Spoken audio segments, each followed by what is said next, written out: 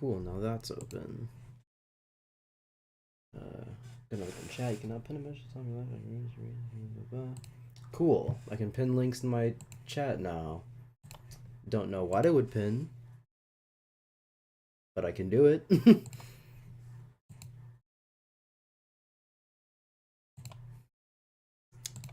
Live chat, live chat.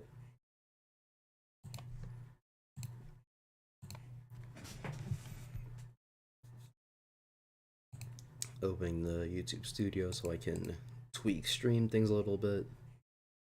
And also get that fat link.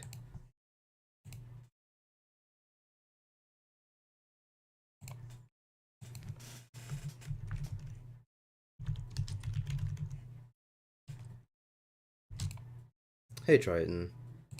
How's it going? Yeah.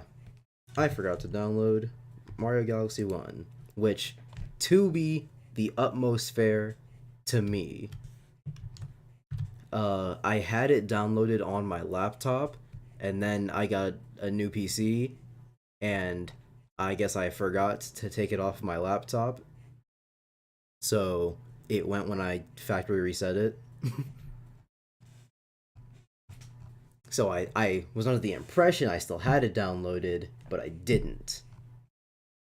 So, as always, not my fault.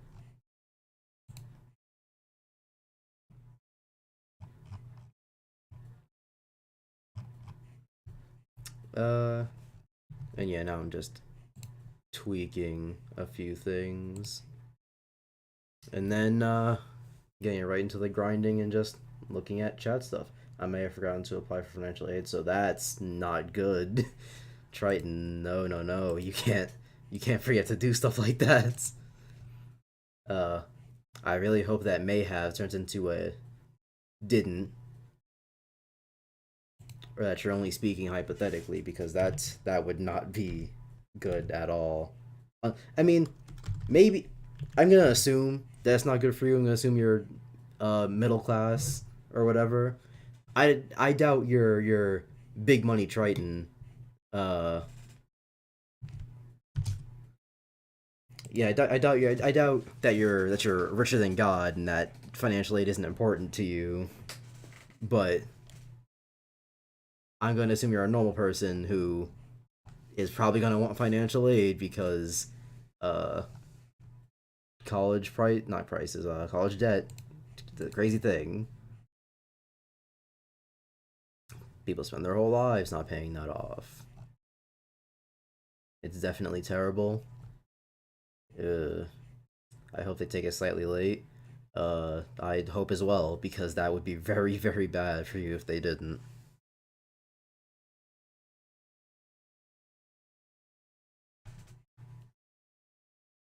mm, yeah, that's good.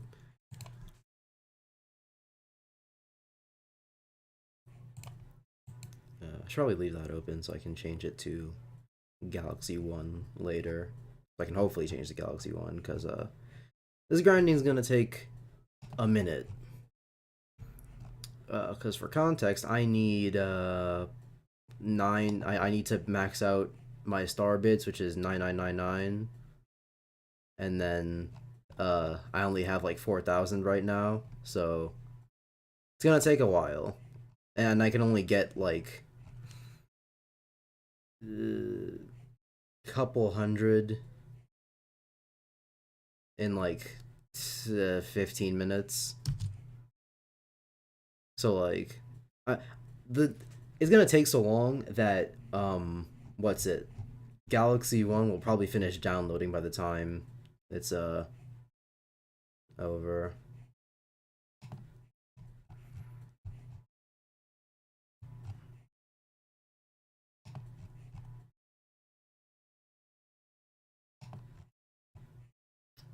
But yeah, let me just finish this stuff up.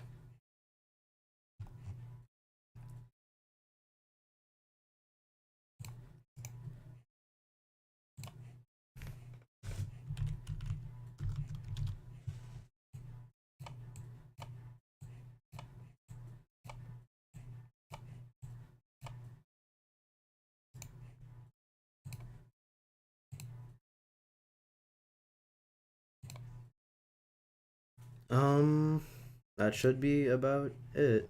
No, I have to link the stream other places, not just in Discord servers or in that server specifically, because I didn't link it in the ALX server. Well, not the ALX server, 2200. Same diff.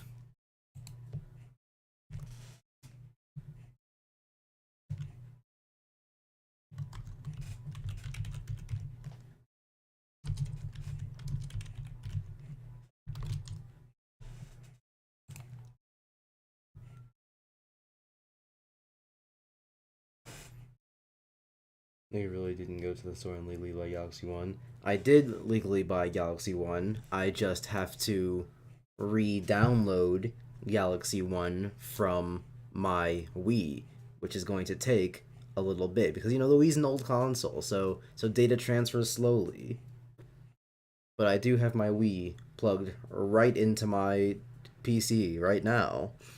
I turn on my webcam and show you, but y'all don't need to see my room. It's disgusting. It's not disgusting. It's just not. It's not gonna look good on camera. Cause what's it? I don't know what it is about this room, but lighting just does not work on camera. Cause like being in it, it's fine. Obviously, I can see everything fine. But whenever I try to use a camera for anything, everything just looks wrong. If I use the lamp on my bed, it doesn't cover enough of the room or light it enough for a camera, or for at least my camera, to like see it well.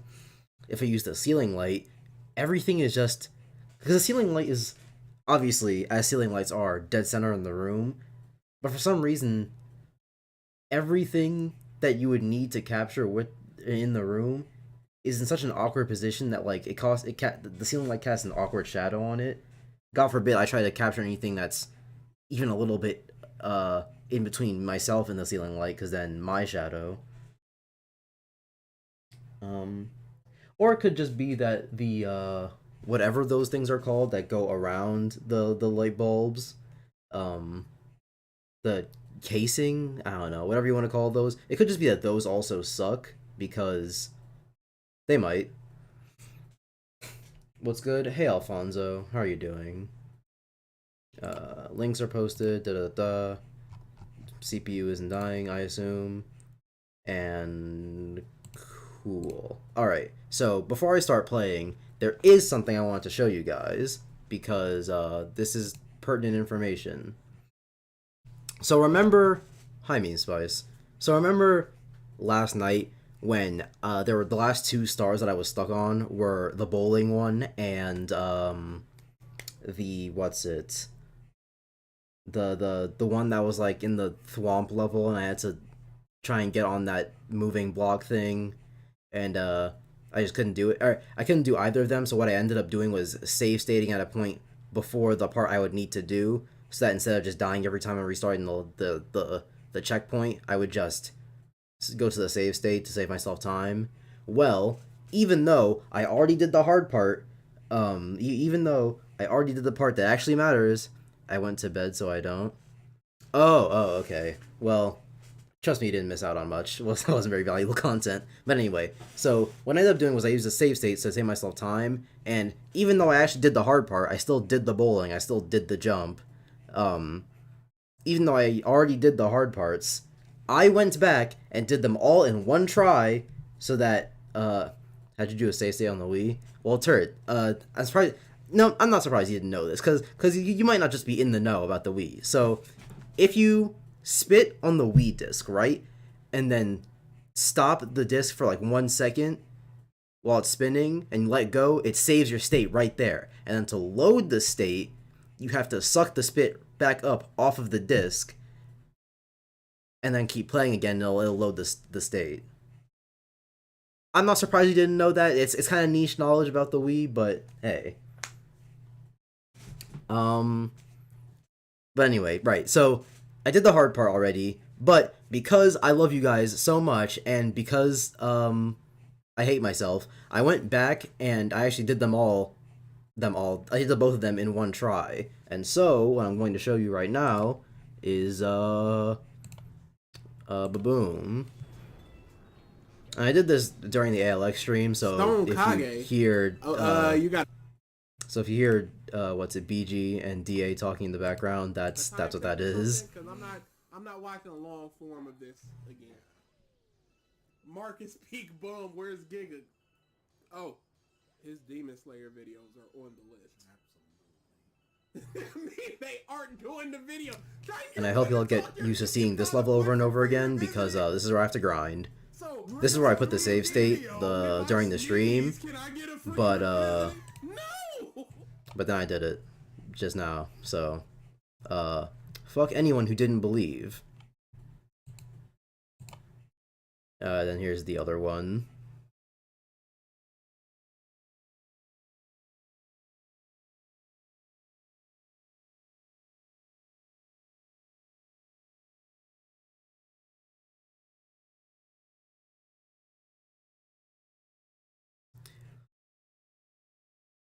Which I kind of fumbled a little bit here, and I almost died, but then I brought it back, because this game's got weird physics. And something about that makes me think that the entire time I was struggling with it on stream, I think I might have just been jumping, or spinning too late, because I don't think I got on top of the block there. I think I literally just waited till the crest of my jump and then spun, so... I don't know. Maybe that's on me. Maybe it just took trying. Who knows? But that's besides the point. Point is, I did them without. I did them all in one shot. So, fuck anyone who did not believe. And now we'll get to playing the actual video game. There. Cool, okay. And so now, while I wait for thing to download and stars to grind, I want y'all to just ask me stuff. If you don't have anything to ask, that's fine. I'll talk about Bleach, because I remembered earlier that I didn't actually finish talking about what I wanted to talk about yesterday before Chris came in and we started looking at chat. So yeah.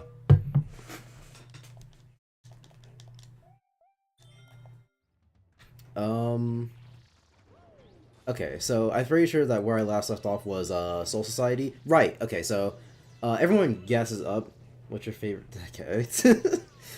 I know you think that you're some kind of comedian, Turt, but that's not the kind of Bleach I'm talking about. Though considering how fun it was to read Bleach, it might as well be, because man, just months on end I was not reading Bleach because I couldn't find the will to.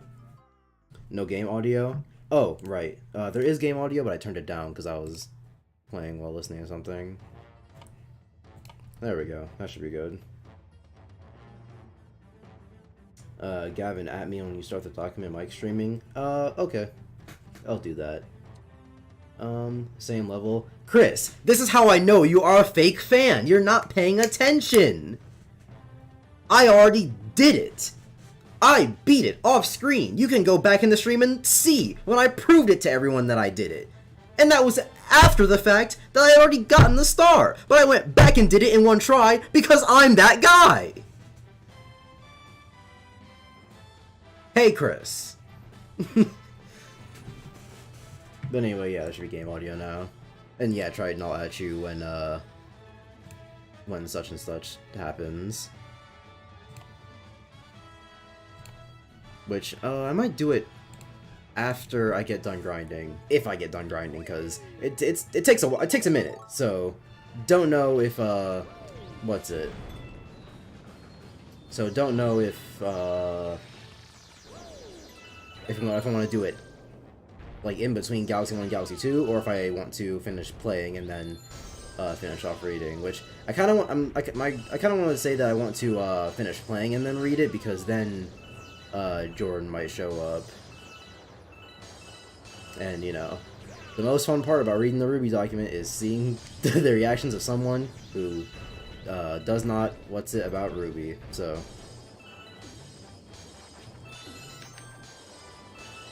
and then I die, as is the strategy for grinding in this game, because we don't make good video games in Nintendo, no sir. Why is the stream chat ahead of the actual chat? Hey Wilton, and that's just how it works. Don't worry about it.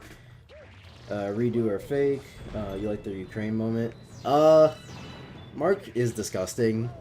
Like, okay, I shouldn't just say he's disgusting, and I shouldn't just say he's disgusting because he did it. He meant well. He didn't do it because he was like, I know what I can do for this and that. Well, at least I assume he meant well. Maybe he didn't. I don't. I just assume he did because for someone who talks about how the scenes made him cry and all that so much during Naruto, it caps at 999. That's gross. But alright, I guess that. Well, this is inefficient now because I have to beat the level, missing on all those star bits. Yeah, I have to finish the level now. That's, yeah, that sucks.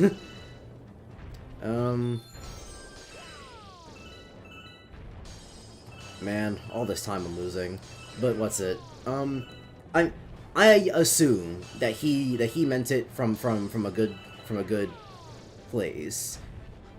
Maybe he didn't, but I'm gonna assume he did. And so I won't just say he's straight up disgusting for doing it, but I don't know how he could just be so tone deaf.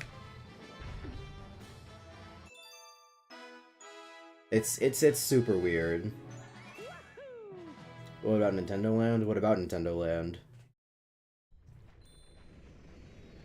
Like what about Nintendo Land? If he did, why no charity? That's why I don't just say, oh, I know he meant it from a good place, because he potentially didn't.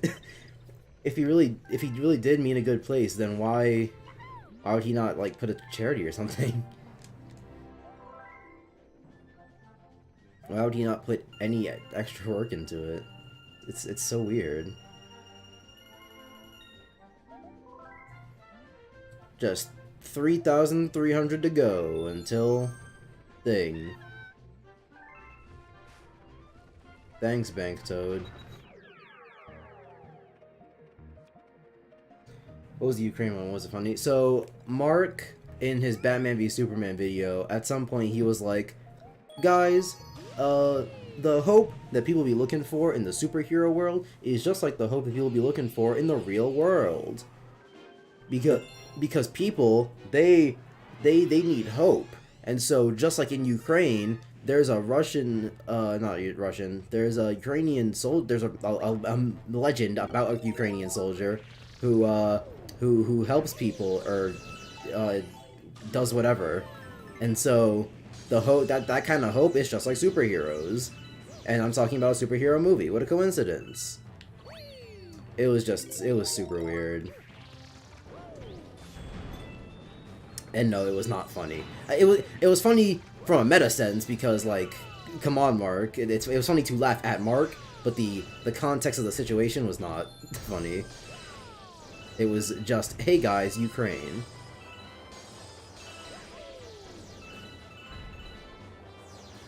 The kind of thing you'd see on Instagram with hashtag deep and unoptimal and optimal.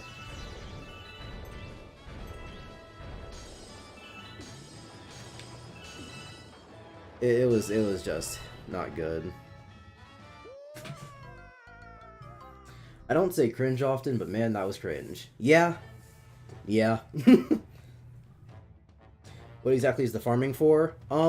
So on the last level, yeah, there's still a comet medal, which is basically just it adds another star to the level that's a challenge. And I got the comet medal, but the comet doesn't actually appear until you get 999 9 star bits, and so I have to grind out for those star bits because getting 999 across. Well, okay, it's not even that getting 999 across the game was hard or whatever. It's that you have to put them into the bank specifically. You have to have 999 in the bank. And I didn't do that across the entire game because what the hell was the bank for? What did I need a bank for? And so every time you close the game without putting star bits in the bank, all the star bits you have just sort of disappear into the ether. But even then, even with that, I doubt I would be at 999 right now, so yeah, gotta grind for star bits. And this is the best place to do it, because I can get like 100 per death.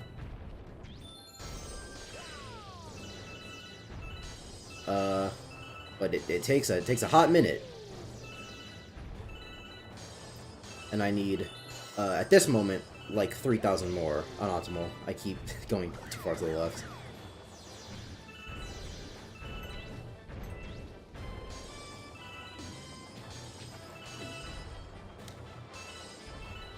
So, yeah, that situation. Vladimir Putin when he sees Batman outside of his office. That's kind of the plot of Dark Knight, Returns? Yeah, the Joker one. He goes to Japan and he's like, "Hi, I'm here in Japan as well. What do you mean Bruce Wayne had something to do in Japan and is mysteriously not accounted for right now?"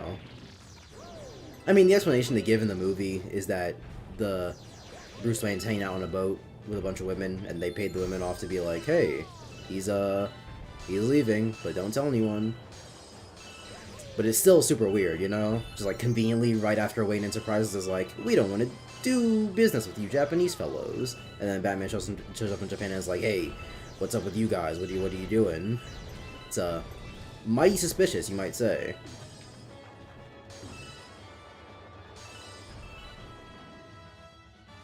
Dude, the moment Mark drinks the beverage and pretends like that, and pretends to like it on stream, I'd be dying of laughter. I don't know, cause the Mark drinking thing is funny, only because the only two explanations for that moment are either he was really into the drink that he had to give the double take to the camera, or he was really not into it. Or he could have just been really into the ad and he was like, I gotta beat up the reactions for people. But I don't know. but ALX going back and just watching it over and over, it got funny every time. Oh gee, why though? Because Mark and things.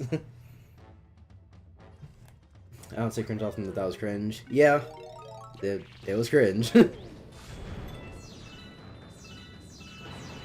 Which I miss using cringe, because I used to say it all the time, but the internet ruined it.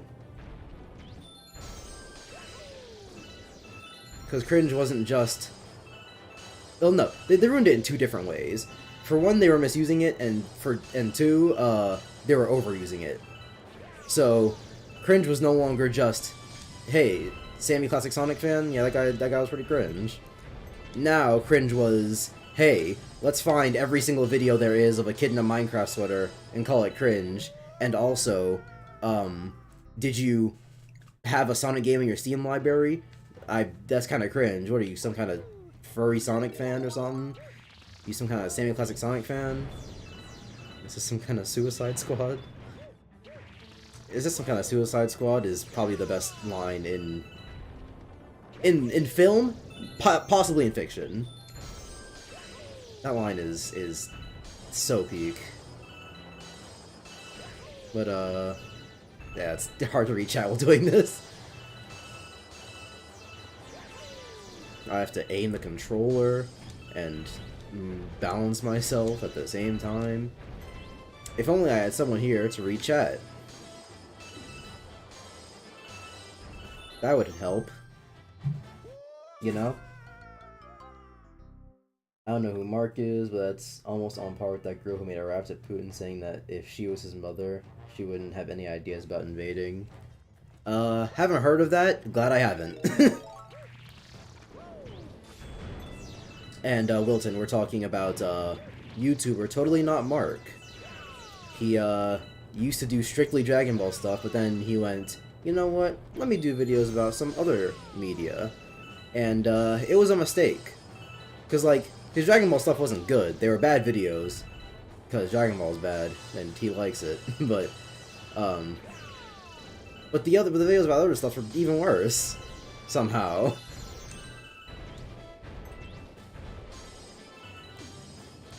And it's probably because, what happened to that angle? That was a straight 90 degrees. Actually, what happened there? I gotta remember to finish the level this time so that I can not be unoptimal. But yeah, somehow, stuff's even worse. And I assume, the running theory that I and probably some other people have is that Mark did Dragon Ball stuff for so long, and Dragon Ball is not a deep show. It is punch monkeys punching. And so, the running theory is that as soon as Mark got into things that were even a little bit deeper than Dragon Ball, he suddenly decided to start overlooking into things because, because it's not Dragon Ball. So, I don't know, some of those kids at Minecon are funny as fuck. They always make me laugh. Yeah, but we're never gonna get a dedicated Wham. I shouldn't say never. We're probably not gonna get a dedicated Wham moment ever again. And dedicated Wham is only funny so many times because all the Minecraft cringe stuff nowadays is either fake or just not that funny.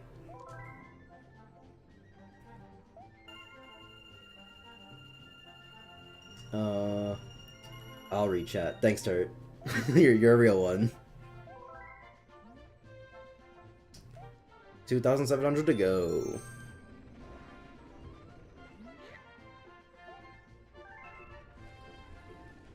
Shut up.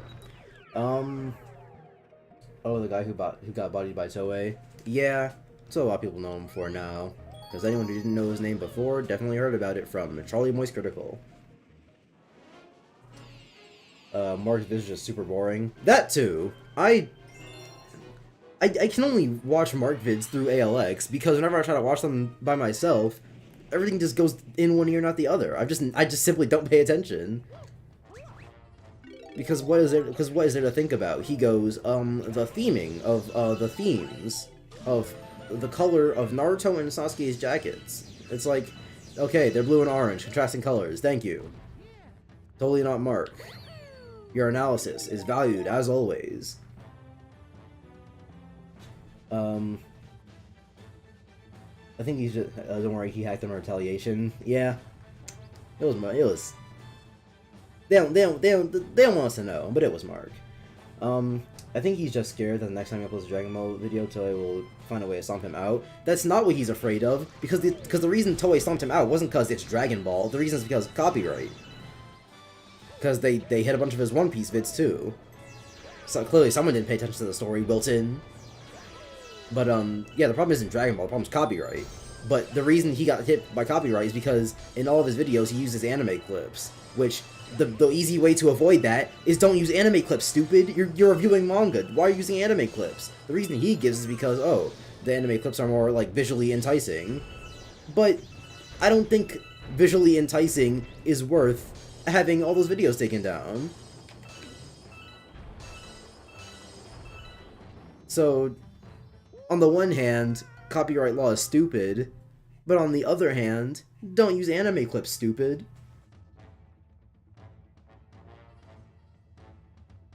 I mean, Mark is a Dragon Ball guy, but he has a lot of manga on his shelf. No, he has a lot of manga of series in his shelf. A lot of manga on his shelf is something different.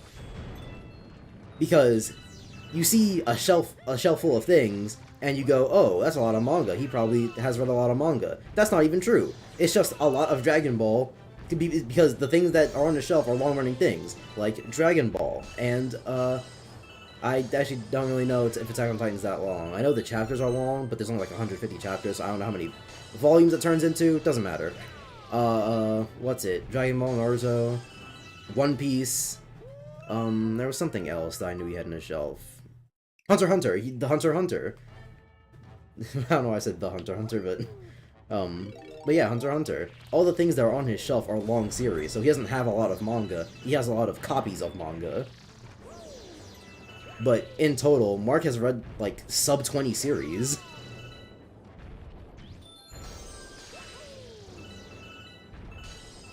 and a couple of ones I just mentioned only got added because only got added recently, like One Piece and Naruto and Hunter x Hunter and Berserk.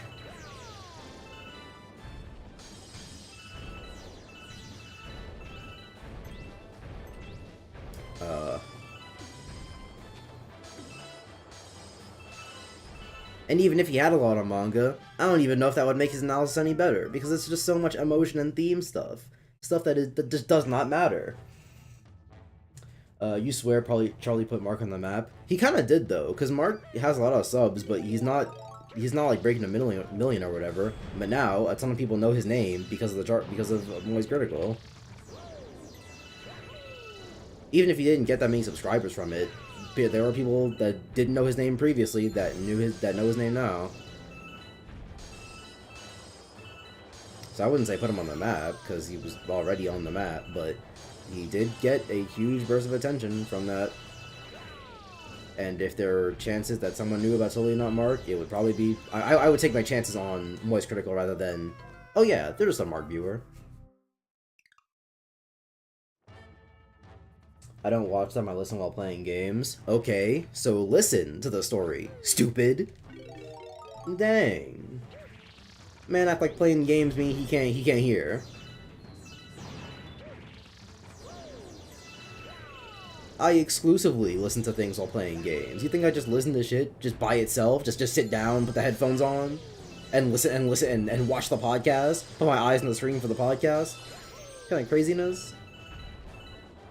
If it's a video essay about Persona 5, I don't gotta look at the screen. I played Persona 5. I know what he's talking about. Dang. Lilton.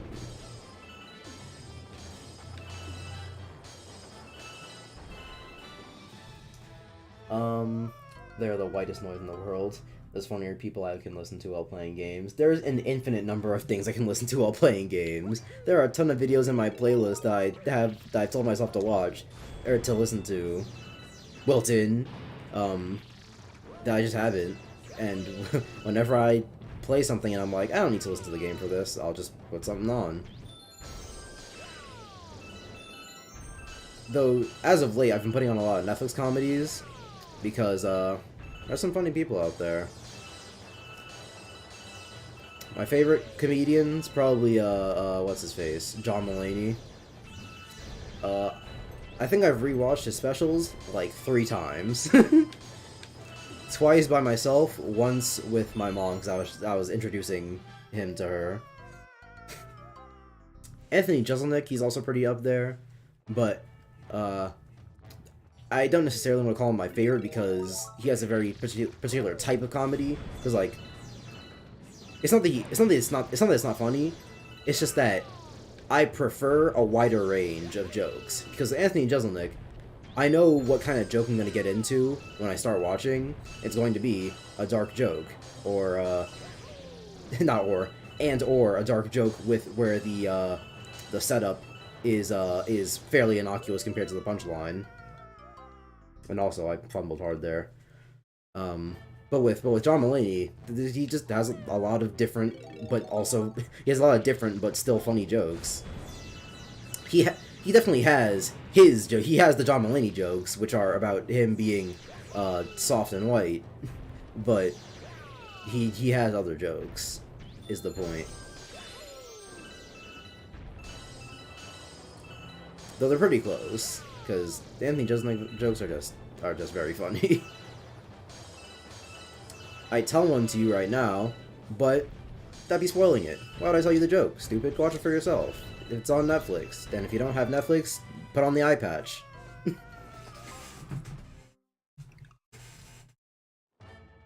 I think Mark had Chainsaw Man in his shelf. Probably. I don't know.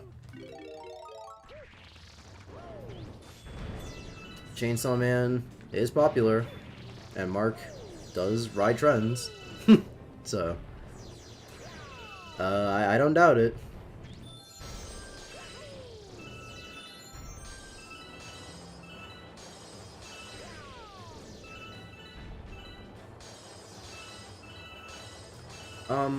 You know what's just occurring to me? I should probably put on some, like, actual music to listen to. God bless.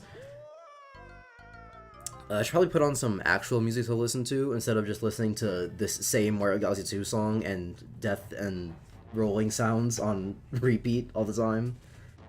I could go to the good old-fashioned playlist, or I could listen to this. I could listen to what I was listening to before the stream, but it's not really stream music. It's something in particular. They're mashups, but they're meme. Well, some of them are meme mashups. Some of them are just good songs, but I don't know. Y'all get the playlist first, and then if I feel like it, I'll put the mashups on. You need to get a nigga to read chat. That's what Chris and Jordan were for. That's what Chris and Jordan were for, but they're not here right now. Because, according to Discord, Jordan is playing an epic game of Fortnite right now, and Chris, despite having appeared in chat earlier, is playing an epic game of Valorant right now. Which, speaking of, Valorant. I don't like it. No, it's not a bad game or anything, I just don't like tag shooters. And, I dislike Valorant's mechanics even more. Stopping and shooting, gross. Gavin replying to chat on time are antonyms. Chris, how am I supposed to read chat when I'm playing the game? That requires my attention. Dang, man wants to act up all crazy. And also, you say replying to chat on time, like whenever I reply to something in chat, I have to stop whatever I'm saying to reply to the next question. I don't have to keep up with chat in real time. If someone asks me a question and I'm answering the question and someone else puts something in chat while I'm answering the question, I'm not gonna stop answering the question just to put on chat. Or just to read chat. God dang. John Mulaney's epic. Anthony's pretty funny, but he has one type of joke. Yeah, exactly. But the Shark Party bit is good. Yeah. I really like George Carlin. Sounds familiar, but I don't think I've listened to any of his specials, so I'll need to put some on for that. Need to read chat. Cool. George Carlin. If I see him, I might recognize him. I do not recognize him. Okay, cool. I'll, put him. Oh, he's dead. That's unfortunate. I'll have to look at that later then.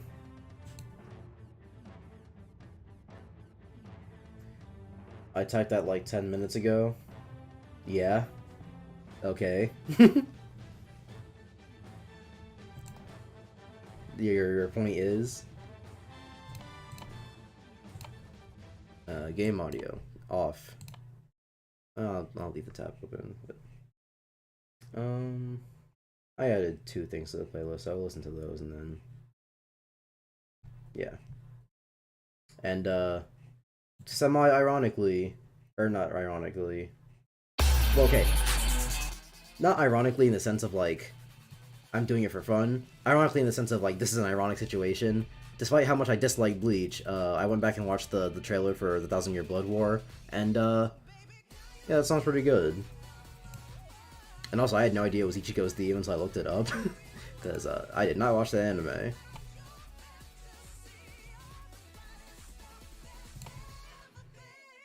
Which, speaking of the anime,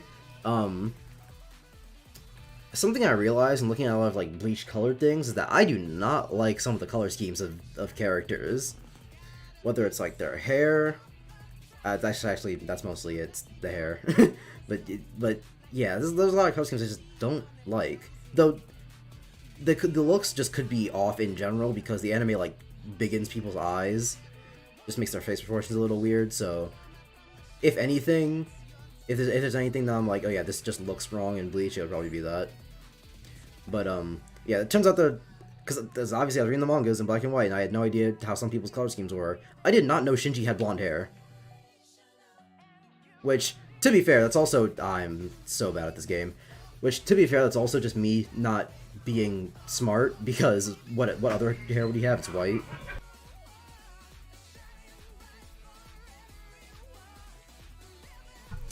You know, because, yeah, what other hair would he have? If it's white in the black and white, obviously it's gotta be either, a light color or blonde.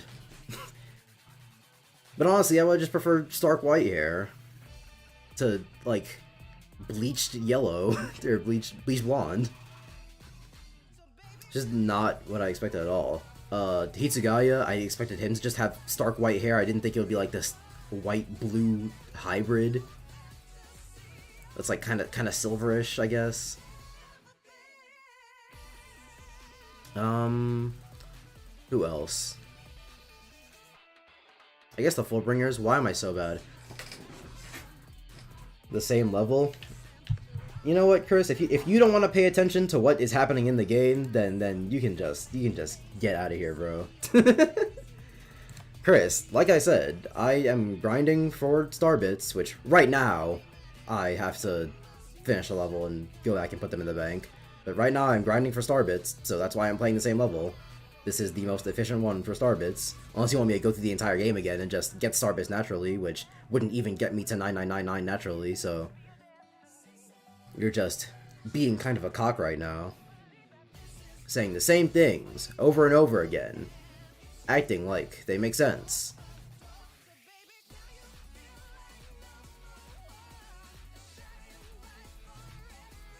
Okay, now I'm just fucking up.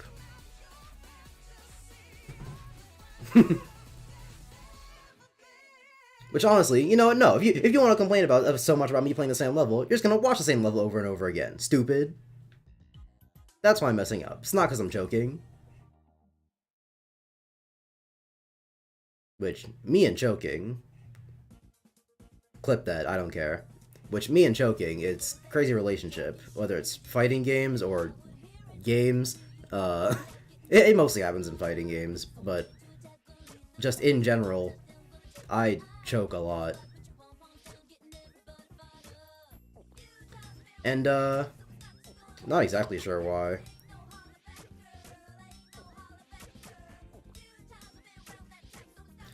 I just always assume that,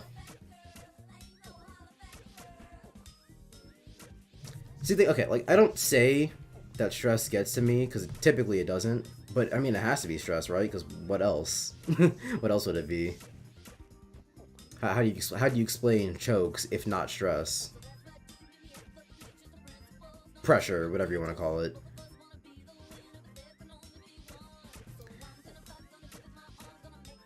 Mario Galaxy 1 finished downloading a while ago.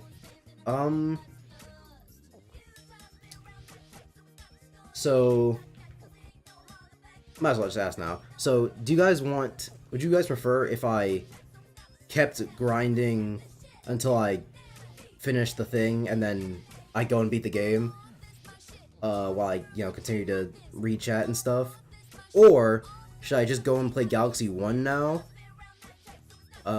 Do some stuff, read Tryton's document, all that good stuff, and then do the grinding off screen, so that then the next stream that I do, I can finish the game and then play Galaxy 1 again. Because it doesn't particularly matter when I finish this game. I was supposed to have finished it last time anyway, but now it's just all fucked up. So Galaxy 1, Turt says Galaxy 1. Any other verdicts?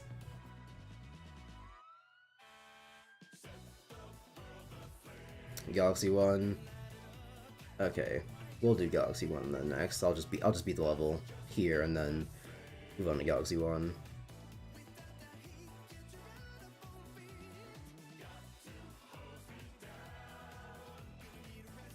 And then I'll change the music. And by change the music, I mean shuffle the playlist so that it's in a random order that you've never heard before, not the same 10 songs I listen to every day.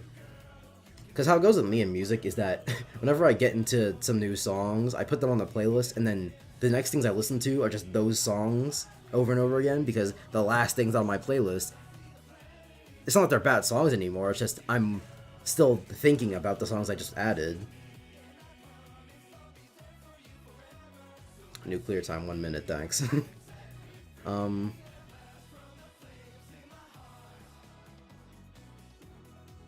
Yeah.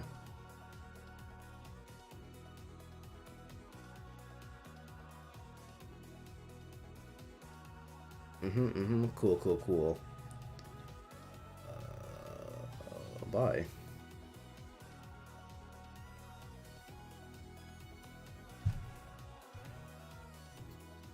Now I must go through the very fun process of extracting Galaxy 1 and converting it into an ISO. Not that it wasn't already an ISO, because obviously I downloaded it off my Wii. I'm just converting it into a naked file and then back into an ISO to make sure it works, you know? Yeah, y'all know. Y'all are in the know.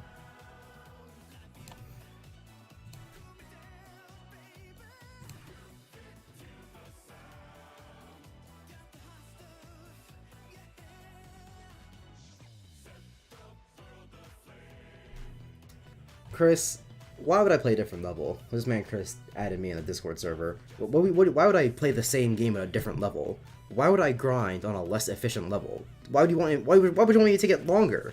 Why would you want it to take longer? Rather. You realize how stupid you sound right now?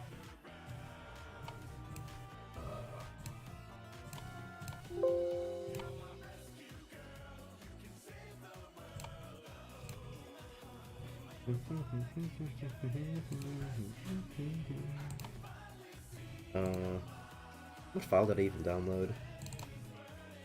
It is...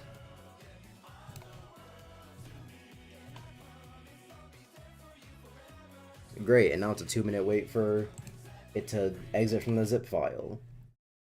Does anyone have a question that takes exactly 2 minutes to answer? Go.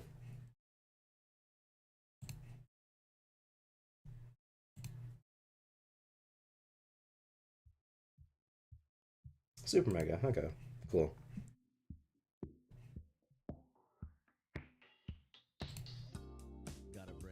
Scared to say it in VC, huh? Exactly. This man Chris wants to be like, bro, play the same game on a different level, but don't want to come into VC and tell me. Man wants to complain about me not reading chat, but don't want to come into VC and read it for me. Yeah, bet you feel stupid now. Oh.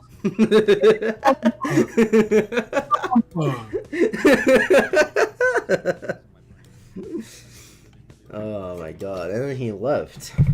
Man is too pussy. Can't stay for more than 2 seconds to be like, shut up, stop bullying me, yeah. You see Tryton to come into the VC to tell me to stop bullying him? Exactly.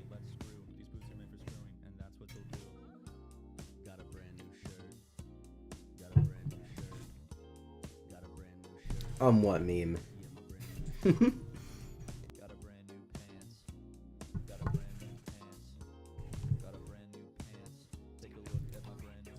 Should probably talk over this. Well, I don't know if Super Mega has the YouTube copyright on brand new shirt. Nigga did a hit and run, bro. That was not a hit and run. For a hit and run, you have to hit the person.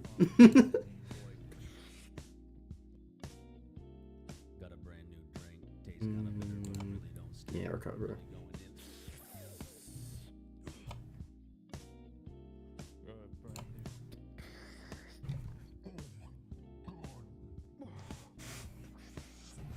It is not no hit and run if you roll down the if you slow down the car, roll down the windows, yell out at the other person, I really don't like you. I'd shoot you if I had a gun and I wasn't so scared.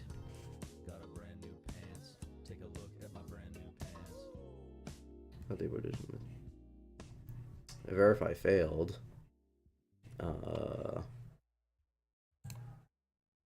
Is it not recover to ISO? Does it convert to ISO?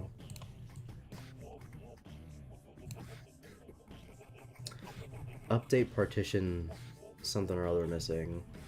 Do I have to update the Nikit processing app? How do I even do that?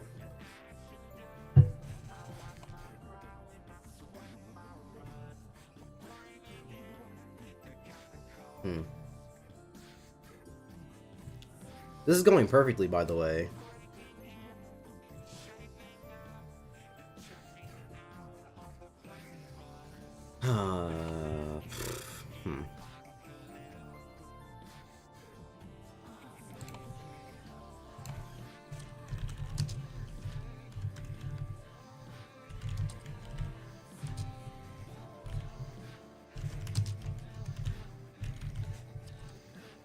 update partition missing.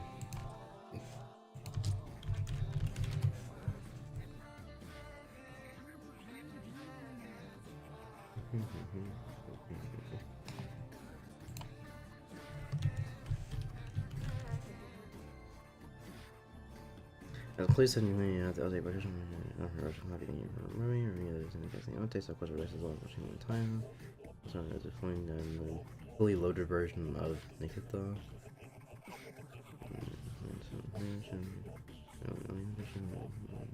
GUI,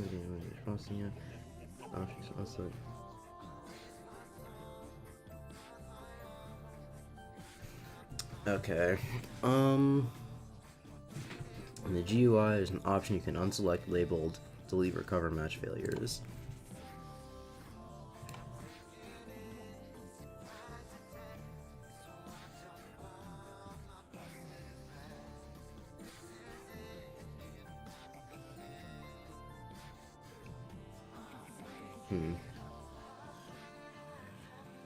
That is not a thing that I see.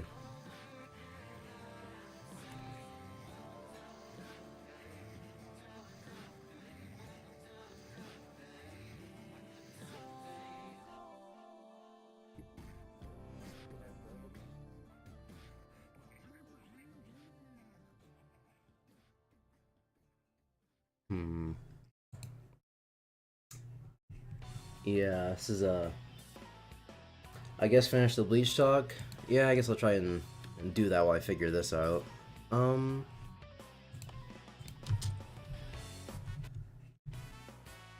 gonna make this a little bit lower. There we go. I thought I might barely come up. No, it's fine. Yeah, I got that. So yeah, Soul Society. Everyone likes it, but I don't know why. Because a lot of the fights are either nothing or bad. I think the first time I was watching a Soul Society fight, or reading rather, I was reading a Soul Society fight and I was like, oh, this is pretty good. And it ended well, too. Was, Kenpachi versus Tozen and Komamura. Because Kenpachi is confirmed the strongest until he isn't, but, you know, Bleach things, so. Kenpachi's confirmed the strongest. And then he fights Tozen, and it's like, oh, well, his... I'm pretty sure it's just Shikai, not his Bankai.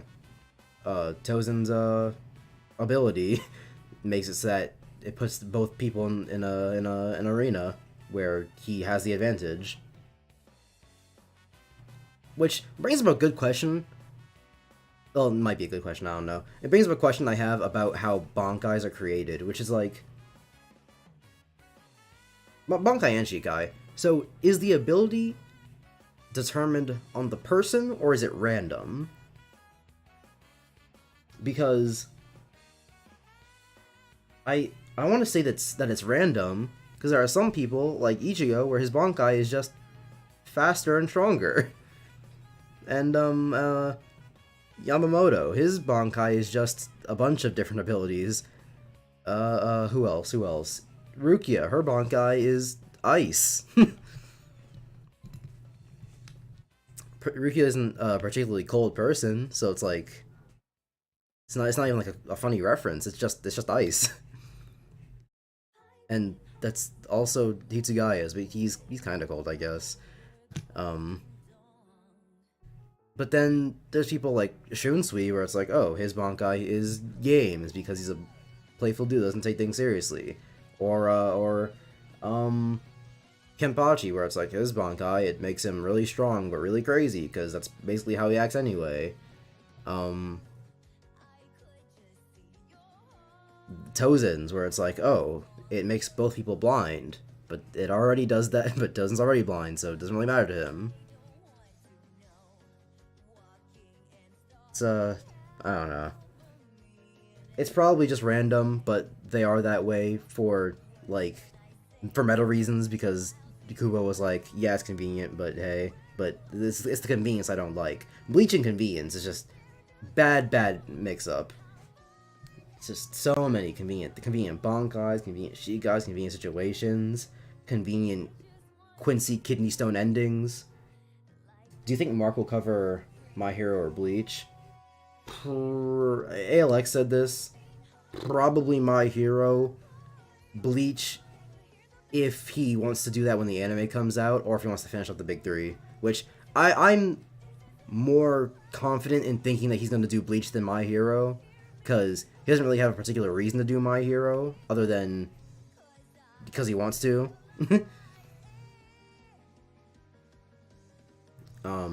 But there is both incentive and a pattern in doing Bleach. But anyway, Soul Society. I think I really gave up on Soul Society when Ichigo was doing his Bankai training, and then it's just him picking up swords while running away from Zangetsu. Well, quote-unquote Zangetsu, because of, you know, Yhwach. But yeah, he's running away from Zangetsu and just picking up swords, and apparently that unlocks Bankai if he finds the right sword or something. And then he off-screens it. He's off-screen, gets Bankai, and he shows up and he's like, hey, I got Bankai. And I have my cool, like my cool new look. Because it's a cloak that lets me fly or something. Even though you can already fly if you manipulate Reishi or something. Which isn't the same as spiritual pressure. I think. I don't know. They call it different names in Viz, so it's not a translation thing. Sometimes they call it Reishi, sometimes they call it spiritual pressure. Which is it? I'm still trying to figure out this Nicket thing. A potential problem is... Yeah, no, it's not. That's not gonna work. The only other thing I could do is download it from a... Not the only other thing, but one of the other things I could do is just downloading it from a different source. But the other source I have is a 2-hour download. And I could look for more sources, but who knows how long those will take. They could be not that long, and they could be way longer. I suppose I should check, but I doubt I'm gonna have much luck, because me and luck, not like that.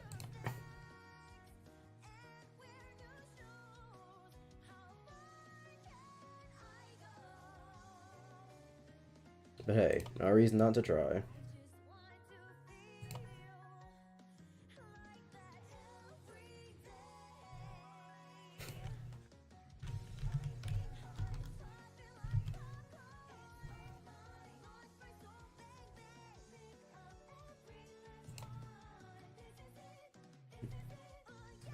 Yeah, Mario Galaxy.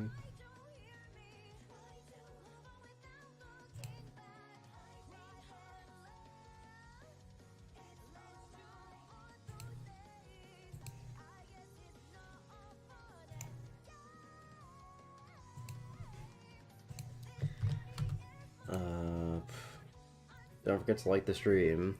Chris, I know you think you're comedian supreme. Oh, hey, no, never mind. This is a 1-minute download. Cool. And if this doesn't work, that means it's probably Nicket. And if that's the case, I don't know how to fix it because Google is not being helpful.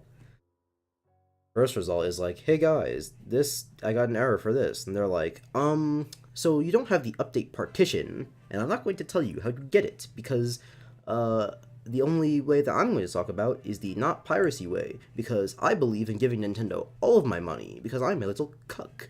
I give Nintendo all of my cuck money that my wife's boyfriend gives me to not tell anyone that I'm in their relationship. I shouldn't be like that. There are some people that just have their principles and they do what they do. But a lot of them are cucks. A lot of them are cucks. There was one guy I was talking to on Twitter recently, or not recently, it was a couple months ago, but you know. And you know, because it's Twitter, I was like, oh, well, emulation, not even that bad for real. Or not, it's not that crazy. But they were treating it, they were like, no, emulation is a crime, and I was like, okay, but what if the games aren't available? And they're like, I don't care. And then I was like, well, what if especially the games aren't available and, or no, what if they are available, but but emulating them is more, not convenient, but like the service given by emulation is better than the service given by the official thing. So like, if buying a video game collection gives you a bunch of physical stuff and all that craziness, then get the physical one, because even though it costs money, the money is going somewhere. It is giving you something that you would not get otherwise.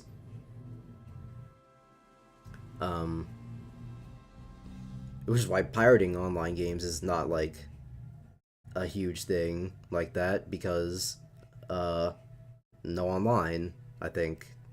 Well, no, Dolphin has online, but only with other Dolphin users. You can't play with the wider market. Not market, what's the word? Community.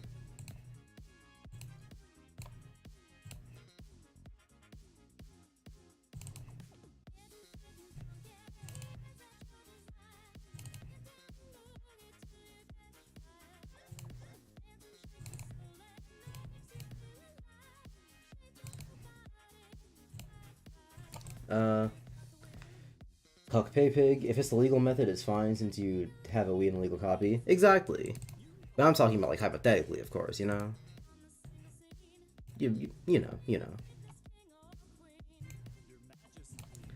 Let me put this in my Dolphin folder. Hopefully this works, because it has a slightly different finished message than a non-WPFS file does, but, fingers crossed and all that craziness.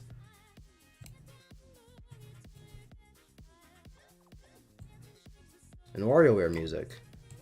I hadn't played WarioWare Gold, but it was probably good. I wouldn't know.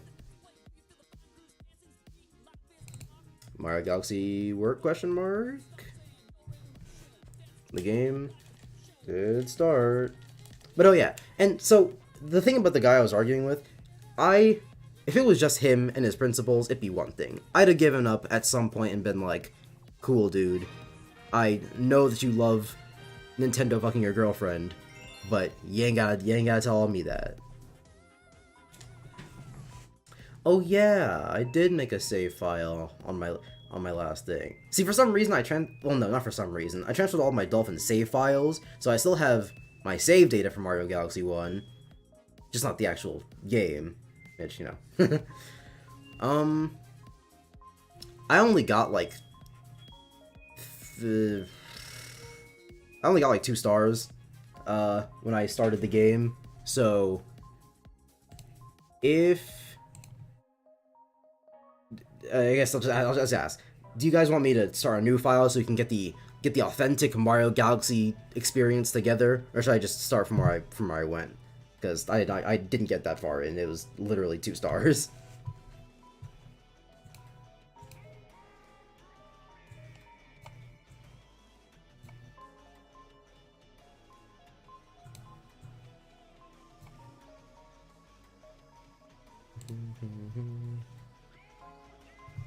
I don't care. That's one I don't care, and that's 1 start over, which comes out to a net 1 start over. So cool. Favorite streamer? So there's the real answer, and then there's like the hypothetical answer. The real answer is 2200, Mike and them, because no, there wasn't really a reason for it. They're just the only streamer I watch. I don't watch streams ever. Literally, ALX and 2200 are the only things I have watched in recent years. The only streams I've watched consistently in recent years. It's been like maybe once every couple of months before that, or aside from that, rather. So yeah, I don't watch streamers. I think I might have talked about this in the server before, but I might as well just go over it again. So like, I don't like watching things live because I always feel like I'm wasting time. because ever since I discovered the YouTube times 125 speed feature, I have not watched anything in a lesser speed since. That's not true. On things that I have to watch it in a certain speed, I've done it. But otherwise, if I have the choice, I typically watch it in 1.25, unless it's animation. If it's animation, I'll watch it in the original speed because like it was animated a specific way. But like mostly everything, and obviously music, because how you can listen to music in a thing speed? Because you're gonna listen to the actual song, are you?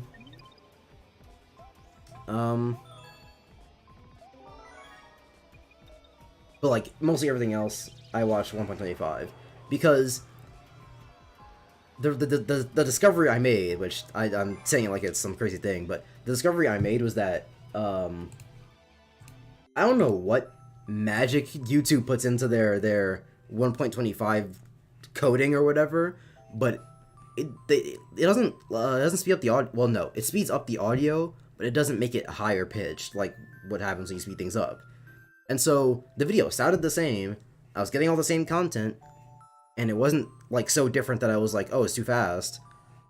I was getting all the same content, all the same way I normally would, but I was objectively saving time.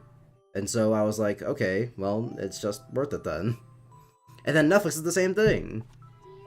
And for some reason, they're the only streaming service that has. Which, I mean, Netflix is just the only streaming service that works completely, because everything else is bad and stupid. Disney Plus, terrible. For some reason, you can't take things off of your continue watching unless you completely finish them, and their criteria for completely finishing is wonky at best.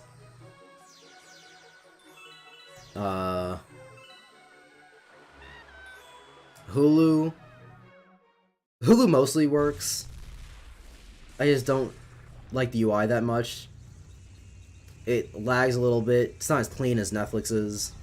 It's just not as good a UI. HBO Max, I have such a love-hate relationship with HBO Max because I like the things that are on HBO Max. It has a lot of content that I want. My entire list is a bunch of DC movies that I hadn't gotten to watch in the past that I plan on watching. And I would have pirated them. I would have done it, but they're on HBO Max, and so I watch them on HBO Max. People, if you make good things, we won't pirate. Probably. Some people will, but most people won't. If you don't make the thing bad, we'll pirate less, because we'll have the good thing. But anyway, I like the content on HBO Max, but the website and the app don't work. They simply don't. For one, half the time when I open HBO Max, it signs me into one of the other people that are on the account. It signs me into one of their profiles. Not like it'll pretend that I'm on one profile or anything. I'll click on my profile, but I'll get the continue watching and list of someone else, and so I have to reload it to get my stuff. For some reason, the time skipping buttons are 15 seconds long, because what? Because what? Who is skipping 15 seconds at a time when watching something? If I miss something by just a little bit and I want to go back, I have to watch 15 seconds over again? What are we doing? What are we doing? Do you know how long 15 seconds is? Because 15 seconds normally, it passes like water. 15 seconds passes like it's nothing. But then 15 seconds, if you count to 15, it's gonna feel way longer than it would otherwise. And that's what it feels like when you're rewatching the thing. If you've already seen the content, you're just going back to see something that you might have missed. You're just counting the 15 until you get to the thing you're trying to see. I mean, TLDR, to make a long story short, 15 seconds is a terrible, terrible decision for how much you want to skip at the time.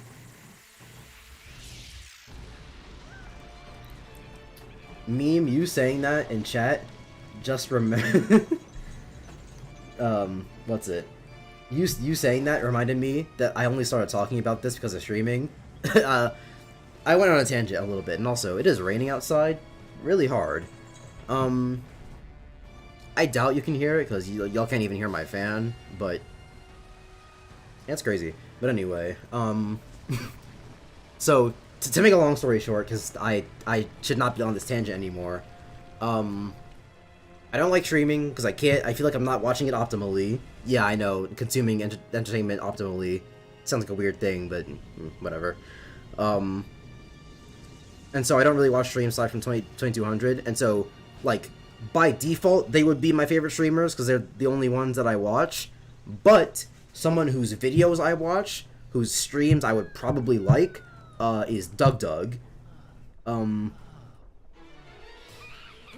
don't think we've ever talked about him in the server, and there's a chance you probably already know who he is. But if you don't know, a lot of his content is like challenges. GTA. I'm trying to get to the end of the map with in GTA, but chat is controlling my mods. Or every 15 seconds, my car speeds up so much that it kills me. He does Mario Maker stuff where he has an AI play the game, and it's not a smart AI. It's a lot of stuff of chat doing things, because he has a Python code that allows chat messages to translate into game controls. And he's really funny. He's funny. His chat's usually pretty funny. The challenges he does are funny. It's a lot of good content. And the videos are obviously way edited down, but I'm pretty sure I'd like the streams too. I just haven't really taken the dive yet because I don't watch streams. That's another thing with streams, that I never really know when's a good time to be like, yeah, that's enough.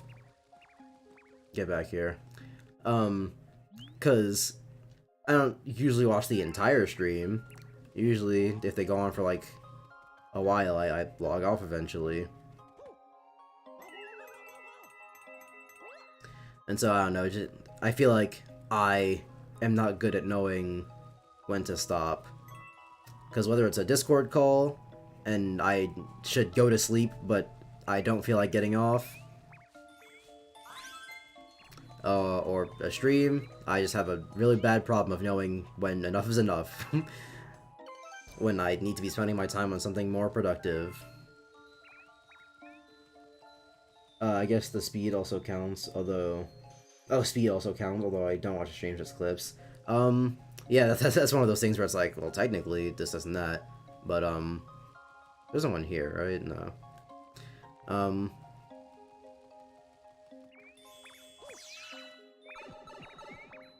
Is that a... There we go. Idiot. But yeah, speed.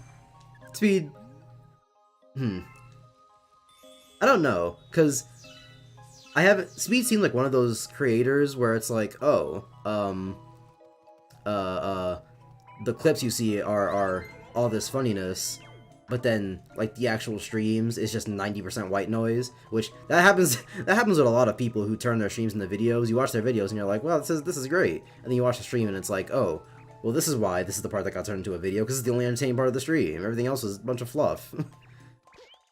Fluff and or white noise.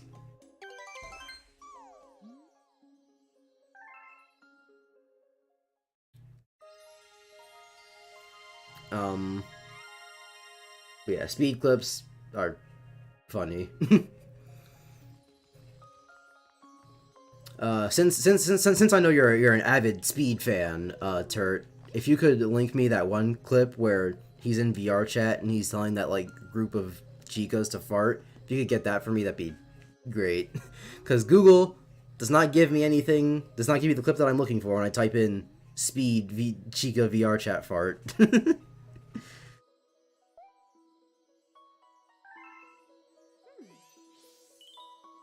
And I just want the sound clip of Speed yelling fart. because he kind of hits it. He puts a lot of bass in that fart.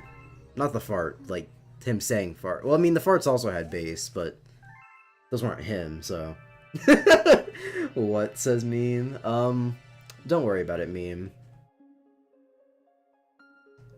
It's a real if you know you know thing, you know?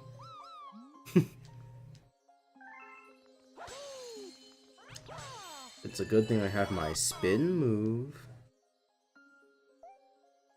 which is a reference that I made in my video about this very game. Because I know that all of my content in the last amount of time has been streams. But, I make videos too. Well, nah, past tense. I made videos, and I want to make videos. Yeah, it's only past tense and future tense. I have made, and I want to make videos.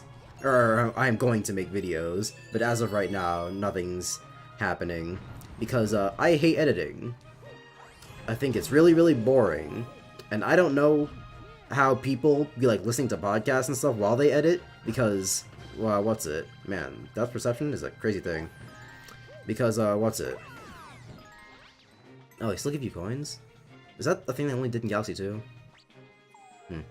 Shut up, I wasn't trying to talk to you. I know I have to beat all the guys first.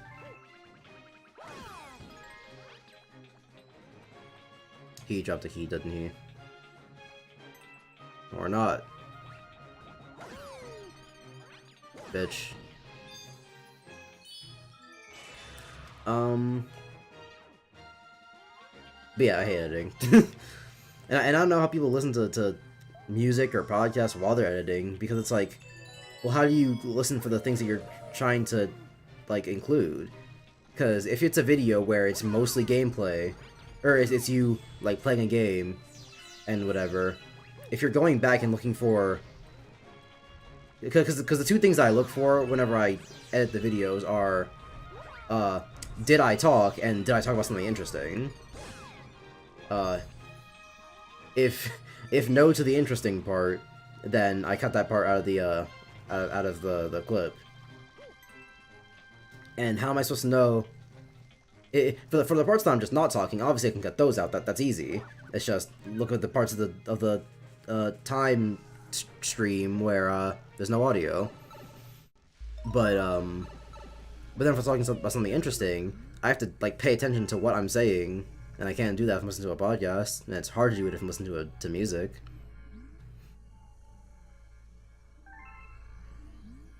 The only reason I got the videos that I did out beforehand was because I had started making the videos in the summer, and so I just had the free time to piss about for like 3 hours and edit, and because I was just more passionate about it. Shut up! I literally already did this, and also yeah, I was just more passionate about it than I had just gotten a computer. Finally able to do the thing I wanted to do for so long, because I've wanted to be a YouTuber since I was like, how old are you in 4th grade? Like 10? Probably before that too, because I watched Sugar Conroy when I was in like 1st grade, and I was like, this is the content I love. Though I don't know if I like had the idea of, oh, this is what I want to do when I was watching it.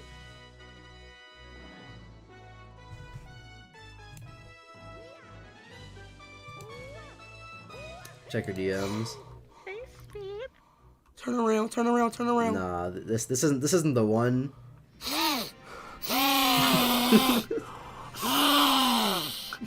you like that? Oh my gosh. How do you do a nasally sniff on purpose? I feel like that would hurt. Or just be super uncomfortable. And also, yeah, how do you even do it? But anyway. No, that's not the clip I was talking about. It's like a group of Sheikas, and he's like, fort! him saying fart kind of sounds like fort.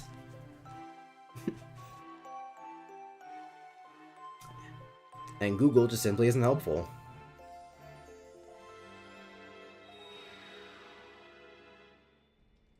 All I said was Google. I didn't even say okay Google. I swear, these phones just listen for anything. I can't even say okay cool without my phone being like, oh, you called? Which, exposing myself a little bit, yeah, I have a Samsung. Because if there's anything that high school has taught me, it's that the type of phone you have matters. Even though iPhones have worse UIs that are less intuitive. But hey, that's neither here nor there.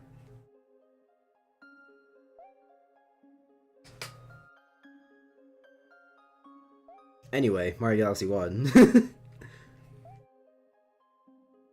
Now, on the one hand, I get when people are like, oh, Mario Galaxy 1 is better because the story and the, like, experience, because it's an actual overworld. Well, overworld in quotation marks. There ain't jack shit to do here, but there is an overworld. They are correct. And the overworld is a cooler way to get through level, is to get in between worlds. Which, like, I get both of those things. But for one, with the overworld, like I said, there's nothing to do here, so it's like, it's mostly just aesthetic.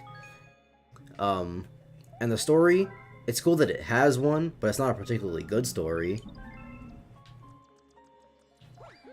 And, like, even if you want to count the Rosalina book stuff about her past or whatever, that's past stuff. That's technically a part of the game story, but the game itself, the story is Rosalina is a character, and you get stars. That's a waste of star bits. But, so yeah, I get the people that are like, oh, Galaxy 1 better for these reasons. But, like, as a game, Galaxy 2 might just be better.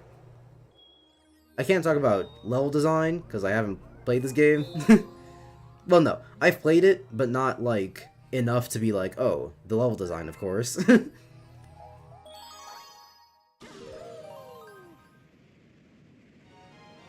Because, like I said, the one copy of this game I owned was a scratched version I stole from my cousin, so I didn't really get past the opening. Anything I played beyond that was just, you know, sporadically playing it either at a friend's house, as a friend had it, or, just in various other places. Mario stone-faced there. Yeah, Mario doesn't be emoting.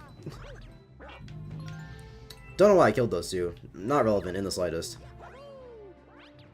Where's this go? Cool.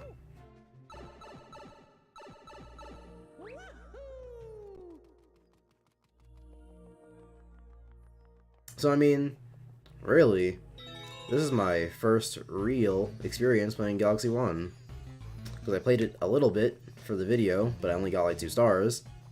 And then beyond that, I really haven't played it.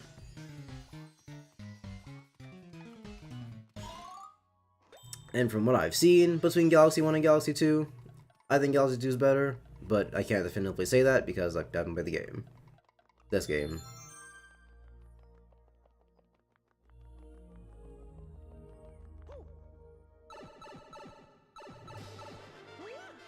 But I'm sure it's still good. The fact that there can even be a debate about the two of them means that they're probably somewhat equal in quality. Oh, this just flips level.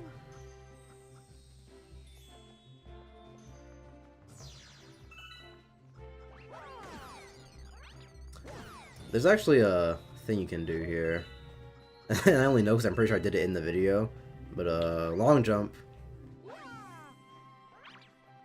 I messed it up, but you can't just long jump from here and then thing. What you're supposed to do is you're supposed to talk to the star, and then he turns into a mini star to launch you into the launch star. But you can just do that. Would have been a time save. Yeah, I'm not finding that shit is buried. Yeah, that's what I thought.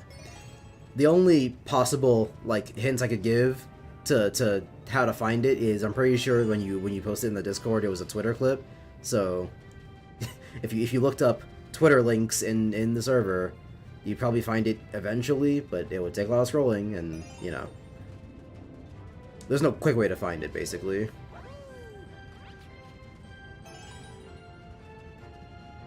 Don't talk to me.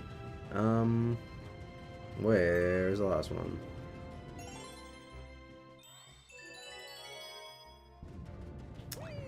And it sucks, because I really wanted that clip of Speed saying fart. Because, believe it or not, there have been many situations where I have been like, oh, the Speed fart clip would have been perfect for this.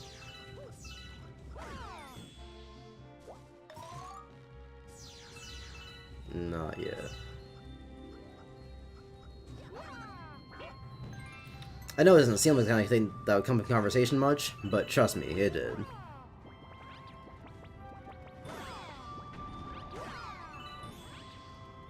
What's the point of those enemies? It's literally just, they make you... Okay, well... Thanks, Mario Galaxy.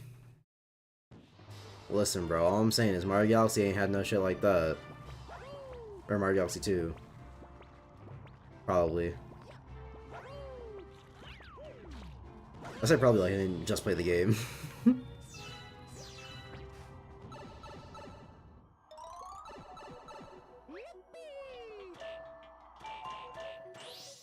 Riveting puzzle.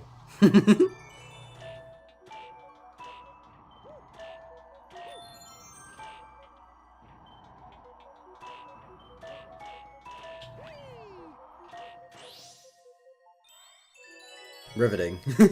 I know it's like the first level, but come on.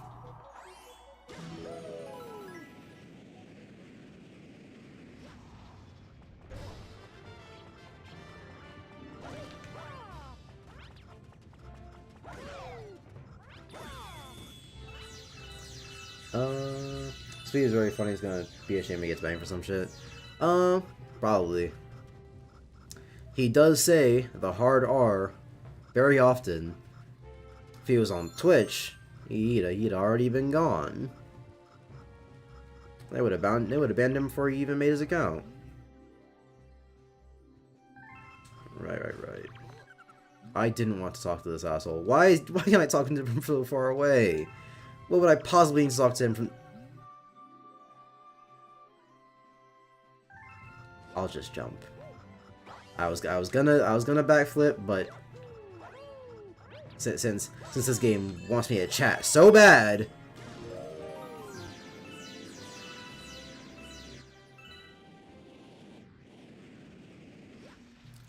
boom. I don't remember how different this boss is in the Galaxy 2 version. Because if y'all saw yesterday's stream, the Galaxy 2 version just gets whomped. They do have a difference. I know they're not the exact same fight. I just know they're pretty similar.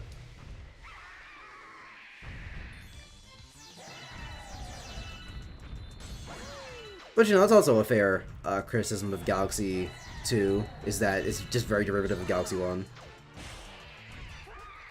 Which, yeah, in context, this game versus this game, well, obviously Galaxy 2 is not going to be as good, because a lot of things that might be good about it takes from Galaxy 1. But, at that point, you could say that about a lot of sequels. It's like, oh, they can be good games, because they took the concept from the first one. Which isn't really how it works. No, I thought it was going to be something special. Yeah, which isn't really how it works. So, just separated from each other, this game versus this game, which is better, I would submit Galaxy 2, because it has the same things as 1, plus a few other things, as opposed to 1, where it just has the same things. If that makes sense, as an explanation. Now, I'd like to, 100% this game in one fell swoop and not have to go back and do any craziness. So, I should probably find out if I need to start saving star bits. Or if I need to find, like, comet medals or whatever. Alright, I'm dipping for a bit, might come back. See ya, Turt. How long's the stream right now? An hour and a half. I'll go for an hour more of Galaxy 1, and then I'll at Tryton and be like, hey, I'm reading your document. Because I'll read the document. Sorry about that.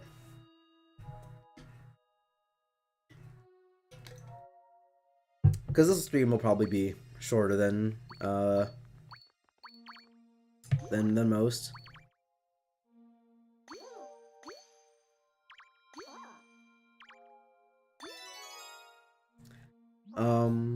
Yeah.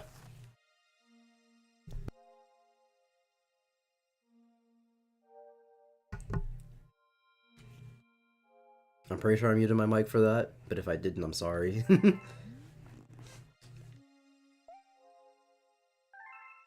because for some reason the external mute my microphone button on my Yeti is like super inconsistent. Sometimes I'll press it and it just won't mute the mic.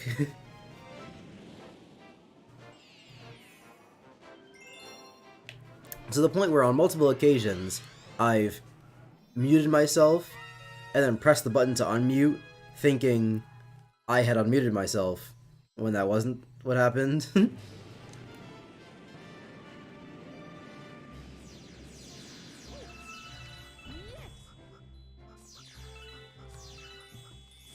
Oh, you know what?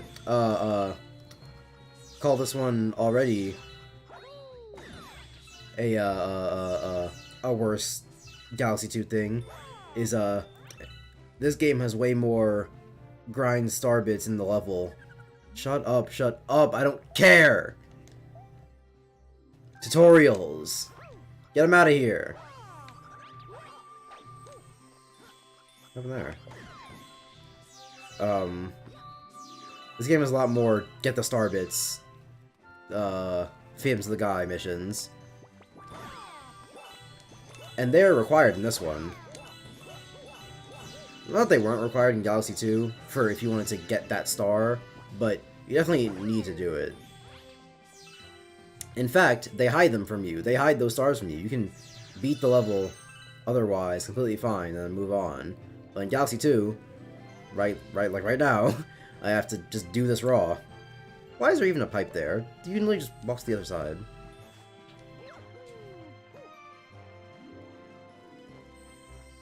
And I don't remember how many star bits I need, so I'm just gonna get a bunch of them. Is this gonna be different this time, or is this gonna be the same shit? Because if it's a one up, then it's useless to me. It's probably gonna be a 1-up. I'm just not even gonna.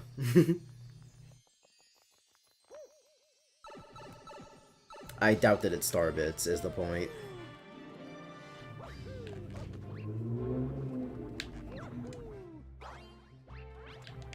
Dude, gravity in this game, nuts. And I should have, spun him to get the star bits, but I don't need to be that efficient. Maybe. Where do I go now? Over to that asshole, maybe?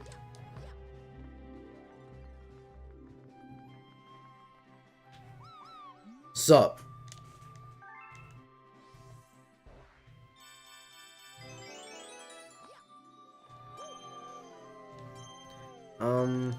I guess I'll talk about Bleach some more. What was the last thing I talked about? I was like, Soul Society kinda sucks. This is the only fight that I liked. Ichigo Bankai was off-screened for some goddamn reason. And then from there, it's just kind of a whatever arc. The fight with Byakuya was just whatever, I didn't care.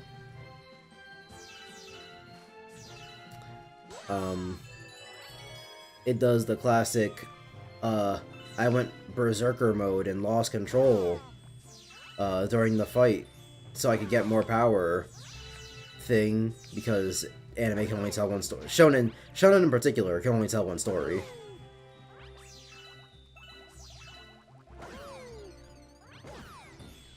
That was why I thought Black Clover was a Naruto ripoff, on my very first impressions, because the very first thing Asa does with his cool new grimoire is get mad, and then we see a demon appear behind it, and I was like, oh, it's gonna be one of those, huh?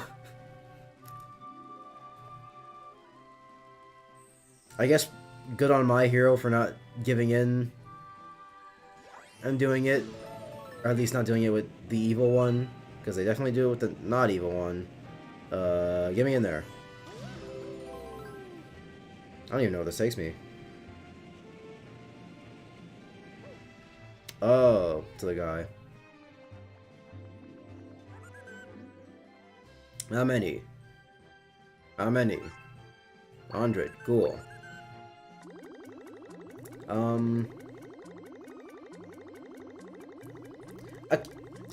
I guess I was disappointed by the hollow stuff during the Byakuya fight. because I thought it was gonna be way more like creepy and sinister. Because the way they first show it off, it's like, because the way they lead into it is Ichigo wakes up and he's like, man, I got cut across the chest and I was bleeding pretty badly, but not that badly for being cut across the chest and all that.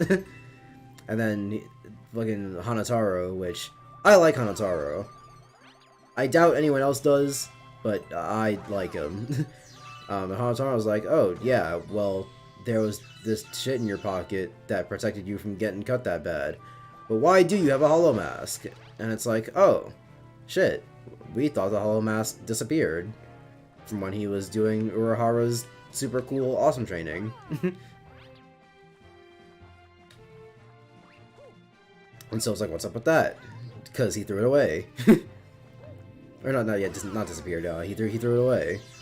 And so it was really creepy, and I thought it was going to be something like cooler, but it's just your classic rage form. I'm mad now, so I get a power boost, and the demon inside of me, he does things. I think I found the iShow speed fart thing. Send that to me.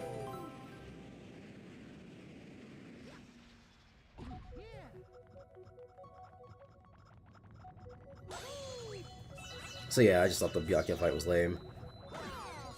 And afterwards, when the Aizen stuff gets revealed, and it's like, what? Aizen was evil?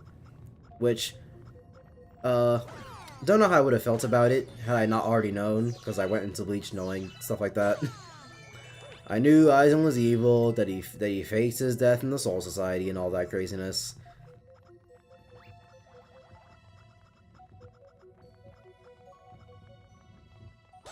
Which, tangentially, because this kind of sort of has to do with what I was talking about, the stuff about, like, Momo liking Aizen, it's, like, cool.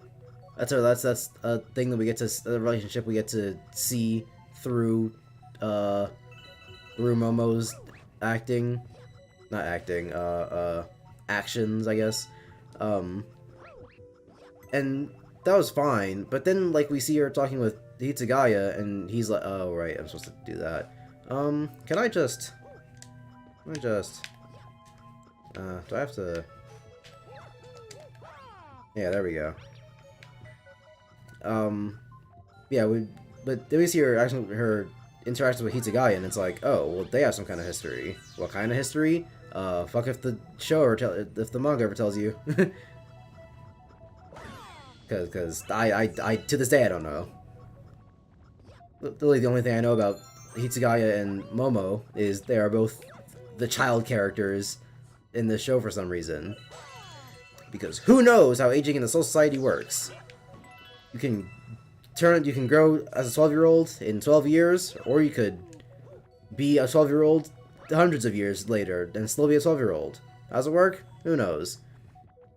Really, the only thing I know about aging is that if you have spiritual pressure, you age, but both Hitsugaya and Rukia's daughter have spiritual pressure, but one aged and one did not, so who knows? Who knows how aging works? There's probably some explanation in the novels or some other bullshit, but I'm not reading it because I don't like Bleach enough to care about extra material. The only Bleach extra material I'm watching is the bad stuff, because if it's bad, it's probably funny.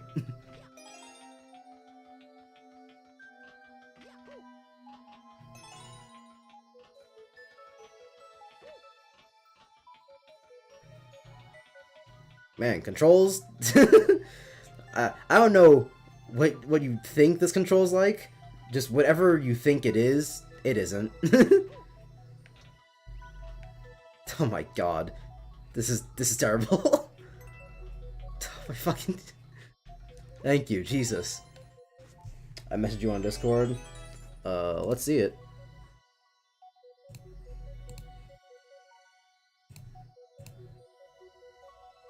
$35 minutes. Don't be nervous. It might be right at the start. Daddy, choose me. Turn around, everybody turn around. Everybody turn around. Turn around, turn around. Turn around. Turn around. he's really adamant about turning around. Turn around. I just wasn't expecting it, you know? Alright. Turn up and turn around! Shut up! I'm scared. Let me Yeah, fucking sexual assault you. Shut up! This does look like the scene, but he hasn't said the words yet. Sounds! You like Sounds! Oh wait, Everybody fart! Fart! yeah, there we go. Thank you, meme. See, you're a real one. Now to open this and save the timestamp, so I remember to clip it later.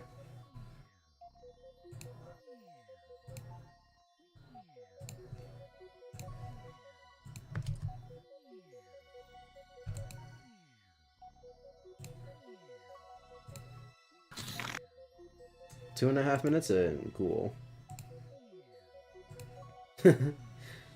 Anyway, he says it so aggressively. Everybody fart! Testament? Guilty Gear Strive character? Who the hell is Testament? Considering the rest of Strive's DLC, it's either going to be a character that has been in the past that for some reason wasn't in this game. Or not for some reason, but like it feels very nostalgia-y. Where it's like, hey, remember this character? They're in Strive now. Or characters that should have been in the base game but aren't. Hey, the final boss, no, not the final, the quote-unquote final boss, the, like, second main antagonist. Yeah, him, he's just not a playable character. Buy the DLC, asshole. Gold Lewis Dickinson, he's a pretty important character to the plot. He's not a playable character. Go buy the DLC, asshole.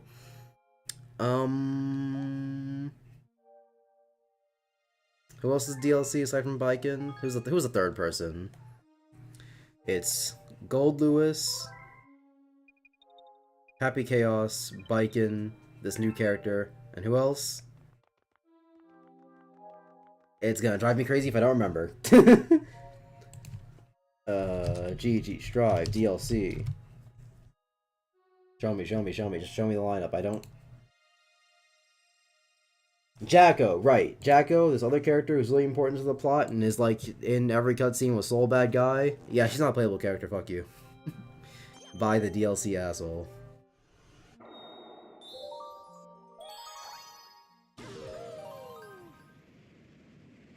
Which... This is mostly me guessing about if they're important to the main story. I don't know for sure that they are, because, I'm not watching Strive's story. Those cutscenes are butt ugly, and I play Strive to get the story, but there is no gameplay. Strive's story is entirely in cutscenes, which I don't know when they started doing that, but it was a thing in Guilty Gear Zard too, where the story is in cutscenes, and then you just go fuck yourself. If you want to experience the story of the game, you have to sit down and watch a movie, which, why would I even play the game for that? Why don't I just go on YouTube?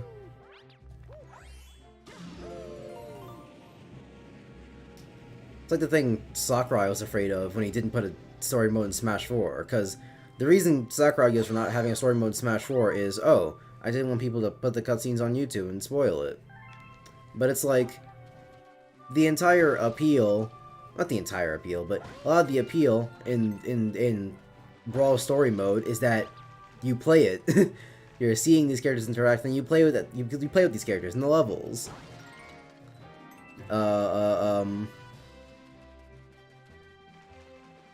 You play with the characters, and there are even some scenes that are player dependent. You can make your own adventure. Where's this go? Where supposed to go? Is there finding these spiky things? Okay, gotcha. I feel like I went a little too far. I was supposed to hit. Probably supposed to hit that one. What if I just? Here we go. And then. And bow. Look at that. I trust he's an anomaly to me. Yeah, he's a strange fellow. And he's only 16, which was wild to me.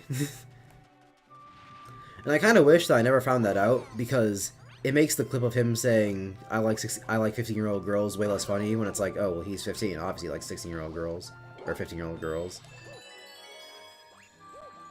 But I was under the impression that he was an adult, and there's a clip of him online saying I like 16-year-old girls. It ruins the magic when you know that he's also when he's a year older than that, you know.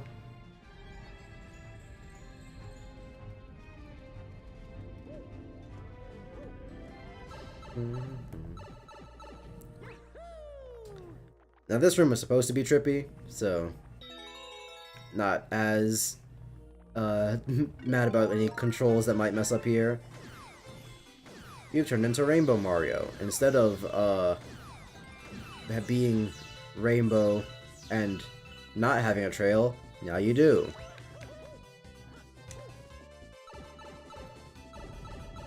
Because we're in space now, which means everything is basically autistic. God damn it. I feel like I get something for killing both of them, but I don't feel like killing myself and testing it, so. Out of here.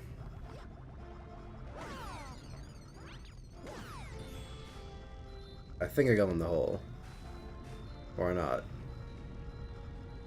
I have to kill the guys.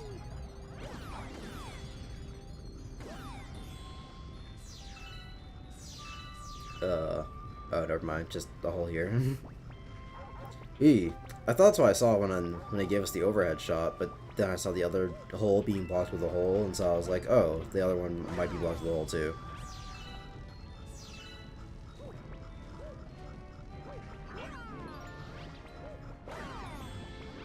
Is there any secret shit to find in these levels? I should probably look that up eventually, because like I said, I don't want to have to backtrack later.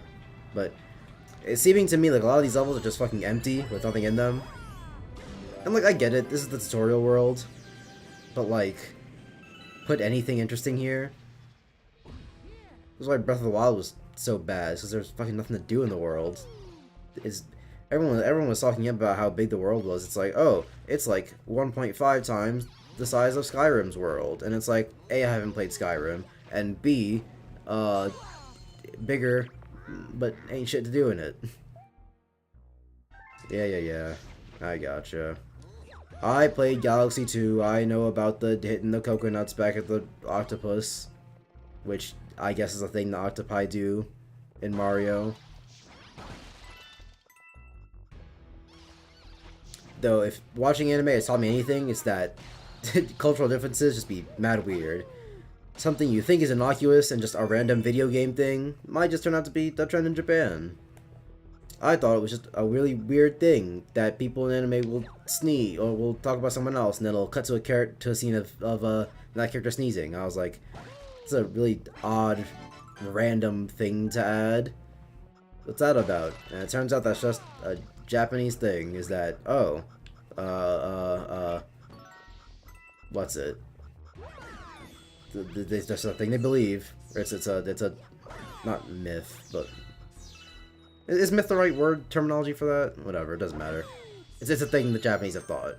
Why do the Japanese avoid using the shi for 4?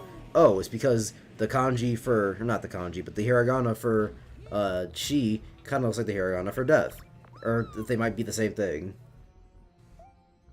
And also, shi is the beginning of Shinigami, so it's like, oh, 4 is unlucky because it is kind of tangentially related to death. If you really want to stretch it that way. What the fuck? This is just the Galaxy 2 boss, which means it's just which means the Galaxy 2 boss just the Galaxy 1 boss.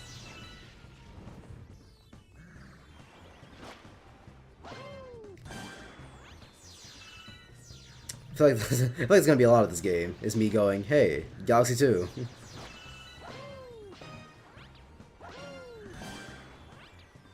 Wait, he is 16? Yep, Speed is 16 years old. Doing all that craziness.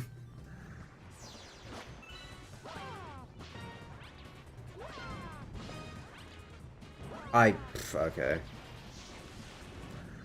I was waiting for the serve. My controls aren't being very responsive. And I assume it's just a Galaxy 1 thing, because it definitely feels different to Galaxy 2.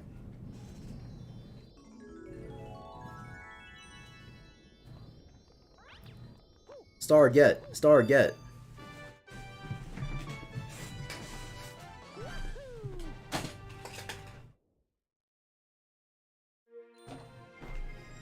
It is pouring outside. Speaking of Star get, Mario Sunshine.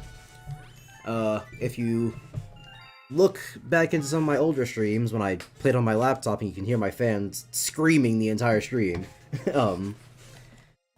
I played Mario Sunshine, and that is a game that I could play for my streams now, except the problem with that is that I hate Mario Sunshine. I think it is a bad game. Oh, Honey Hive. Cool. Bee stuff. Which, like, when I was a kid, I went crazy over the bee shit. Because I was a child, and I was like, cool, new Mario power-up. But, you know, nowadays I know, you know, it's not that cool. It's literally just a Yoshi hover, but slow. And you stop in water, and you can get on platforms that you couldn't before, and climb up walls. Which, like, I guess when you list it out like that, it sounds... Wait, what about a buzz? See this much? Can't hear a buzz. Cool. Which, like, when you list it out like that, it sounds like, oh, it has a lot of abilities, cool. But, like, you can't really do anything with any of that. It's just, you can climb up the game-specific walls where it tells you, hey, you can climb up here. And you can step on the platforms where the game says, yeah, these could just be normal platforms, but, we'll make it slightly harder by making that platforms that you have to be in the bee suit for, and you can't touch the water or else you lose the bee suit and you'll have to go back and lose time. Which isn't hard, it's just tedious.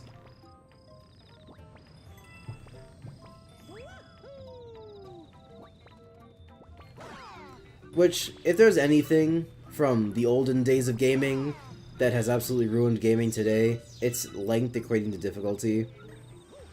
Or rather, the other way around, where back in the day, they made games unfairly hard because they wanted to eat your quarters, and then they made games unfairly hard because, you know, no more quarters. How are we gonna get the gamers money? How are you supposed to justify a 2-hour game for $60 or however much games cost back then?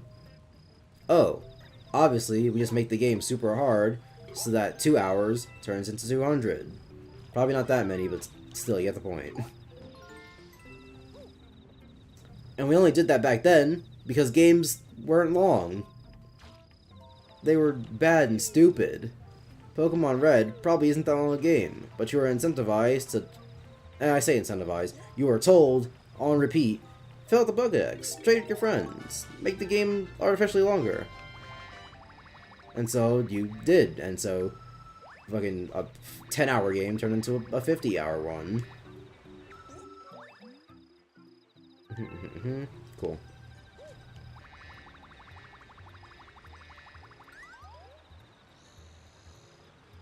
Okay.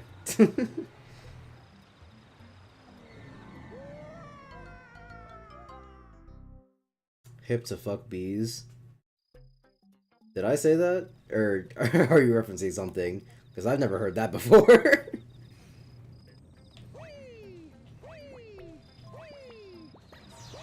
Wee, says Mario.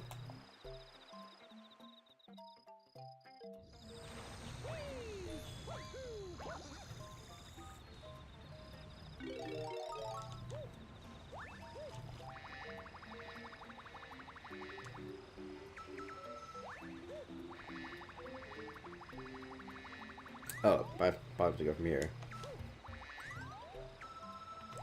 Then you have to wait for it to recharge, which isn't fun. Because it's just more goddamn waiting. Aaron, what's his face?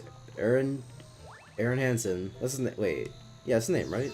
Aaron Hansen, Ego Raptor, creator Game Grumps, alongside John Jafari, who is no longer a part of Game Grumps because he supposedly slapped Aaron's wife. It probably didn't happen, but it's funny to think that it did. He probably just did not want to do it anymore. Or they cut ties, because John has some interesting thoughts sometimes. Sometimes he just has to talk about black people and how, despite being 13% of the population... That quote is always super funny to me, because I know it's supposed to be super racist, but people turned it into a joke, which is how I want racism to be. Which I know sounds like a weird sentence, but like, things like the N-word, it's like, can we please just reclaim the word already? We say nigga all the time. But then y'all still want to get mad when white people say the N-word, and whenever I go to my white friends and be like, what's up nigga, or whatever, they feel mad I accidentally make them feel mad uncomfortable, because it's like, well, they can't respond back with... I walk to them like, what's up nigga, and they're like, hey buddy. What are they supposed to say back? Hello friend. It is enjoyable to make your acquaintance once again.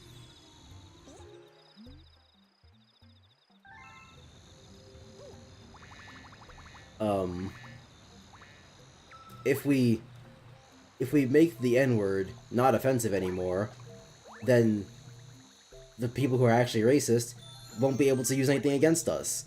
What are they gonna say? The word that we call each other anyway? It's not offensive if we don't make it offensive, but everyone insists on it still being offensive. Even though we say it all the time. It's like, what kind of double standard is that? Because we call it reclaiming the word, but did we really reclaim it if we still get mad when other people say it? Hey stream, came here to say, I haven't been watching Gavin stream. I just hope he's treating y'all right, you know, switching up the level or something. Hopefully. Bad friend. Bad friend. I'm in the Valorant, or I was in the Valorant game, so I couldn't check. I don't care. Bad friend. Oh, he's on a different game. Okay. I hope you guys haven't been watching this level for a year, like the last one. You know, just came here to say that. Who in chat? Meme. Bad friend. Meme, you didn't agree with me yesterday, so I'm not excited to see you no more. Rip meme. rip the meme train. That's it. I'm leaving, and I'm a great friend. I'm out here. I've been in the stream since it started. I just haven't been able to watch because I've been in the game. But you have been able to listen, and clearly you haven't. Bad friend. I can. It's Valorant. You know how Valorant is. You don't need to listen to Valorant. That's crazy. Okay, no, not you don't need to listen to Valorant. You don't need to listen to Valorant over me. Okay. Meme. Should we do a Fortnite stream? I mean, I'd be down. I mean, after I play some Galaxy 1, I'm reading some more Tryton's document. But after that, I could do Fortnite. Okay. Today's the last day of the season, by the way. So if you have the Battle Pass, because I know you spend money on Fortnite, then you gotta finish it. I have exactly 400 V-Bucks. Okay. Watch like Gavin. Who's that? Is that Keith? Oh, that's Jordan. But, oh, I'm leaving. Jordan. Did I hear Fortnite stream? What? There's no way. Did I hear Fortnite stream? What? I'm leaving. That's crazy. Fortnite stream without me? And then he left. I definitely would have asked you. I'm pretty sure only Meme is the one here because if Chris has your stream open and I have your stream open, then yeah, numbers. Turt was here, but he left to go do something. He said he'd be back. Oh right, you're just watching. You know, yeah, you be listening. I don't know what I'm doing to explain it to you. I definitely just killed myself, or not. But yeah, I don't gotta explain anything to you. You're a real one. Bro, all I gotta do is sit here and watch. That's free content. YouTube recommended don't be hooking me up no more. So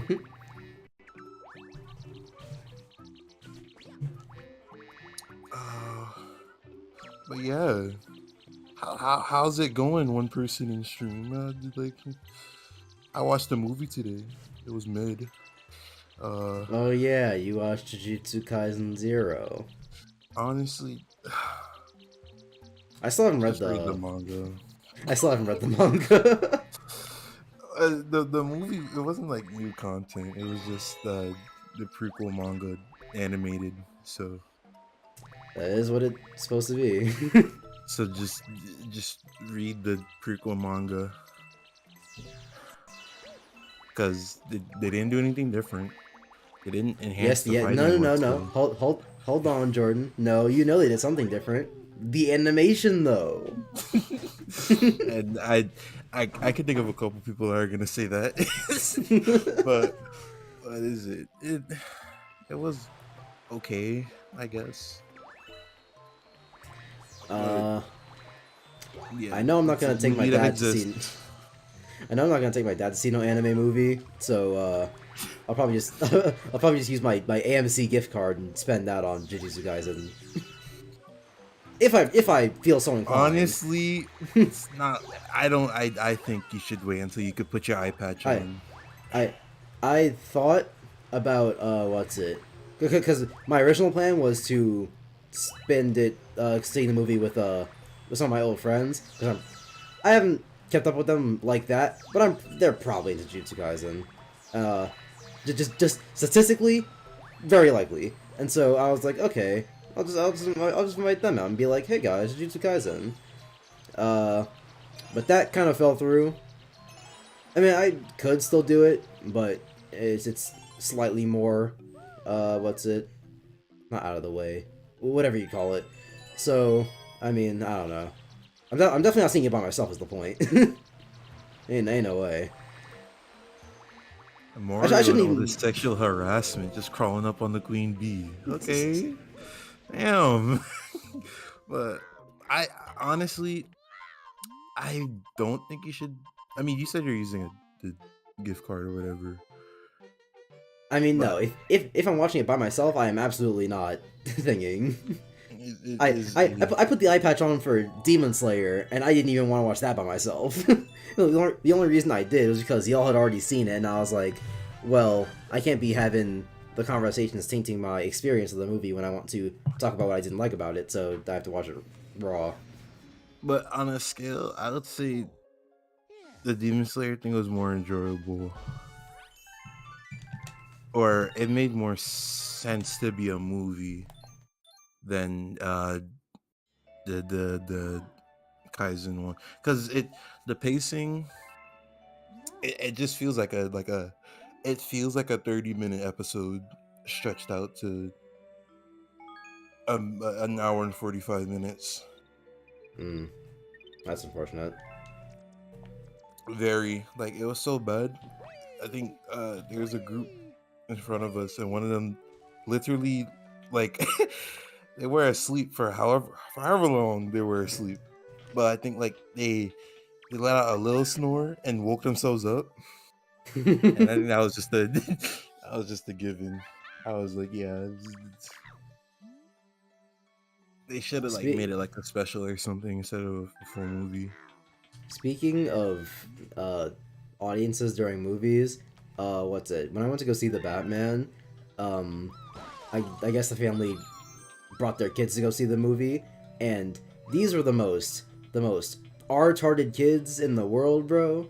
They must have been like 5 years old, because the loop that we were in for watching this movie was what's it? So the Riddler would show up on screen, right?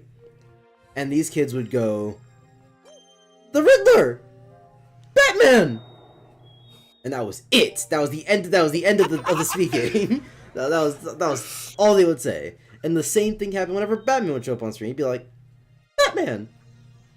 Batman. It's Batman. And it's like, what? Yes, it's Batman.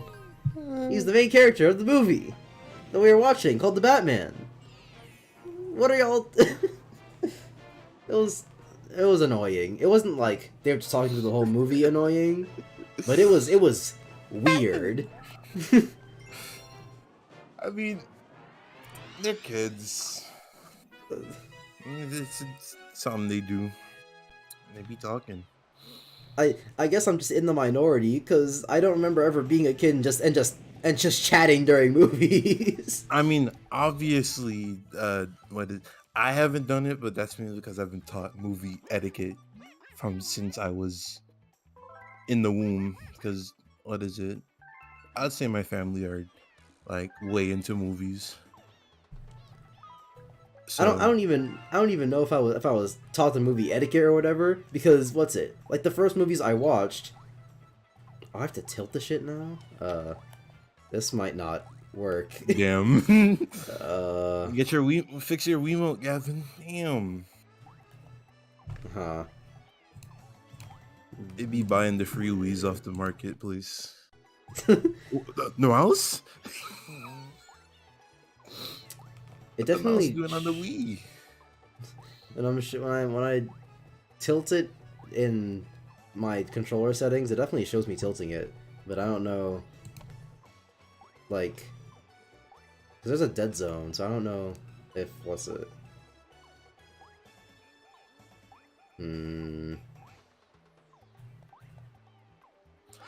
Even if you fix it, I don't think you'll be able to do this. I was able to do the ball levels in Galaxy 2, and I'm not giving up now. But those are different. Those you can control your speed somewhat. Here you're at a constant speed. I would know. I used to play Galaxy. I was all also the time. at a constant speed for the bird flying levels in Galaxy 2, and I did those too. Well, you weren't streaming those, so who knows? What if I Unless you were. change this?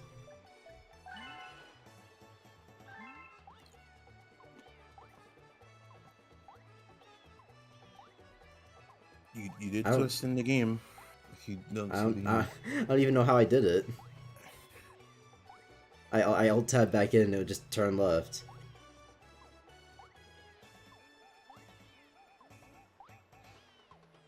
Cause what I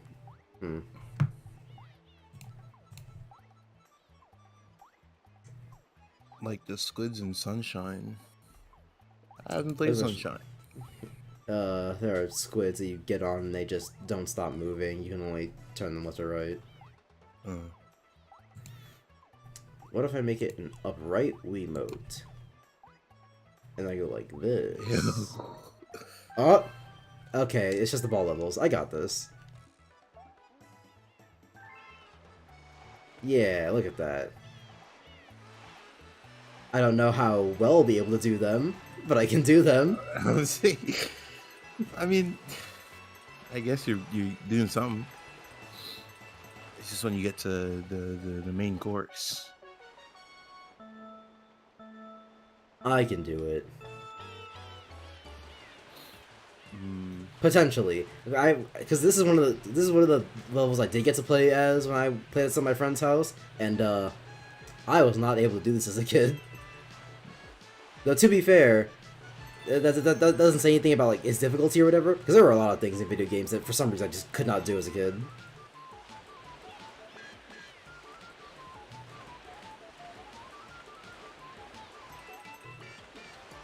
But then there are other things that were super easy. I beat New Super Mario Bros. 2 in like a day. Crazy. I beat a lot of games in a day. It should be fair, that game isn't extremely long or anything, but 6 worlds in a day is kind of crazy.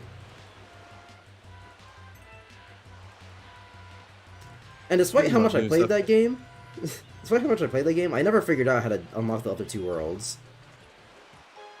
So you didn't finish it. There's other stuff to do. There's more stuff to do, but I beat the game. But speaking about doing stuff in a day, I think what happened? I was in trouble for something. My mom took my phone away. I was young. And I had bought a book, and my mom was like, if you finish the book, I'll give you your phone back. And I finished the book in 3 hours. Granted, it was a big Nate book, so. I didn't even have a phone until I was like. How old are you in 6th grade? Like 12? Wait, when did I get my phone? I had a flip phone before that. I had a flip phone before that, but I didn't get a smartphone until I was like 12. I did not have an actual phone. Wait, let me think. I don't think No, I did have a phone in 5th grade. Never mind. And I didn't get a good phone until a year later. Because I was using a Samsung model that you've probably never even heard of before. I was using the On 5. The what? Exactly. On 5? Samsung? What? Exactly. What? That's On 5.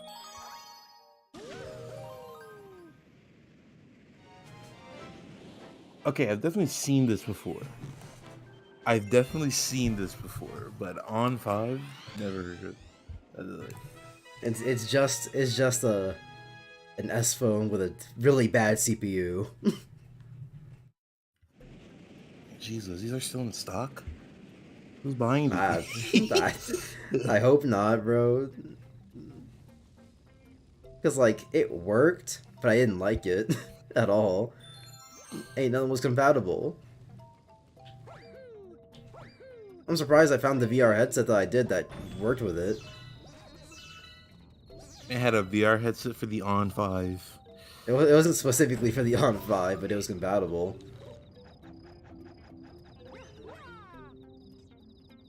Okay, now how was I supposed to see that? The game just... Okay. Now how was I supposed to know? Make it make sense.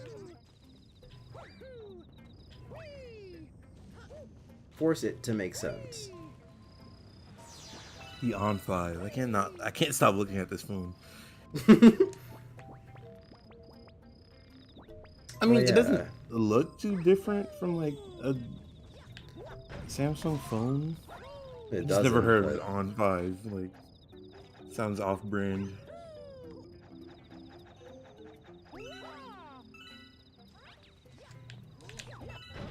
Like, the On 5 is definitely something that, like, the work at whatever store is just like, you can get this for cheaper.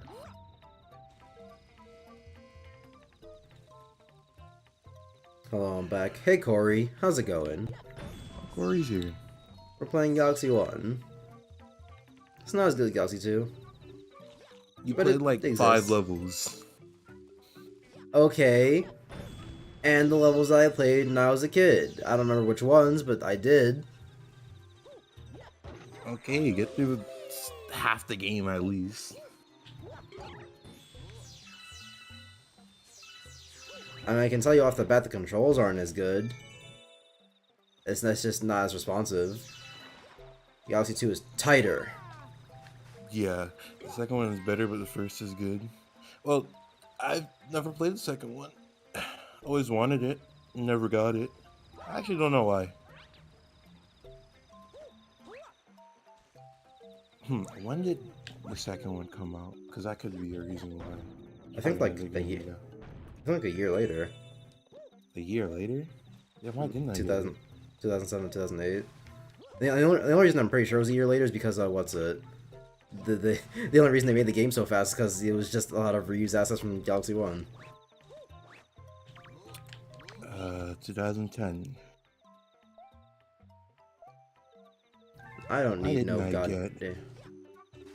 2010? Wait, it took 3 years? Huh? That's what it says on Goggle. It took 3 years to make a reused asset game? It only took him 1 year to make Majora's Mask after Ocarina of Time. Those games are really different. I don't know, man. Even with all the reused assets. Kind of craziness. They didn't think about Mario Galaxy 2 until 2010. They're like, we want another Mario Galaxy, but we don't feel like making it. Well, then, let's not. It probably was around the time where I got like a game a year.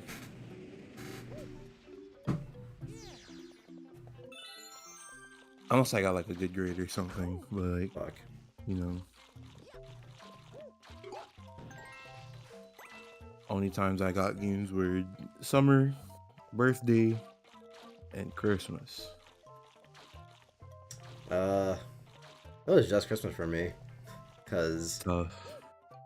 my birthday, my gifts, according to my dad, the reasoning is, because I didn't really get gifts on my birthday, but according to my dad, the reasoning is, because the gifts were the party. Or the gift was the party. Oh. Which, like... I'm pretty sure the game I got during the summer was because of grades. So, I mean, that's probably why. And then birthdays, self-explanatory. I never really had parties. So, Though at some point I didn't really, like, I wasn't that broken up about not getting the gifts on the birthday, because I would get money for my birthday, and then I just bought whatever games I wanted. Because I ain't spent money on a damn other thing than video games.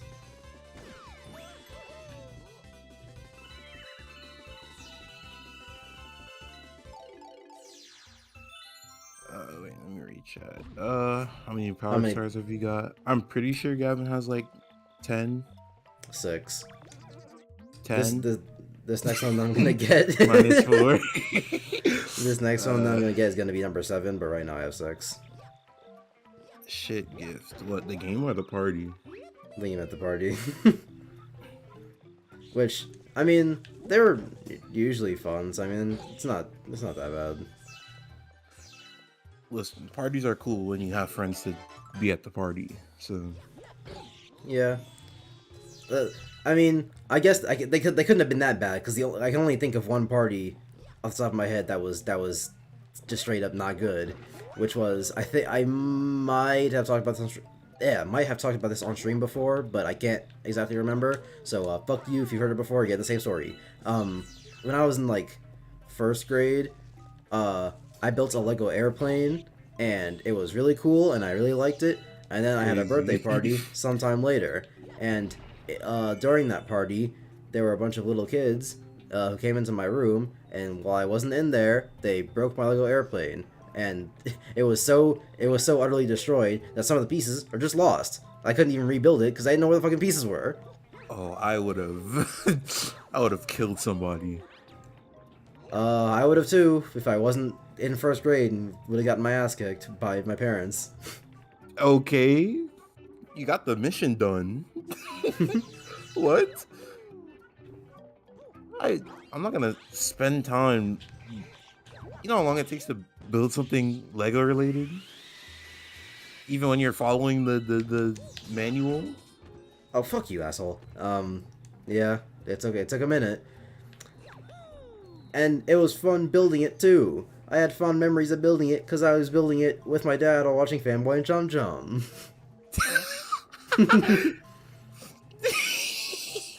You were watching Fanboy and Chum Chum while making it? Did I just lock onto him? What the hell? Oh yeah, if you shake and then ground pound, it does like a homing in one. Huh. That's crazy. I thought the shaking and ground pound was just like, oh, it's a different animation, but that's it. That's cool. Unless they changed it in 2. I don't know. I don't know why they would change it. I have no idea because I never tried it. The only time I ever did it in 2 was... I don't think I ever ground pounded enemies, so I had no idea. And if I ever did, it wasn't ground pound, or spin then ground pound. But hey, I guess now I know. Sup, nigga?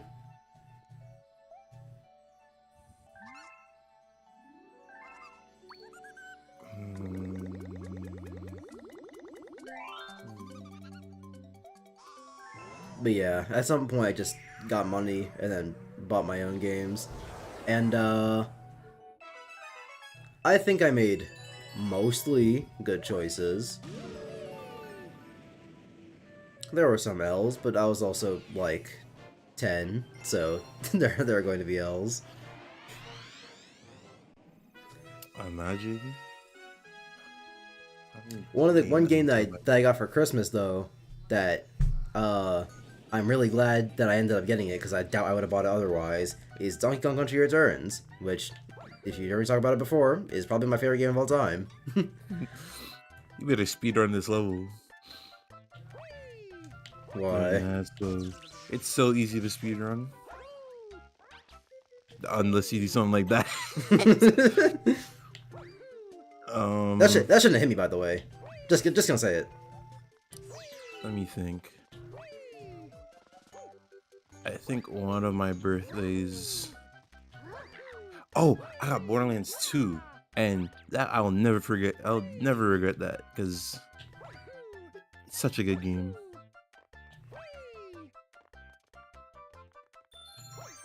And I remember when I got it, me and my cousin just played it like that entire day. Because it was a good game. Though, like, looking back on it, I kind of feel bad about how we played it, because I definitely little brothered him and made him, because he was player 2, and so he was Diddy Kong, and I just made him stay on my back the whole time so I could use the jetpack. That's crazy. That's abuse. That is abuse. It's annoying how the game when the two play as Mario and Luigi separated. Once you let Luigi, you have to complete the game as Luigi instead. Oh yeah, that is how this game works. Once you unlock Luigi, you have to play through the entire game again as Luigi to 100% it. As opposed to Galaxy 2, where at some point you just unlock Luigi and you just get the choice between the two. And then you still have to go through the Luigi letters. Yeah. That was a weird thing. I don't think I 100% this game. And also, if you want to hear something funny about the little brother, about the little brothering my cousin, is he was older than me. That's crazy. And he he just sat back for the ride. Yep. And that was pretty much how our lives went when it came to video games, is that I little brothered him. That's crazy. Which, in my defense, what time is it, or how long's the stream going on? Okay. Which, in my defense, on the Wii was mine, so I was not being no player 2 on my Wii. Hey, but you didn't have to let him stay on your back the whole time. Yeah, so in the Donkey Kong situation in particular, that was bad. But I'm saying, just like in general, I was not being no player 2.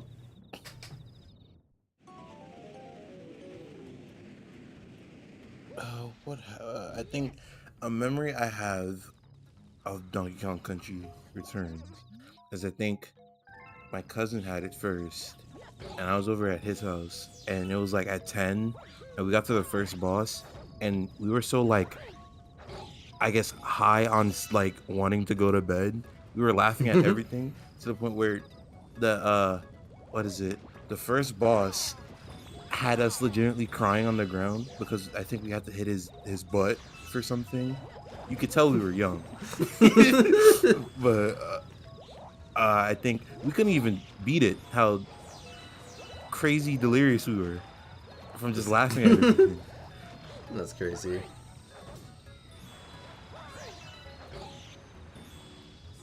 And then I think I got it and never beat it. That's funny.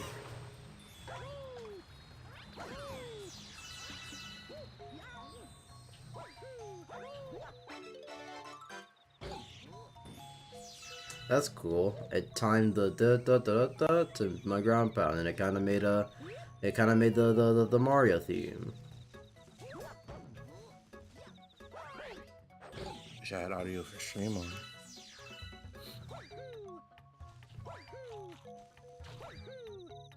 But anyway, glad you're here because after in like 10 minutes or so, I plan on reading Tryton's RWBY document. Like I heard everything. I'm being Right, used. keep forgetting you're a real fan.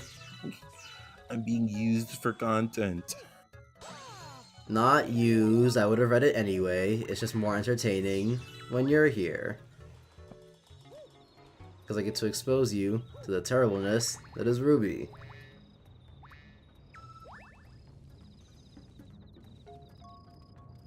And no one tell Tryton, but I might skip a few of the character sections because outside of like the one or two people that I still want to talk about, there's not anyone else in RWBY that's like, yep, I gotta talk about this person. I wouldn't imagine you did, because half the time sitting there it seems like the same thing, where character is bad because character is bad. I want to hear some story stuff like Speed. No, that's a story. Well, not story, but world building, I guess. Because semblances, kind of crazy. Even if that's not in the document, I'm gonna talk more about semblances because Speed goes crazy, and I ain't talking about the streamer.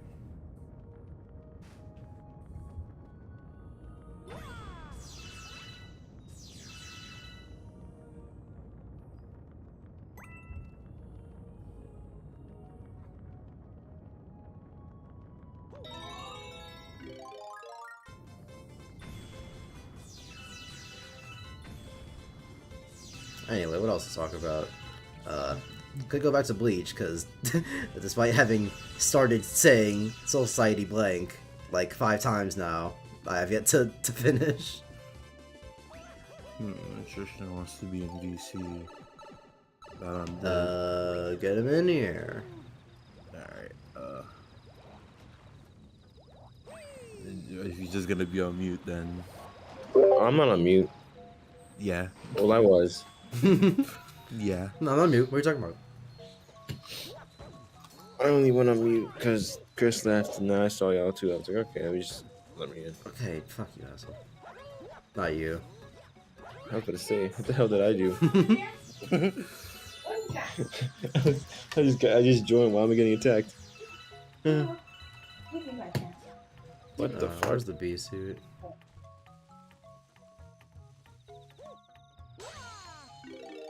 I've been wanting to buy Strive actually. Don't do it. It's bad. I don't care. I've been playing fighters for so long. Then just put I the don't eye care what patch bad on. fighting game is. And I if wanna it's play a against playing people. fighters, then get Blaze Blue. Or Persona, which you're already planning on doing. Yeah. But then I forgot that Borderlands game is coming out like next Friday. Borderlands game? Yeah. What game? Tiny Tina's Oh, Wonderland. right. I remember. I keep forgetting about that game because like the like thing it was announced during, I just wasn't there for, and so there were mad games announced there that I just didn't know about. Everyone, And then they just started releasing content on the low. So I haven't seen any like new trailer or anything. Most of the content that I've missed are on like Borderlands content creators YouTube channels. So I had to go there for the content, and they have a website that I just didn't know about for some reason. But here, right? I'd rather go into the game blind, considering that it's a Borderlands game. But I don't want my hopes to be high, because Borderlands 3 was a okay game. So I don't know, but they're going off of one of the best DLC to ever touch Borderlands 2. So I guess I have good expectations. But I can only wait until the game is actually out. Yeah. Hold on. Corey, what's I'll your be main right goal back. for this video and game? I guess just complete the game. Like, at bare minimum, I want to beat the game, but I'm probably, 100% it if I like it.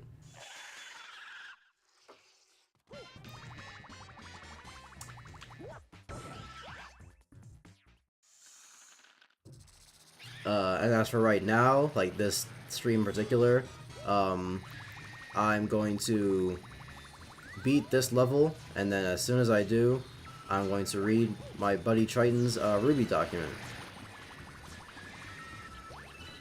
Because RWBY, an entertaining show to talk about. God damn it, you fucking bug asshole. You could just use the flowers. I could, but it's slightly off, you feel me? Let me see what. And now he's gonna start turning to the side like an asshole. He's Oh gonna my be like, god. oh, I'm turning to the Just hope side. And it's then he's gonna be good. like, oh, whoa, whoa, whoa, whoa, whoa, whoa. It goes to the side? What kind of... Okay. This So man how's lied to everybody me. fixing you guys? As you know, I saw Fine. the movie. So it's been okay, I guess. Oh, my Just like the God. movie.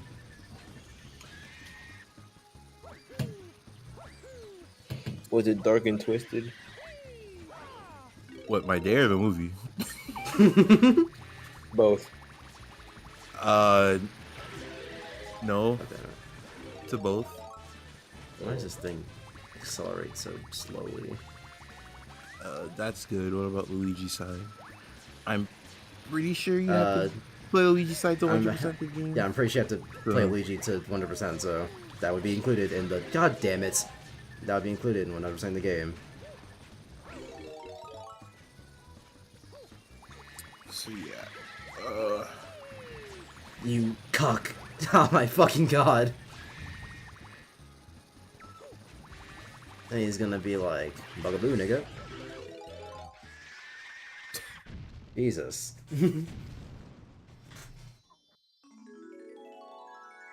And then he dies. Let me see.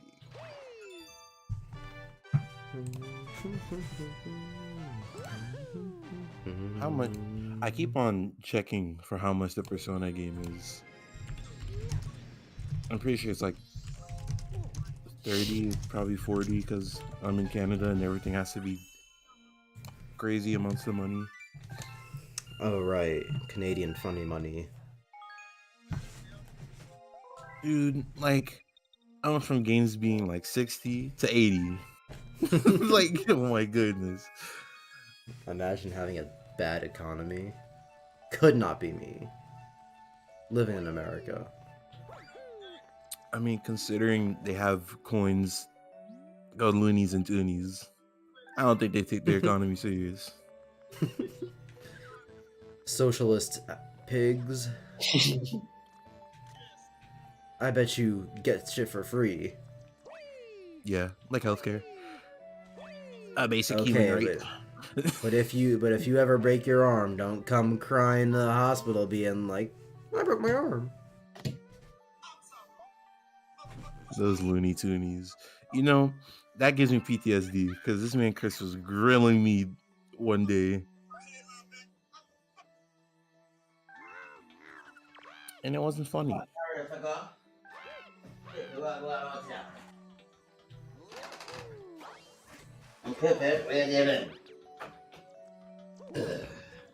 You ready, Pip, to go? Stop talking. I'll kill you. Is there a bank in Galaxy 1, or is your money saved across playthroughs? Because, I don't want to run into a Galaxy 2 problem where I need to, I need to end the game and it's like, hey, max out your money. And I just don't have it. I don't remember. I did get to do Luigi stuff, but I don't remember if it like saves.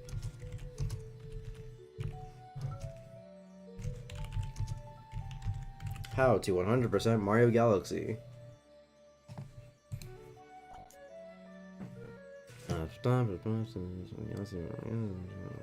Common challenges and other challenges to complete the fate of the universe. The failures to fight, but tried anyway. Should be game yet? Still had some stars left to get in the garden. A few comments, some shards. I turned the game to avoid saving over where I left off. My question is there any point again? Let's start the first time right. You have to beat the game first and you the stars. Also, blah, blah, blah, blah. And then. There is no bunch star of- bit bank for the first one. Okay. Thanks, This might- Corey. Coming in clutch again. This might kill the ears. Like Corey's been taking. Then stream don't do W's it. since he's been here. Let me see. Oh, wasn't that bad? Nice. Hey, Tryton. I'm gonna be reading the document in a second. Super Mario Oh, Odyssey, look. the guy. Super Luigi guy. guy. There's he starts and wants the grand finale, both modes, and the kid board.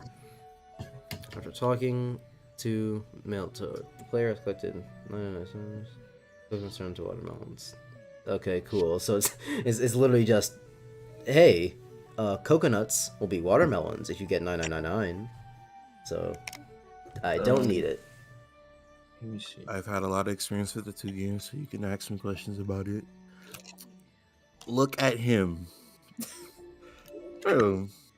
Bro, I can ask Corey Mans. anything. W Mans.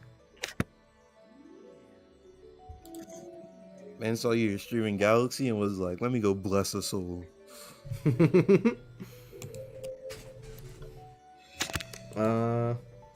then. So now that Tryton's here, I can get to getting. Now, I don't know what I'm gonna do after I read the document, cause we could Fortnite stream, but I'm also not sure if I really want to stream anymore. I did a 5-hour After the stream document. yesterday, and my throat's kind of dry today again, and also yeah. after the Drink document. water.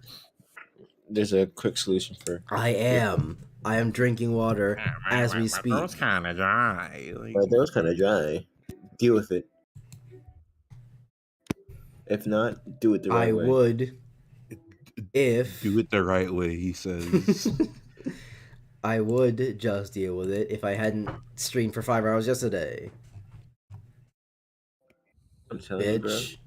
A simple fix. It's just a simple fix, bro. It's a white liquid that you can use. Mike thinks he's gonna 5-0 me. Don't let him do that. Yeah, don't let him. Like what? It might happen, but I hope it doesn't. Listen, I've lived long enough to not have people talk to me like that. Prove him wrong.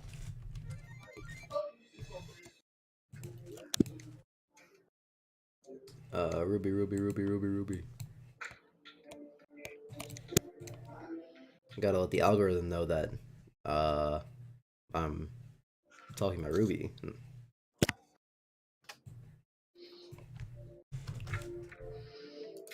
Cool, man. Let me change the stream title while I'm in Chrome. Do I not have that on already? And it's playing Terraria, and everybody hears right now. I'm sorry. Let the whole gang know. Hey guys, don't worry about me. I mean, we heard you eating. Oh, okay. Because the shit is mad low right now. Yeah, I think so. Since we're going to the RWBY stuff, I had a question I always ask myself when it comes to people rating things. Should we switch to having two types of ratings for things? The two things being enjoyment and actual like criticism, because I feel like people rate things based on how much they enjoyed it more than like the thing being good actually.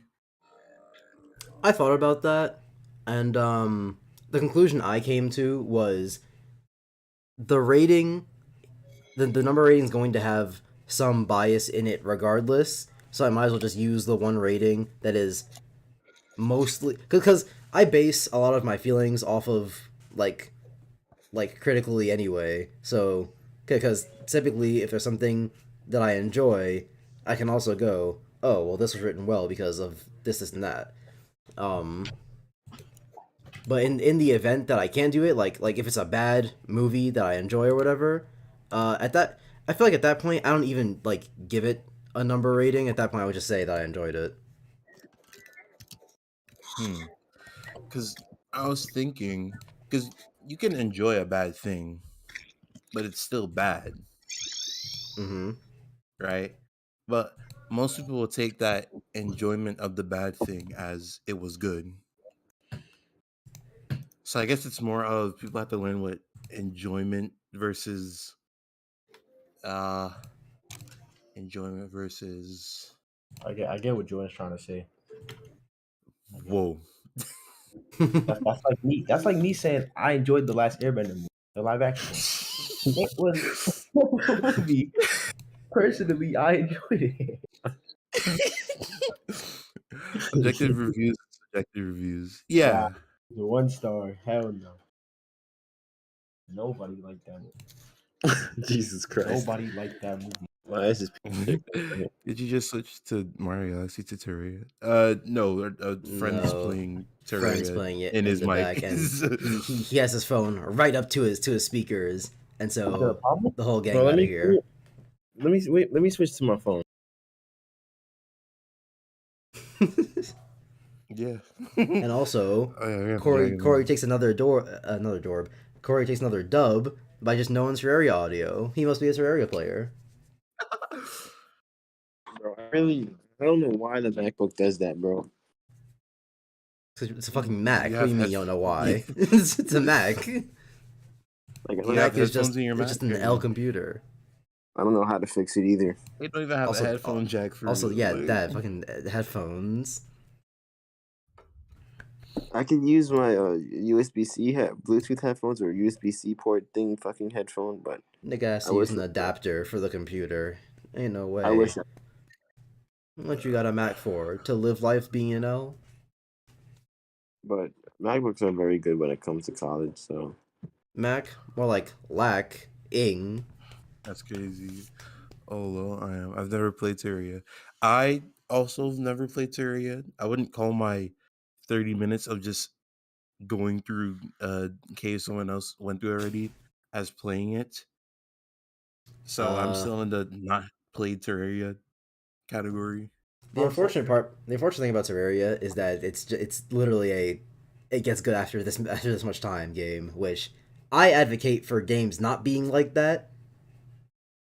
But I'm already into Terraria, so I can't say that it's not a good game.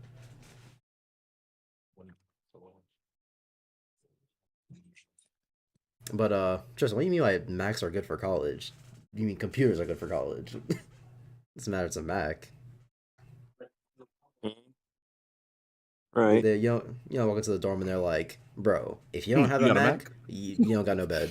Sorry. Most people Yeah, get MacBooks for college, so I mean, I'm true, but So you most can get any people get laptop MacBooks for college, but you can get any computer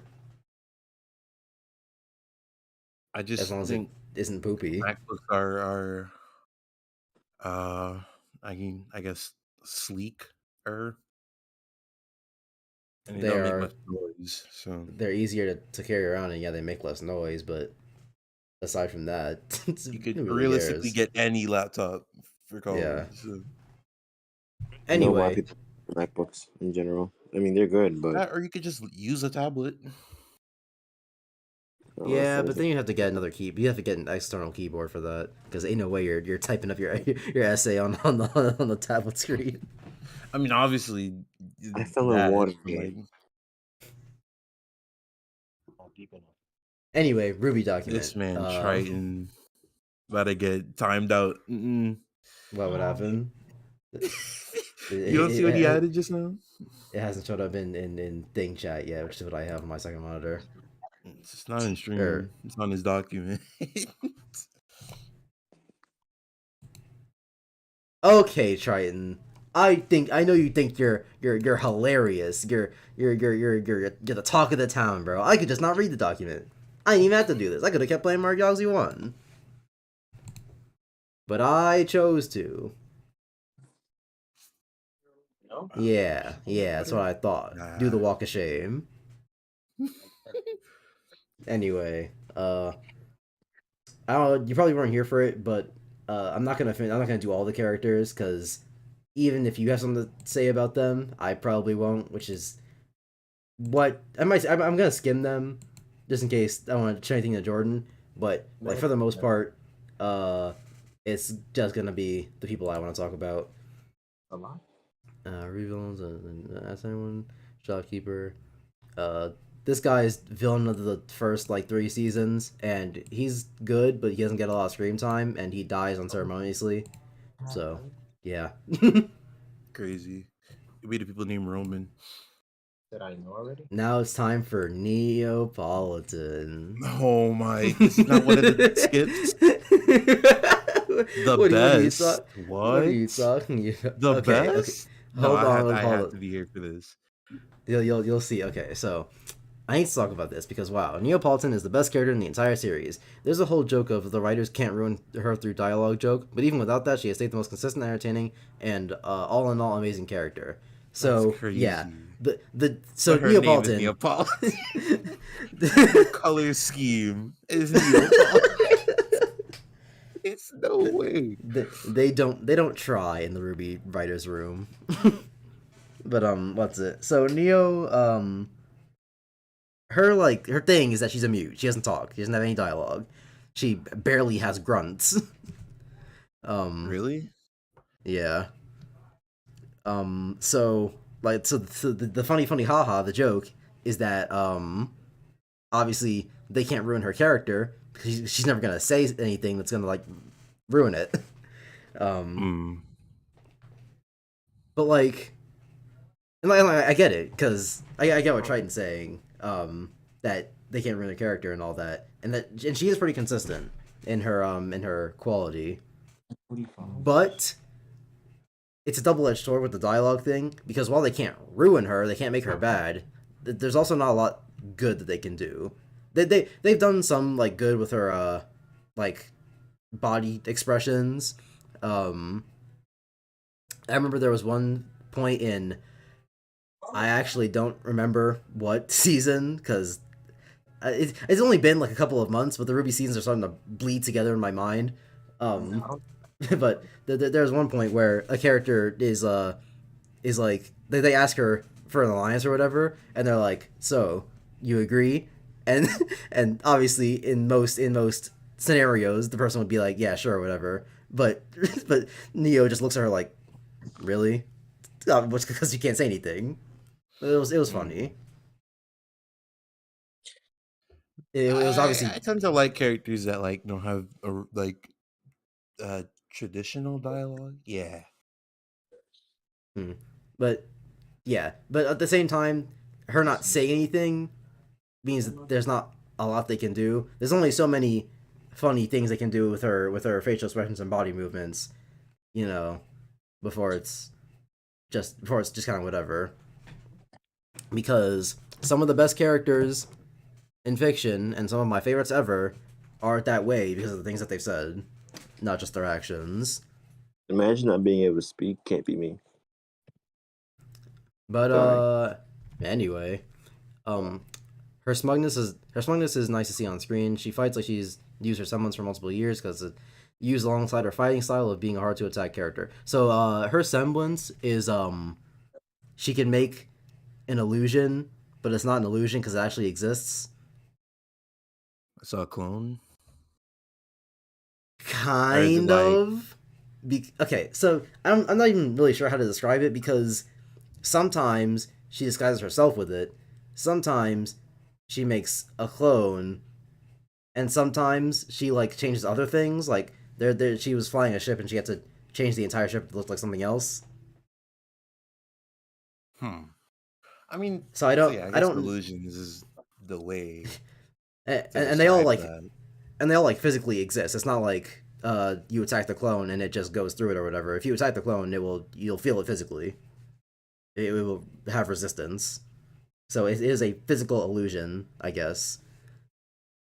Imagine But an hallucination, except you can interact with it. Yeah. I guess that too. And they don't really describe the upper limit of what it can do, but it's vague enough, I guess, that you could kind of assume. Maybe. I don't know. It's kind of wonky. And when you punch it, it shatters.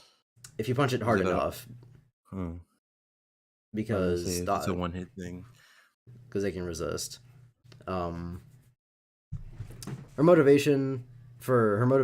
character motivation has been good, from just being tortured by Tortric's side to wanting revenge for his death, even wearing his hat as a type of tribute to him.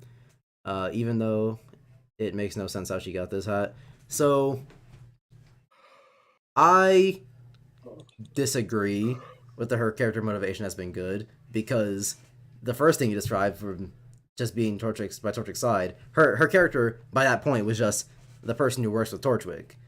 And it's like, sure, that's all they really need, is just these people have a past together, we don't really need to know it. But if you want to call it good, then you kind of have to know it.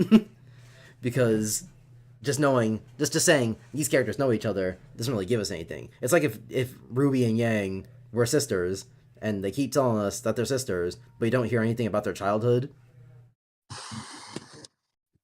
Which, the things we do here suck and make them bad, but hypothetically, in a situation where we don't hear about that, then there'd be nothing there for it, so we couldn't really call it good. But can we call that bad? I mean, that we can't call it bad either, but I'm saying, like, because Tryton's calling her character motivation good, when at first it's not really anything. Mm. And then for the wanting revenge for his death, yes, it makes sense that she would want revenge for his death. That's cut and dry. But the entire thing is built on a misunderstanding, which I can't talk about, like, if that's objectively bad in media or whatever, because I've not looked into the topic. I've not been introspective about this at all. But for me personally, I do not like plots where the only reason two characters are in conflict are because of a misunderstanding. I much prefer when two characters are in conflict because they believe in different things, or they want different things. Or they could even believe in the same thing, kind of, but just in a slightly different way. Like Batman and Red Hood. Batman obviously puts the villains away. They both stop villains, but Red Hood says, why don't we just kill them? And Batman doesn't want that, and so they're in conflict because of this slight difference in their ideologies. But then when it comes to plots where it's built on a misunderstanding, it's like, okay, they are on the same side. The only reason they're in conflict is because this piece of information that isn't known to them, for, depending on the series in question, could be good, could be bad, the reason that they don't know it. But just I don't like them. That plot. It's not very entertaining to me. Torchwick was the first villain. Do we need to know anything about her? It's really not a misunderstanding. Ruby caused Torchwick's death. That's a fact. What's the misunderstanding here? I mean, did she? She caused him. That's a very tangential caused his death. She was there, which caused him to be outside, but then a bird ate him. What? What? There is no other context, bird? Jordan. A bird ate him. Deadass. It beat a people named Roman. Torchwick beat her, so Torchwick won the fight and was about to kill her, and then a bird ate her.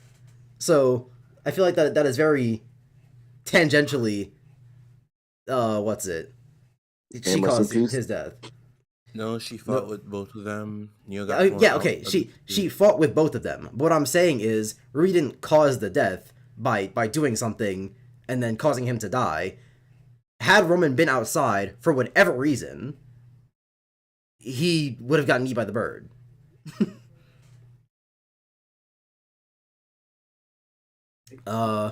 Even if Ruby had just been there and didn't attack them at all, Roman goes, she's here to ruin our plans, probably. We have to go out there and get rid of her. Wham bam boom. Neo flies away because Ruby turns on her umbrella, and she floats away like fucking Princess Peach. Some actual cartoon shit. And then he starts fighting, and then he gets eaten by the bird.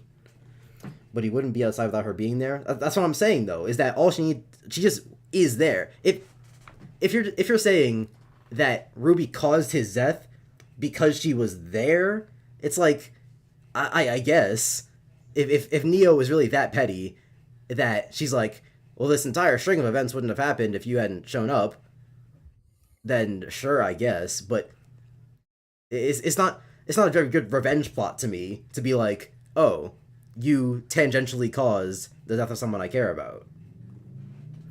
If Neo knew the whole story, Neo knew the whole story, what changes? She doesn't want revenge. That's what changes. Is he got eaten by a bird? He won the fight, and then got eaten by a plot bird. What is it with birds and plots and just being convenient? That was Hunter x Hunter too. Fucking what's it?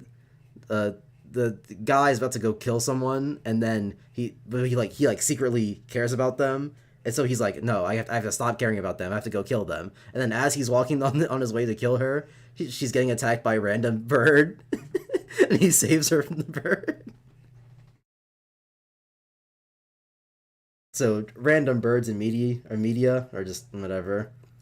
She would still want to kill Ruby. Why? The only reason she wanted to kill Ruby before by a bird because he was fighting with her. That's debatable. If he was just standing outside drinking a cool iced tea, he might have gotten eaten by the bird anyway. He might have gotten eaten by the bird anyway. The way things are being explained to me, it's not like she came in with the bird. The city is being attacked by monsters, including birds, and they were high in the sky around all the birds. Oh, if Tortrick stubbed his toe and felt a slightly negative emotion, why would he be outside? That's not the point. I'm saying that all that he needs to be is outside, and he still gets eaten by the bird. So this is barely Ruby's fault, is what I'm saying. Bird is not that good, bro. It's not that that Neo wouldn't be like it's not that I'm saying Neo has no reason to be thing that Ruby. It's just that I'm saying if Neo knew the entire story that Roman beat her and then got eaten by a random bird that had nothing to do with Ruby, then would she be as mad? Would she care as much? We're not talking about whether or not he would have gotten outside regardless of Ruby. We're talking about how much Ruby's impact matters here. It's not like oh, well, there would be no bird otherwise because there's still a chance if for whatever reason he went outside. Hell, he probably didn't even need to go outside. If the bird had attacked the airship and had sent it crashing, how was he getting out of that? No, he could probably just hang on to Neo while they float down. Fucking Looney Tunes. What's this about? Bad show.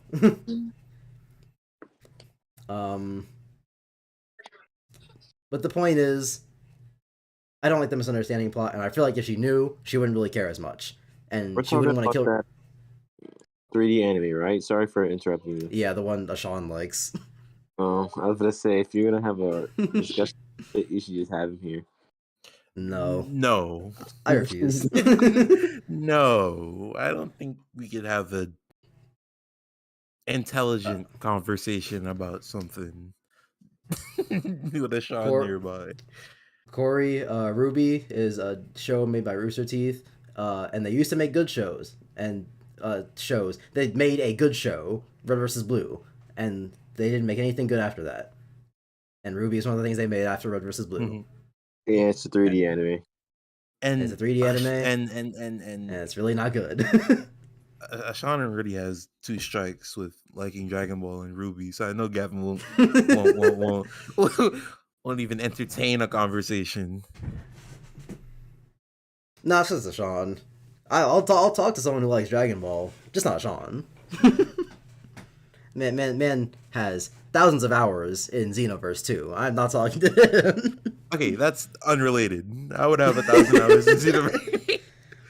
If it was I a have good 100 hours in game. Xenoverse 2, but only because I like to create a character. You did not spend all that time in creating a character. I'll open Ain't my no- Switch right now. I mean, to be Or no, completely fair, I didn't spend 100 hours in the created character. I'm saying the only reason I got Xenoverse and played it was because I made a character and I was like, this is cool, and I played it more. oh well, that was the same reason I got Xenoverse. And if it was a good game, I probably would still be playing it till now.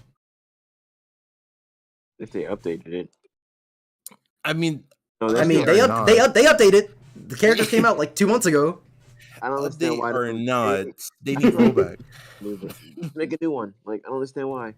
No, see, here's the thing: is that I talked about them making a Xenoverse 3 for the longest time, but then the more I thought about it, I was like, what would be the point in making a Xenoverse 3? Xenoverse 2 is just Xenoverse 1. True. What was Xenoverse 3 be? They added one more arc from Dragon Ball Super? Yeah. Like, All with the Xenoverse new- 1 to Xenoverse 2 was they added Goku Black and the one that comes after that. The two that come after that. They got Dragon Ball Legends popping off better than them, bro. That's sad. That's a mobile What game. is They it? know people gonna put money into that. What is it? If Xenoverse had rollback, I would be playing it to this day.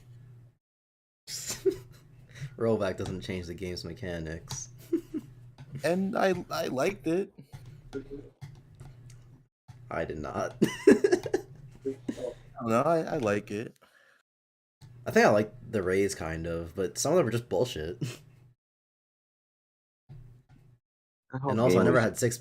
And also, I never had 6 people to play with, so they were really hard. You think I did those? Crazy. What? Anyway, Ruby. I thought you were talking about Xenoblade Chronicles. There are more things than Xenoblade Chronicles with the prefix Xeno. Like Xenogears, made by the same people who made Xenoblade Chronicles. Hasn't the guy gone back yet? Oh my god. And the Xenomorph from Aliens. I know you know Aliens. Never mind Tryton, he probably doesn't. Well, I mean, he's almost certainly seen it before, but I doubt he knows just Aliens off the top of his head. But anyway, you guys have to agree. Guess I have to agree to disagree here. I mean, yeah, like I said, my dislike of this plot line is entirely just based on me because I don't like those kind of plots. What? But yeah, attacking never Cinder saw when she Aliens. believed that she I was the never cause saw of Torch's Aliens death. either, but I know it. Attacking Cinder when she believed that she was the cause for Torchi's death. Which yeah, that's what I was saying about Ruby, is that she didn't even know it was Ruby at first. She was there, and then she knows that Torchic died afterwards, and she didn't even think it was Ruby. The only reason she thinks that Ruby killed him is because Cinder lied. Is because Cinder straight up said Ruby killed him, and not Plotbird. I never saw Aliens. Not seen the movie before. I mean, like, you've probably seen the alien from Aliens. It's just one of those pop culture things where if you hadn't seen it before, I'd be very confused about what you've done with your life. That nigga was in Mortal Kombat, bro. The Xenomorph was in Mortal Kombat. Huh. Are you guys sure you're not talking about the Predator? Nah, Xenomorph. Both of them were in thing. Predator was in there too. Both of them. I know Predator was in, but I know the Xenomorph was. Nah. Yeah, Alien. it It was both Alien and Predator. I think Predator was in this. No, they're both in the same one. Oh, he's in Mortal Kombat 10. Okay, I didn't know that. I did not keep up with 10 like that. Anyway. It's Predator and 11. Is this an I'm an alien joke? See, this is the D's nuts joke logic where we've told the joke so many times that now we just got to be wary of everything. He thinks we're telling a Triton's an alien joke. Which you are. But that's not where I was leading. Anyway. The one thing I can say about her is that her semblance is contradicted in Volume 7. Oscar grabs Neo's leg, and another character goes to attack her, and then Neo shatters. Shouldn't she have been hit by that since she only creates physical illusions? The funniest part about it, she was created last minute. Okay, hold on. So, Oscar grabs Neo's leg, and another character goes to attack her, and then Neo shatters. Shouldn't she have been hit by that since she only creates physical illusions? Huh? What do you mean by that? Because did she grab Neo's leg, or did she grab the illusion's leg? Because what RWBY likes to do a lot with illusions is that they'll no, I shouldn't even just say RWBY. Is that anime? Anime likes to do this a lot, where with an illusion thing, where they attack the illusion and it's like, what? I was right. When did the illusion swap places with the real one? That's like the entire Aizen fight in Bleach. It's an entire fight of Lamau no. Nah, my son caught that blade and was like, nah. Bleach is bad. I'm done getting put. I can't wait for the new season of Bleach. I can't wait to watch it, only so I can re-experience how bad it is. Because, man, 1,000-Year Blood War. God! Just, I didn't say okay, Google. Why are you turning on? I'm always watching you. Is what it said. I really want to tell you what happens at the end of the 1,000-Year Blood War, but I don't want to spoil it for you. You'll get to it when you get to it.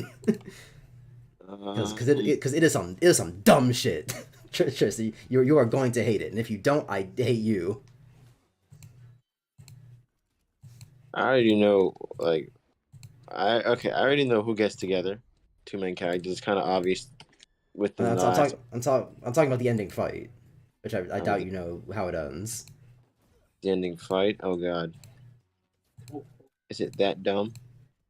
It's really dumb. Do you think it'll be animated beautifully? To make it That's like not what's important. I feel like voice acting and animation could really change a bad manga scene or some shit. It's not just a bad scene. It's not just a bad scene or whatever. It is written poorly. The reason the fight ends is stupid. Just acting and animation is not going to change that.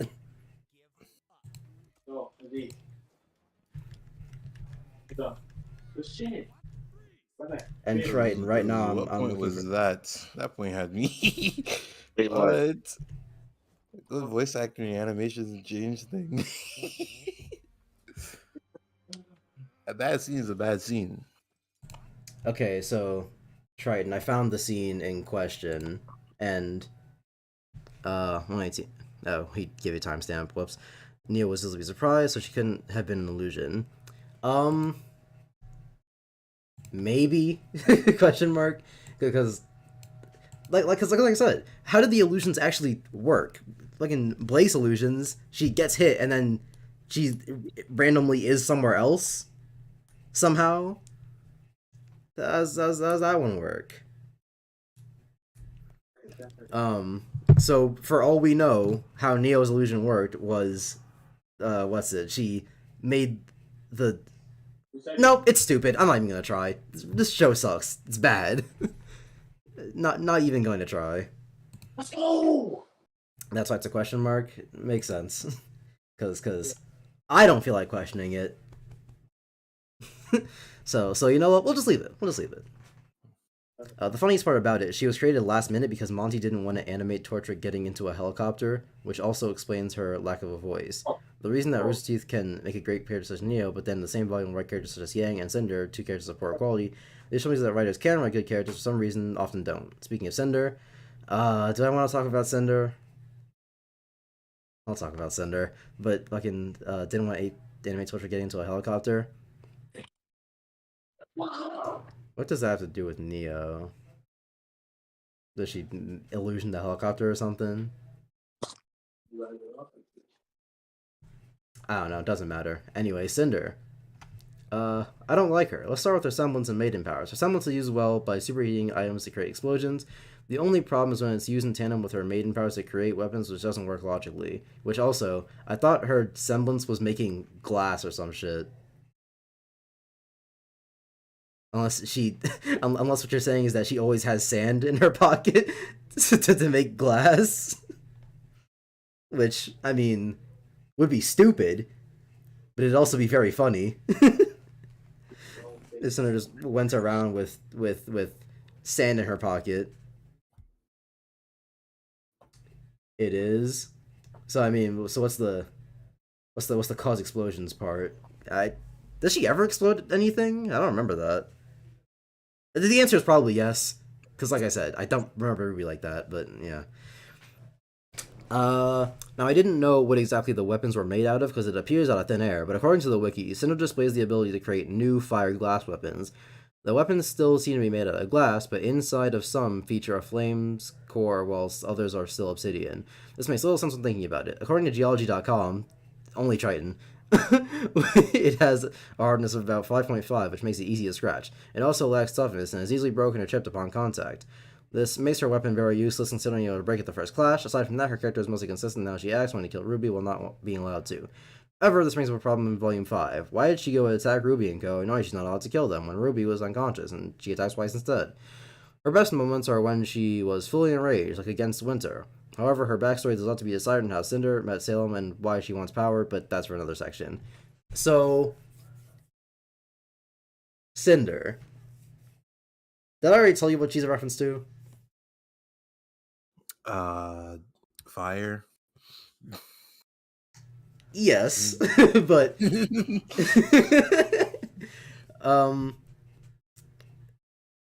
character in fiction that she's a reference to, and trust me, it is as easy as it's as easy as it sounds. Please. It is as easy as it sounds. No. The last name is Fall. The last name is irrelevant here. But like, okay. Her name is Cinder. What fictional character do you think she might be a reference to? Cinderella. So, on an unrelated note, Cinder's backstory is that she was a girl who grew up with an evil stepmom and stepsisters. Hopefully.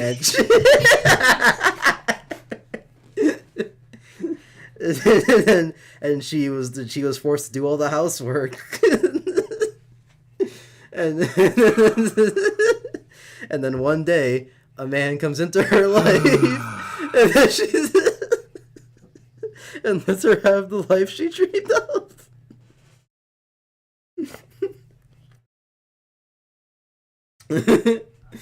Go to Cinder. Oh, there's a section for Cinder's backstory. Hold on.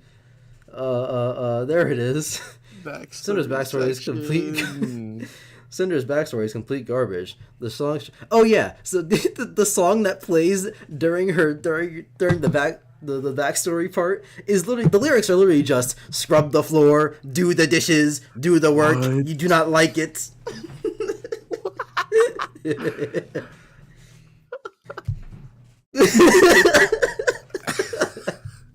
You know what? No, we'll listen to it. We'll listen to it.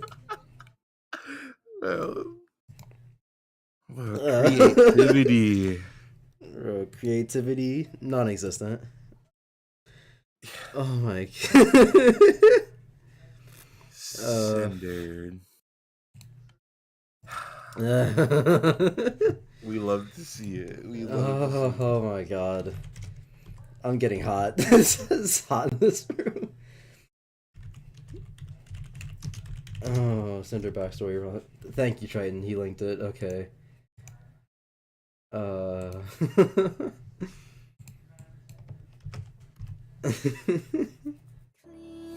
the linens, sweep the floors, shut your mouth and do your chores.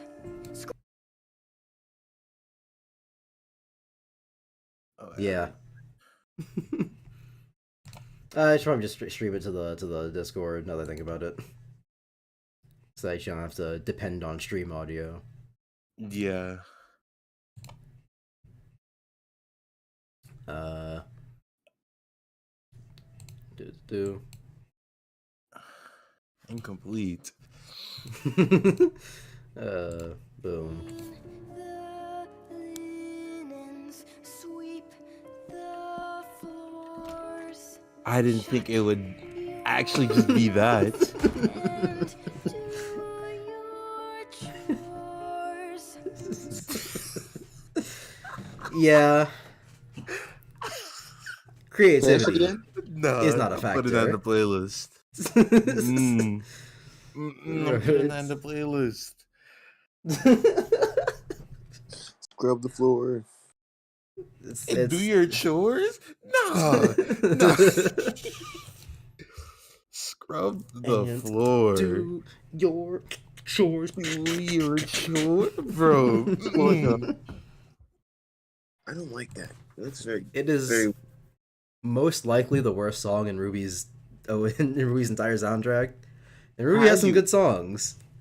I was gonna put on a playlist. One of the songs is so good, I use it in edit. No one told you should think. Yeah, No, it we didn't is. get that far. Wait. And we're not going to. I'm not listening to that song anymore. Yeah, That's crazy. the song's bad. It's really bad. When I was first watching this, because because while I was watching every season, I was in the Discord talking to Tryton and some other people that watch RWBY, and and like right as the backstory part started, I got there and then first I realized no, I didn't realize a Cinderella reference until someone told me, and then whoever told me I blocked them because I didn't need to know that information. It made it worse now that I know it. But what's it? And then I watched it and they were like, Gavin, pay attention to the song, and I was like, this is about to be a banger, isn't it? No, that's And then, yeah. And I think I can't remember if I'd stopped watching like for a couple of minutes to just think, or if I stopped watching because I was laughing too much. It could be either one with RWBY. It could literally be either one. Man, do your chores.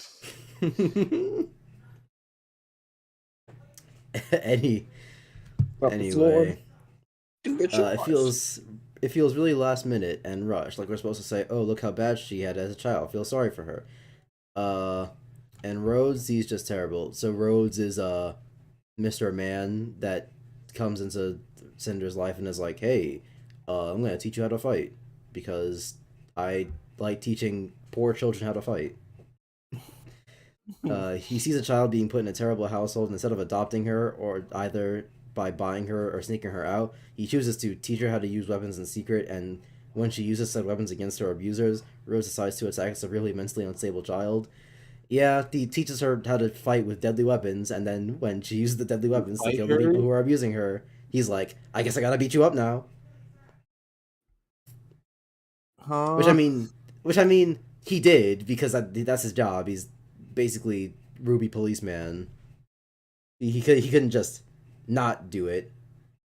He can just let her run, but still, you shouldn't taught her how to use deadly weapons in the first place. Yeah, like what? I'm gonna teach you how to use this gun. What? You killed your mother with the gun? Now I'm gonna shoot you. Like what? What? This mentally unstable child that I gave a gunshot up his school? What? How could I have avoided this? Like you gave them the tools to do that. Yeah. I would say this like giving an abused child a weapon and wondering why they attacked the abusers, but that's literally what happened. On top of that, the backstory really doesn't explain the bigger parts of her backstory, like how she came into contact with Salem and why she craves power. This is one of the worst backstories I've ever seen. I would have rather that Cinder stay without a backstory than whatever the heck this is. The worst part about this backstory is that it was supposed to happen in Volume 5, but RT delayed it for so long that it now seems out of place. Yeah. It definitely felt like it was way too late. But, Black Widow movie curse.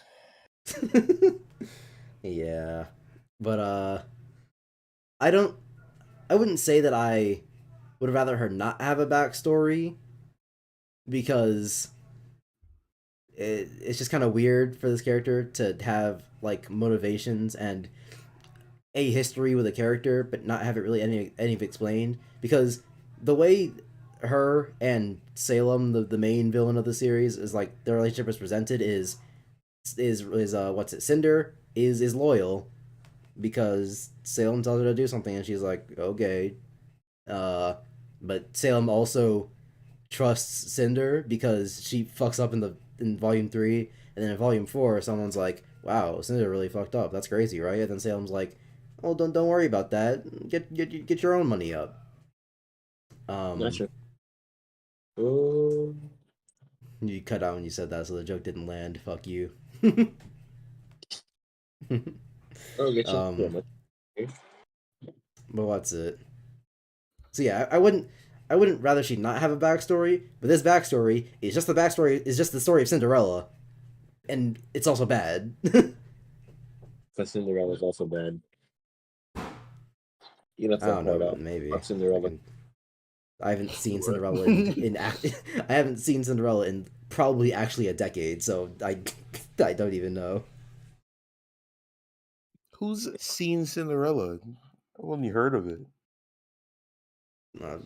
People who watch Disney movies. Imagine.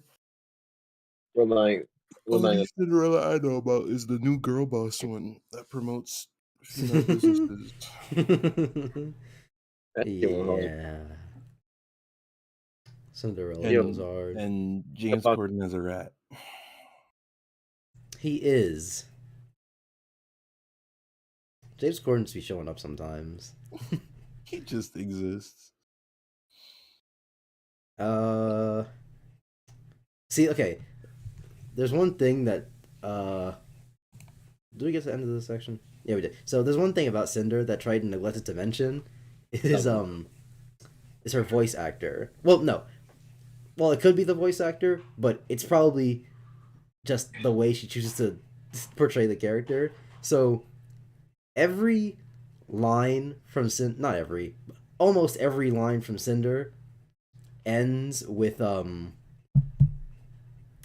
know how you guys do they do that joke when you're imitating me, how like the last syllable would just be dragged out. Yeah. That's how Cinder voice acts all the time. Really? And it's not like the Gavin thing where it's like Gavin. It's like she's trying to be like sexy, and it just doesn't work. Crazy. Every voice line is like, Ruby, I'm going to kill you. It's real breathy. It's real breathy at the end. Jordan, you took the words right out of my mouth. Don't ever do it again. The you got to end with you. Fly back to New York. You already. And it's yeah, like what? And see, the thing is, I didn't even notice it at first, but I heard Tryton and some other people talking about it, and once they mentioned it, I couldn't unhear it. Dude, these boulder traps are something else in this game, bro. And so, yeah, I don't want to talk about VAs because I don't want to sound rude. Listen, Tryton, as long as we're not trying to dox and threaten VAs, we're already leagues above other people, so not really concerned about being rude. Anyway,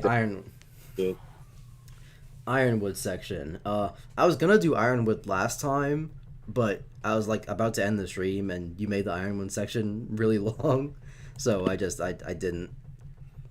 Now this character, Tryton says Neo's the best character in RWBY, but I think it's Ironwood. I almost said Torchwick.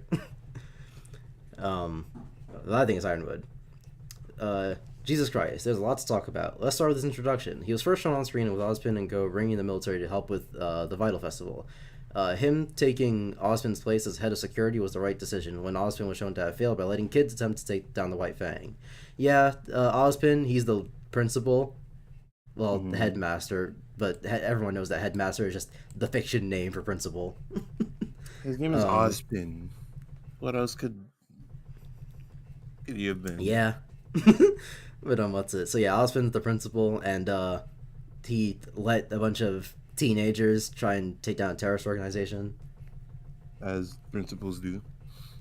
He has a clear characterization of not wanting human deaths in war, which is shown again when he gives the students a chance to leave the battlefield by saying, "No one will fault you if you leave." So, in season 3, they're having this festival, right? And Ironwood's head of security, because the country that Ironwood runs is like the most technologically advanced in the RWBY world, and so he has a bunch of robots protecting everything. And so, and he really just dislikes the idea of death, or not the idea of death, but like he dislikes people dying. That's why he uses the robots. And once things start going down at the festival, and like all the kids are like, "We're gonna fight," Ironwood is taking off, and he's like, "I don't blame you if you want to get out of here. Please don't let yourselves get killed." And he's a pretty solid character. In season 2, he no, not season 2. No, he doesn't fight in season 2. What am I talking about? In season 3, he's like fighting a bunch of monsters, and he gets his jacket bitten on, but it rips off, and it turns out he has a metal arm because we just steal everything in RWBY. Which, just in case you didn't know, Full Metal Alchemist reference. I didn't finish that, so. It was in the first episode. Ed gets bit, and then not the first episode, but second episode technically. Doesn't matter. Point is, Ed gets bit on his metal arm, and then his jacket rips, and it's like, whoa, he has a metal arm. That's why they call him the Full Metal Alchemist, even though he's only like 2/5 metal. 2/5 is one. 2/5 is good enough for me. He's not even half Metal Alchemist. But but anyway, it was a cool scene regardless, even if they stole it from someone else. He's also shown to be very understanding and generous, as shown by him giving Yang her arm, no strings attached, and telling the partygoers that Weiss was the only one making sense. So yeah, Yang gets her arm cut off for very bad reasons, because their aura like protects them in this show. And what happens when your aura gets, because if you take enough damage, your aura gets broken. But what happens when Yang gets her arm cut off is she starts the fight, and the arm immediately gets cut off. Her aura doesn't even get broken. Oh yeah, you did tell me that. Did I? I probably did. But yeah, this super doesn't make sense. It's probably because they didn't invent that aspect of aura yet. Maybe, I don't remember. But yeah, stupid. But yeah, then he gives her robot arm for free. Oh right, I did tell you about this because I told you about the people who were like, "Oh, Ironwood groomed her by giving her a metal arm," which, no. Anyway, Team RWBY, on the other hand, lied to him and for some reason didn't trust him and went behind his back. So the point where in the final few episodes they are about to ignore his orders and do their own plan. His turn is somewhat understandable, executed terribly, but that's for a later topic. His semblance is stupid, it's not even said in the show. It's Wikipedia only information, it's just an excuse for why he made it. So, okay, first thing about Team RWBY lying to him. So, in the season before, I don't know, I didn't just say season 6. In season 6, they get lied to by Principal Man, and so, or they find out they were being lied to by Principal Man, and so they were like, wow, I guess we just can't be trusting people, huh? And so, when they get to Ironwood, they're like, well, since we can't trust him, let's not give him all the information just yet. When, in this context, there's no reason they shouldn't give him this information, because if they can't go to him, they can't go anywhere. So, their two options are trust Ironwood and hope it works out, or don't trust Ironwood and die. so, no. You know.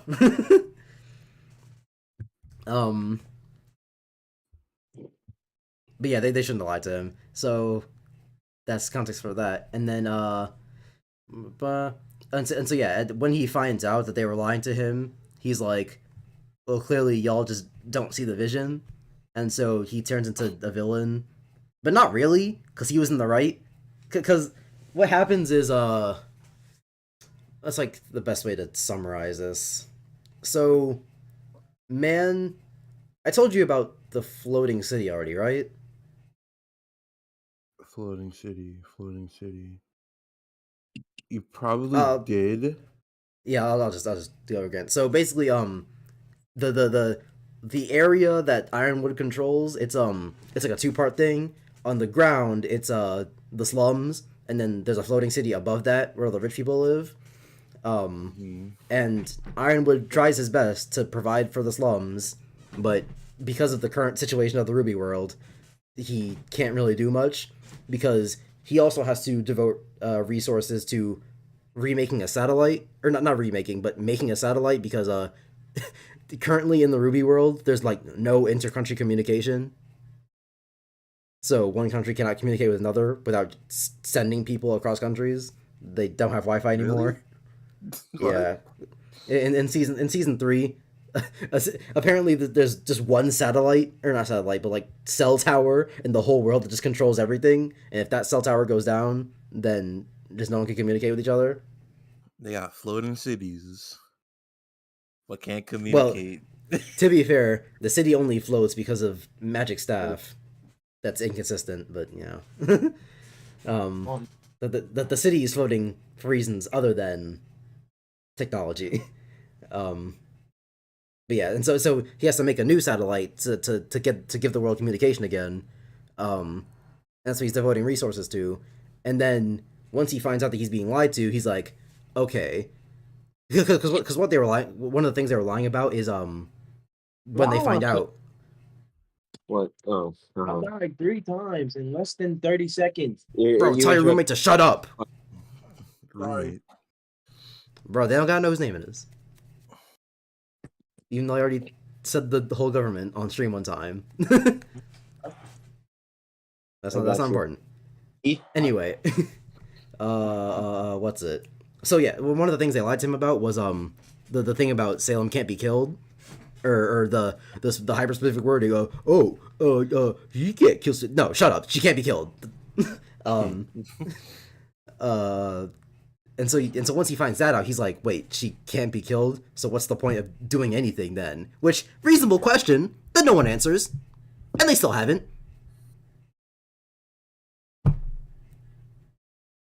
I hate RWBY. Show's really bad.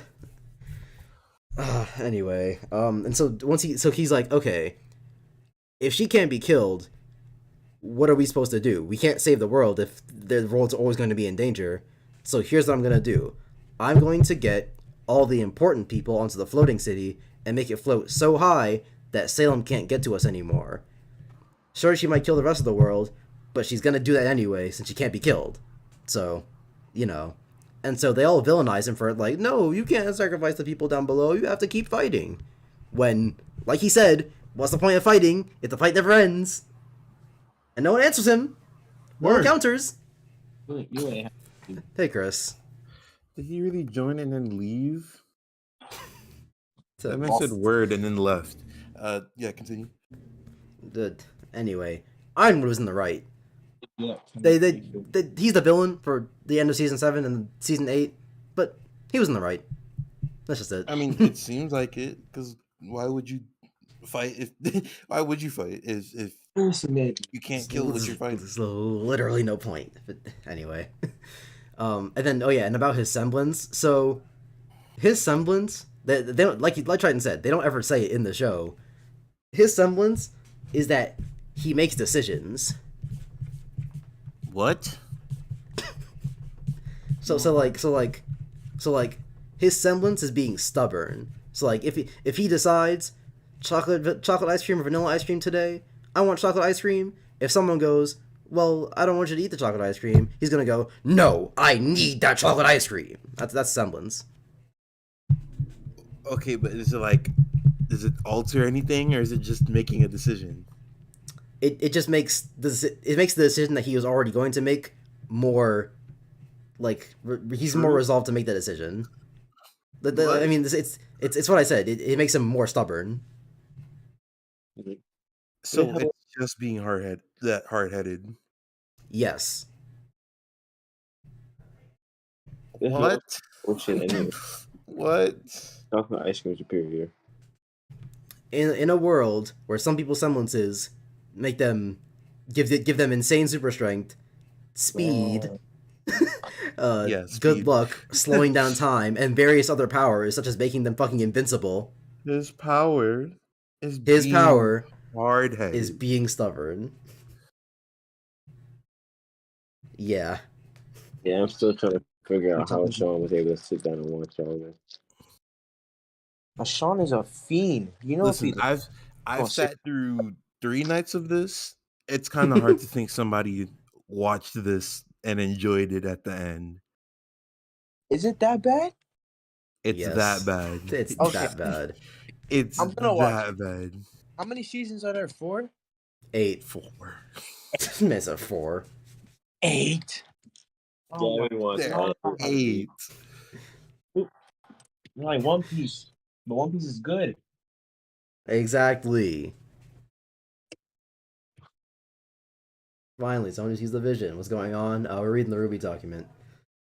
And it's like it's insane to me that someone sat through 8 seasons of it. Oh, you like 8.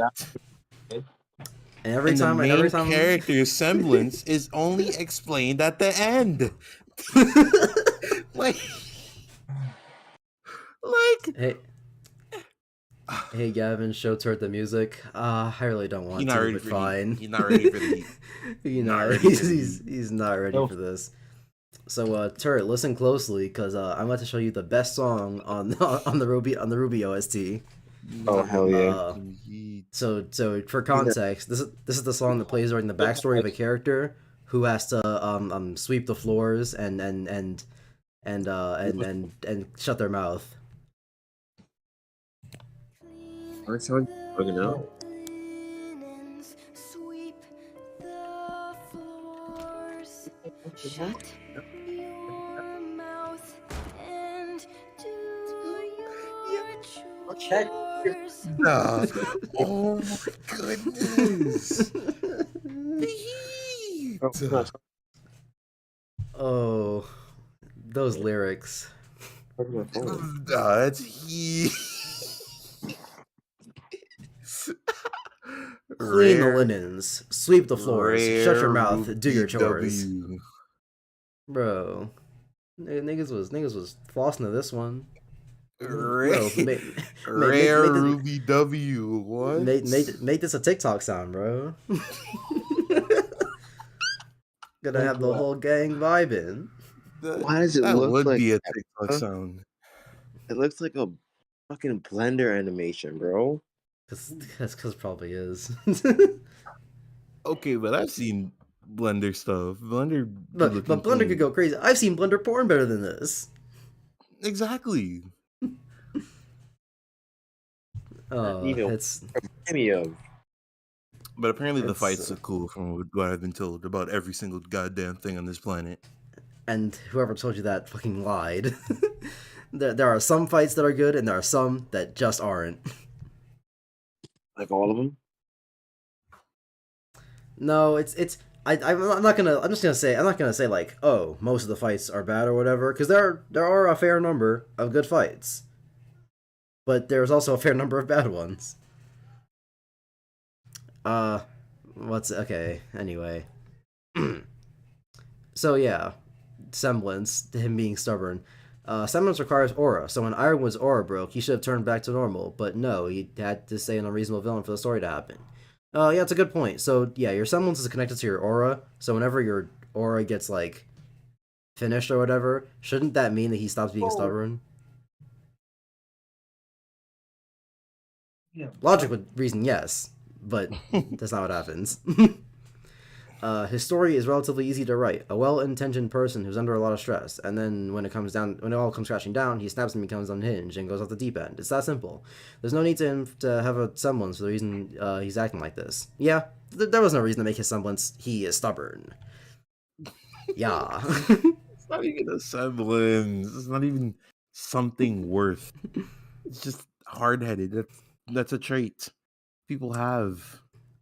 the VA for Ironwood didn't even know about his semblance. It was told to him Aw. by a fan at a con. So in his VA, he wasn't even knowledgeable of this. Voice actor Man was didn't the voice actor was walking around the con and they're like, "Bro, I love Ironwood semblance." And he was like, "What?" The voice actor didn't even. The voice actor wasn't aware of his own character. I still know how to make. Are you stupid? No. The weirdest thing I've seen people try to argue is that Ironwood was always evil. This makes zero sense when you take into account every interaction with Team RWBY and how he's been acting nothing but accommodating towards them nothing but accommodating towards them. In Volume 7, he had all the time to say screw it and just ignore Mansell and Team RWBY. He chose to let them in on his plan, train them, and even ended up working with Robin in the end despite their differences. He could have declared martial law at any point in the volume, because that martial law is a fucking military rule. If y'all paid attention in U.S. government. Yeah. I just don't when I see it, pick it up. But yeah, at any point in the volume, he could have been like military rules because he rules the military.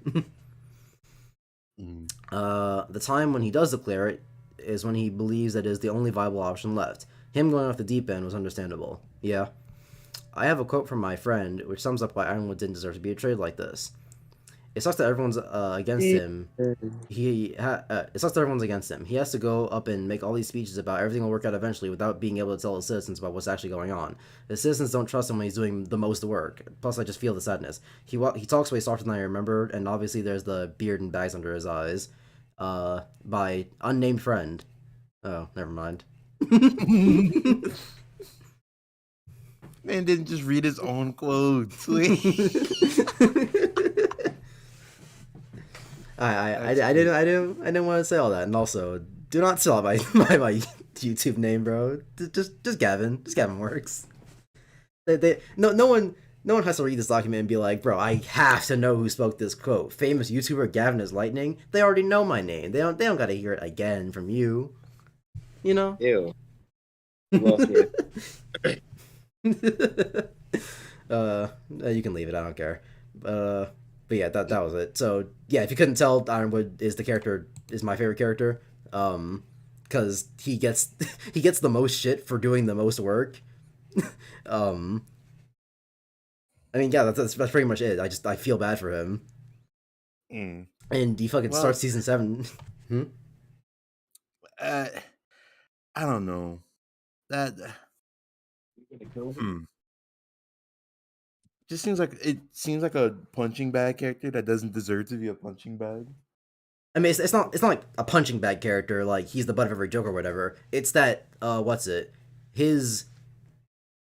so he can't tell people about what's actually going on because, like I said, the way it works in the RWBY world is the monsters are attracted to negative emotions. So if he tells everyone, hey, there's a crazy villain on the loose who is really, really strong and is probably going to kill everybody, that's probably not going to be ideal.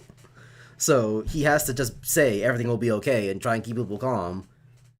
And while he's doing the most work behind the scenes, he can't actually say anything. So everyone has to give him shit and saying, you're not doing anything, you're not helping us. That's the opposite of the truth. So he's not a punching bag character, he's just a politician. Oh, yeah. And Gavin, go to Ironwood was betrayed. Ironwood was betrayed. Jesus Christ.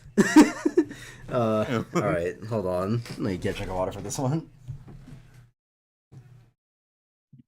You think how never kill him? Are you isn't I'm never.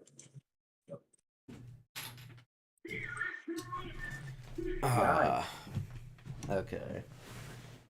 Okay, alright. Okay. Ironwood was betrayed. Sigh. This needs to be talked about. Before I started with this, I thought this would be in the back of my mind. However, after getting into a month-long argument with a YouTuber by the name of Zellwriter, I quite literally had to write this. Here's my argument. Ironwood was betrayed not only by the characters in the series, but by the writers themselves.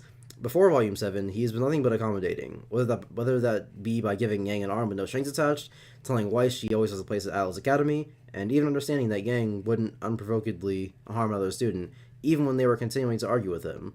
In Volume 7, after he clears up the misunderstanding of Aesop's having to capture them, he's not only upfront with his confidential plan, he also gives them a place to stay, trains them, gives them weapon upgrades, and continuously helps them throughout the volume. What does Team RWBY do to repay this? Lies to his face about the relic, doesn't tell him why Osman is gone, and quite literally goes behind their back to trust Robin, a person who is currently trying to rob a government shipment. Yeah, Damn. she's stealing from the rich and giving to the poor. Not like anyone I know, but this is a blatant breach of trust that isn't acknowledged by the show in any way at all. When Ironwood finally hears the truth from them, after he realizes that he can't evacuate everyone, he decides to take over the operation. Team RWBY, for some reason, are confused why he won't let them keep the staff. He explains this to them. Well, that was before you lied to me about the lamp, before you lied to us about Robin, before Salem was right on our doorstep, before Manso was nearly destroyed, and myself and my army were left exhausted. Because, yeah, they lied to him until all this happened, and they're like, hey, I know that everything's going, like, really bad right now, but by the way, we can't even win this fight. but by the way, she's literally immortal. Crazy. Yeah, that turned me to a villain. That would turn me to a villain. They did the fucking the putting your index fingers together, being like, "Sorry, we meant to tell you earlier, but." Anyway. The show, however, isn't interested in asking who's in the right here, since they paint the heroes in the correct choice immediately. Even after this, Team RWBY chooses to fight Ironwood just so they could attempt and fail to save everyone. Don't forget about that. They failed. People still die, some are stranded in Vacuo, Penny was killed, and Team RWBY is in an unknown location. Yeah, they go against everyone. They're like, Ironwood, you're in the wrong here. We're gonna save everybody. And then they don't. That's what I get. And then that doesn't happen. At least Ironwood had a plan. Team RWBY got lucky, and even then, they still didn't get lucky enough.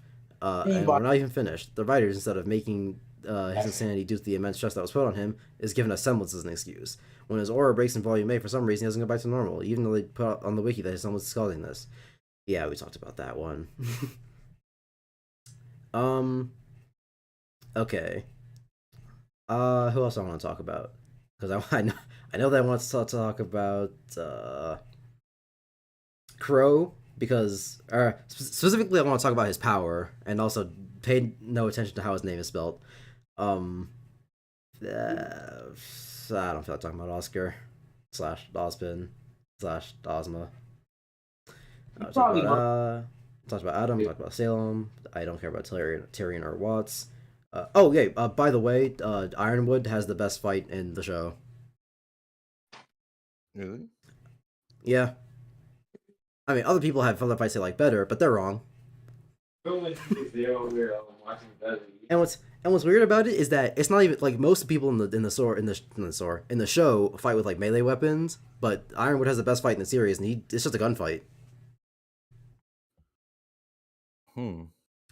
That sounds interesting. If you want to see some rare good RWBY content, aside from Cinder's Theme or Cinder's Song, whatever. if you want to see some rare good RWBY content, look up Ironwood versus fucking Watts, because that's his name, or Watt. Doesn't matter. It's the best fight in the show. I don't want RWBY stuff on my YouTube. Yeah, just watch it incognito. Yeah, I was about to ruin my YouTube. It's such a good fight. I'm probably gonna. I'm gonna watch it after this because it's just that good. It's that to me. I almost looked that up in YouTube proper. Not putting no RWBY stuff on my timeline, no sir. Nah, you stupid. You got auto stab. You know that. Nah, somebody talking. Person to shut up. You like lowering your voice without punching your face? Chatting. Toxic criticisms. Okay, so let me just go over what exactly I want to talk about. So I want to talk about his power, Crow's power. I don't feel like talking about those assholes. Watch it. I'll talk about Clover, but only in reference to Crow because their powers are oh, you'll love it, Jordan. You'll love it.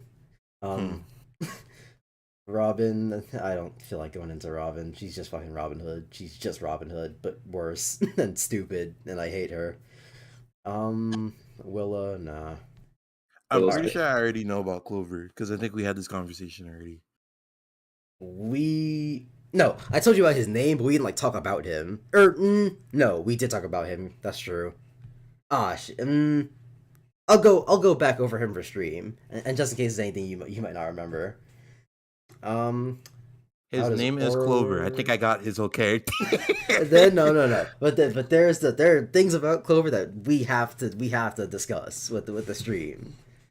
Grim's inconsistency. You have your skills, a setting, utilize it. I'll talk about aura. The first major problem with the show is it rises the concept of aura and similar constant semblances. They make no sense.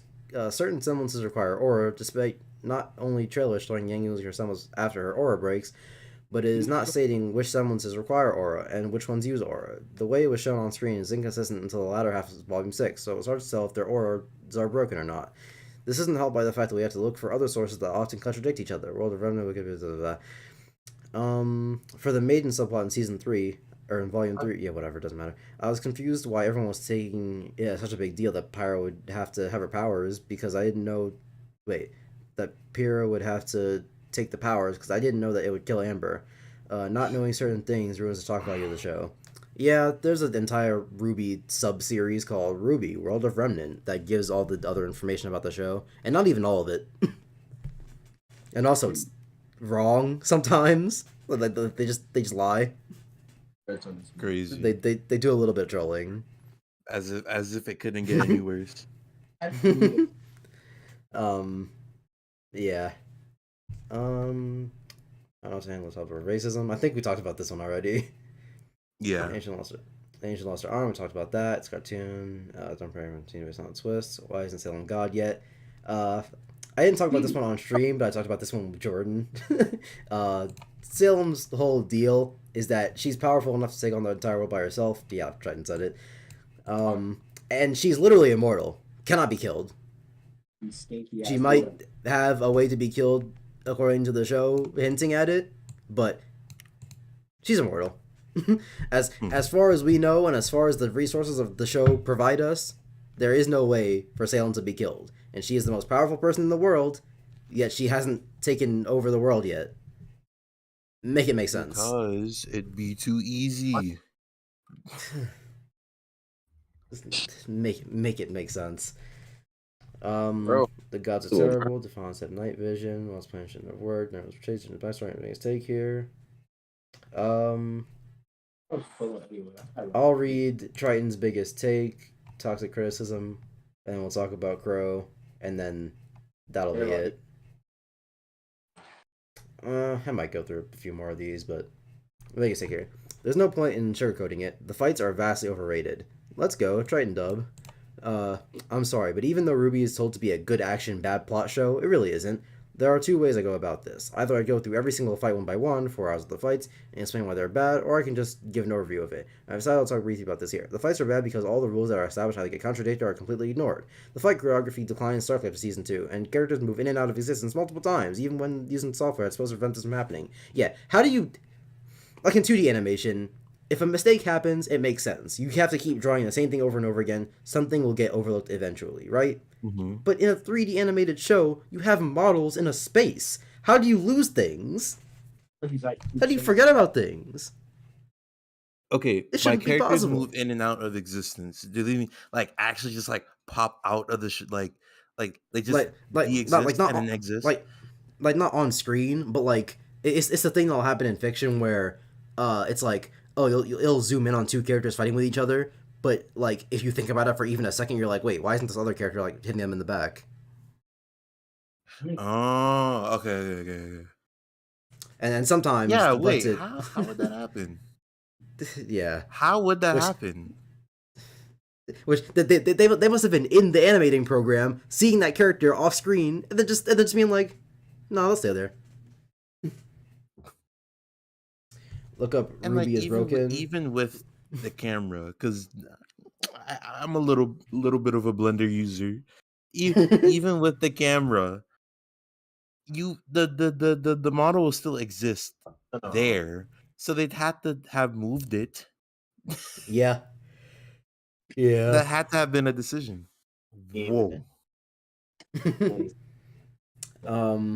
Look up RWBY is broken. So I won't do that right now because Mr. RWBY, there's a series of videos called RWBY is broken where he just goes over all the animation errors. And I won't do that right now because Mr. Man is very pedantic, word of the day. Crazy. He goes over like every animation error, which like I get it, makes sense, but that's not like content I want to look at right now because I have to go looking for the times where it's like, oh yeah, this is like insane. But and characters moving as and controversies make the fight scene. Okay, so yeah, so the thing about the rules getting the rules getting contradicted or completely ignored. So and the fight choreography sucking. The fight choreography, it's fine-ish for some fights. It's like I said earlier, there are some good fights and there are some bad ones that they're like about equal in how many there are. There might be more bad fights, but I did not pay attention to RWBY enough to say that. If it's not Ironwood versus Watts, it's not a good fight. Period. And about the rules getting contradicted or ignored. So a lot of semblances, they have their established rules, but then in fights, to make a cool thing happen, they're like, fuck the rules. And there's a lot of the do it once and then never again thing in RWBY. The only time Nora gets shot by a lightning bullet, which objectively just makes her stronger, is in Volume 4, and it never happens again. Didn't happen before, never happens again. And it's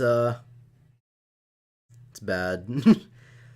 I can't think of too many examples off the top of my head, but it sucks. There's one character who has a scythe, but the bladed edge is like not existing. Hold on. Not that one. This one. Right. Crow scythe.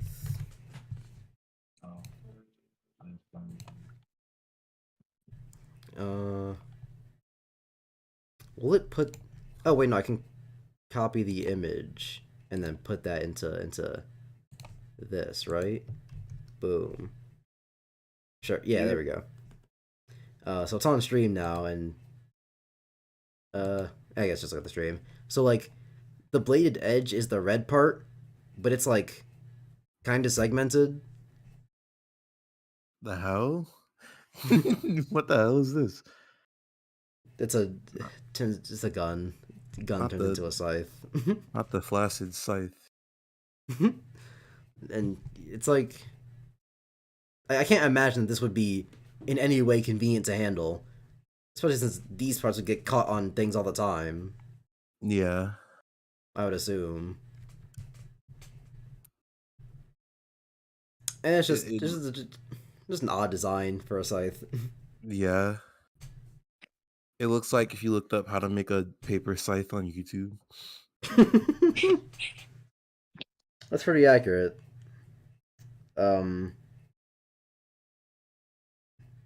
Yeah, fight's bad. And then toxic criticism. One thing I learned in my journey of watching the show and related videos of it was the topic of toxic criticism. The phrase in particular pisses me off and the most, and this is why I really dislike RT as a company. To explain, toxic criticism is when you are pointing out a flaw in this show, but because of your language, you're being harsh, and because of that, they don't want to listen to you because of it. Yeah, I told Jordan about this one already. And wait, no, I think I said it on stream too. Fucking the RWBY writer's motto is, if you have a criticism of our show, but you say it in a way we don't like, we're not going to listen to it. Right. Tristan, you swear you're hilarious, bro. Bro's the talk of the town. With that line, is it because of what I said in damn, bro, going crazy on for it. Bro, it says 96 remaining. You just started the game, I'm guessing. 54 I seconds. was still on the starting island thingy. Where are we going? I'm just looking at them. I'm trying to see the status of the game. Looking at the. Thanks for derailing the stream, guys. Oh wait, hold on, Chris, move. Bro really wants to sit here and keep talking about RWBY. No, Tristan, I'm leaving. I don't really want to, but I think move back here. What the fuck? I promised Tryton, and I kind of owe it to him because the only reason I watched RWBY in the first place was to talk about it with him, and because of the deal that I still won. Yeah, but the deal. Face my man, I still not finished Fire Force, which I won. All I had to do was watch RWBY. He had to read Fire Force. All you have to do is watch RWBY? I mean, which one's worse? Fire Force. Never mind then. Just don't even gotta think about it. Fire Force is worse.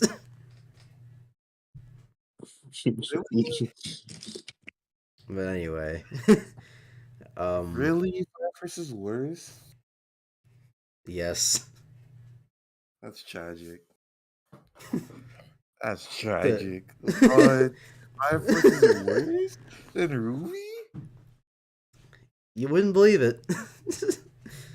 I don't. But it happens. The initial Fire Force isn't as bad as RWBY. Like, it starts off pretty fine, becomes kind of mid, and then near the end, it just shoots downward. It's just 100 times gravity, straight downward, 90-degree angle to the ground.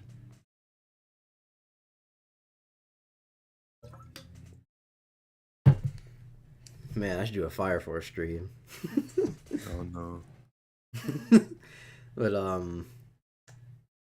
not watching RWBY by myself to find out though. Yeah, you probably shouldn't. RWBY's the worst show I've ever watched. Fire Force is the worst thing I've ever seen. Yeah, damn. For those on stream who aren't aware, which I don't think is anyone, but just in case, the deal that me and Tryton made was because I had said that Fire Force is the worst thing I'd ever seen, and he said that RWBY was the worst thing he'd ever seen. And so we were like, fine, we'll experience the other's thing. And I watched RWBY, and I was like, yeah, that's bad, but not as bad as Fire Force. And Tryton read Fire Force, and he was like, wow, this is worse than RWBY. How could I have been so wrong? Crazy. I shouldn't have saved myself from everything. Everything I decided to just be like, well, I don't want to experience that. It turns out to be bad. But then again, with RWBY, I kept on being told, watch it, and I just don't like when people do that. So you had the good intuition because, man, just man. But anyway, I said because Gavin scammed me. It's not a scam. I told you that Fire Force was the worst thing I'd ever seen, and you were like, I don't believe you. And so you read it, and you realized how wrong you were. I think we need to change the thumbnail picture for this video. I could. I won't. Especially since afterwards, the stream's still gonna be mostly Mario Galaxy, so.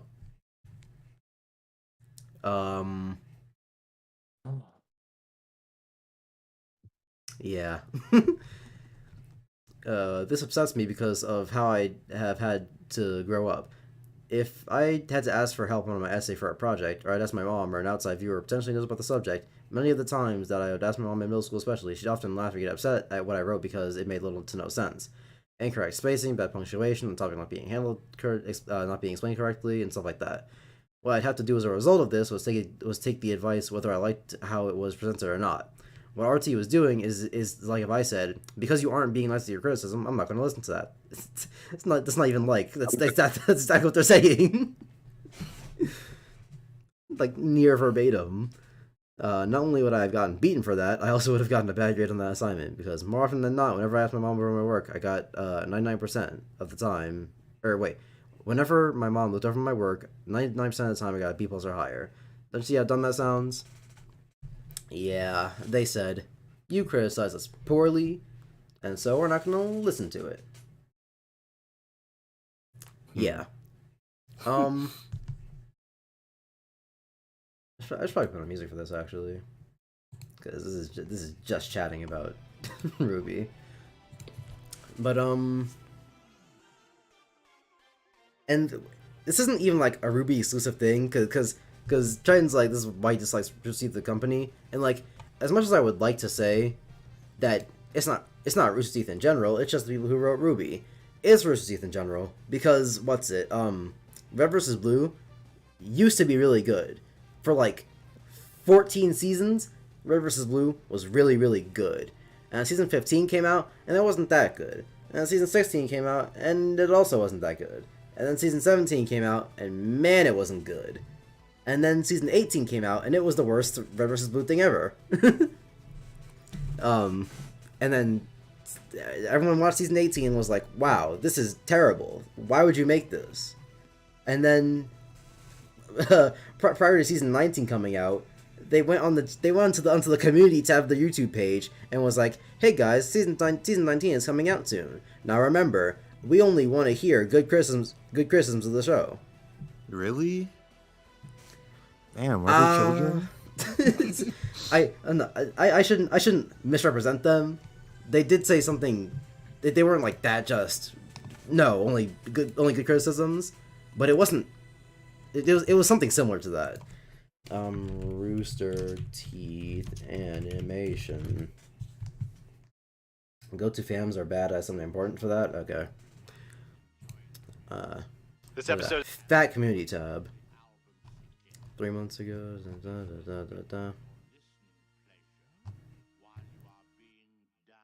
It's a lot of bullshit I don't care about here.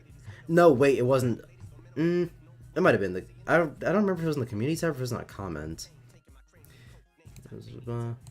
Nope, found it. Ah,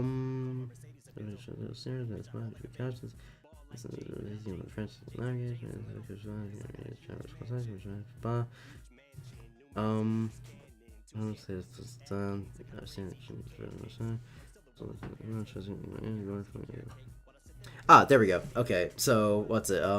First and foremost, Zero, Season 18, is coming to this channel tomorrow, and the rest of Red vs. Blue Complete is also going to begin airing this week.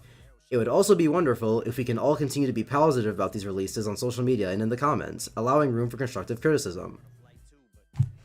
That's an oxymoronic sentence. You can't only say we want to be positive about this, and then say we want room for constructive criticism, because then it's not all positive, stupid. Criticism, by definition, it has to be somewhat negative. Because if you are critiquing the thing, that means that there is an aspect of it that you would like change, or that you think would be better different. Not necessarily, because critiquing could just, well, no, that's analysis. No, yeah, never mind. I was gonna say critiquing could just be you going over the thing, but no, that's analysis. No, if you're critiquing the thing, there inherently has to be something that you think would be different, that you think should be different. So it can't all be positive. Hi. We love to see it. We love to see it. Phantoms are bad. Make a show and not want to have criticism. You sign up for a job at Rooster Teeth. I gotta be there. What do they even make for the new seasons? Isn't it just Halo games over and over again, or is this new thing like Capture the Flag? So what they do is, or what they've done for the newest season is like, it's more. I don't want to call it lore stuff, because lore is stuff that's already a part of the world that you're just making known. But the way they do the Red vs. Blue Zero stuff, it's basically just new lore, because Red vs. Blue started out as just like kind of a story in the Halo universe, but now they're just actual gods, which was stupid, and I hated it, because in season 16 there's a bunch of robots and they like pretend that they're gods, but at the end of the season we find out, oh, they're not actually gods, because they just act like they're gods because they're really strong. But then in the very next season we go, no, there actually is gods though. It's fucking stupid. It's like if you're watching Ghostbusters and they're like, no, the ghosts were not real the whole time. And then in the next movie, they go, wait, but there actually are ghosts? Oh, well, which, by the way, is just the plot of Ghostbusters 2016. Yeah. Kind of. a little bit. Yeah, it's stupid. And so season 18, Rivers of Zero, is a bunch of new characters fighting against like a god or something, and it's really stupid and bad.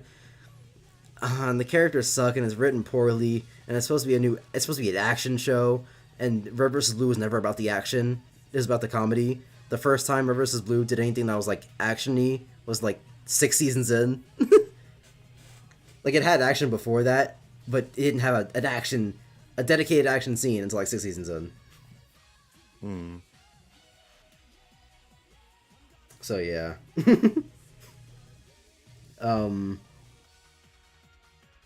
But yeah, point is, Red vs. Blue used to just be a very funny comedy with a pretty good plot. And then it turned into a really bad action. Or no, first it turned into a bad comedy with a bad plot, and then it turned into a bad action with a bad plot.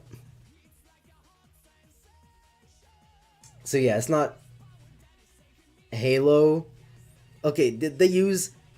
Well, I don't even know, actually, because for seasons 1 to 17, even though they do some stuff, like in animation, there are parts of the thing that they do in the original Red vs. Blue style, which is get into whatever current Halo game is out, and then make the people look like they're talking. But then season 18 is just all animation. They're just using armor that looks like it's from Halo. And vehicles that are from Halo. It's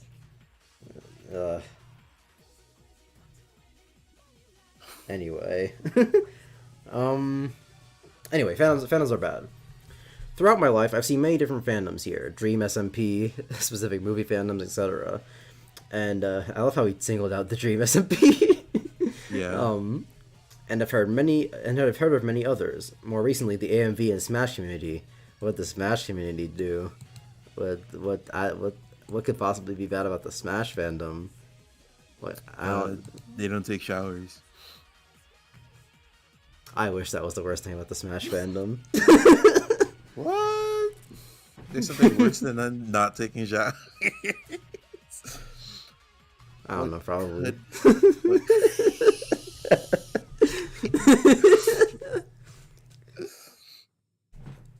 They don't take the showers, and then they put their stinky bodies in places. Places they shouldn't be.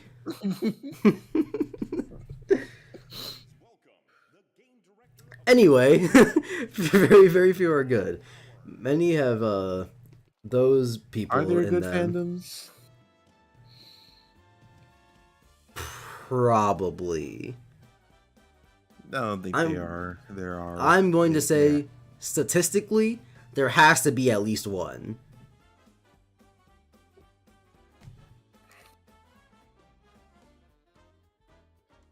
I wonder what I can't think of it. would be. But I wonder what that fandom would be. You know what? The Kirby fandom's pretty good. There's no one sending pipe bombs to Sakurai's house because Kirby Star Allies was too short.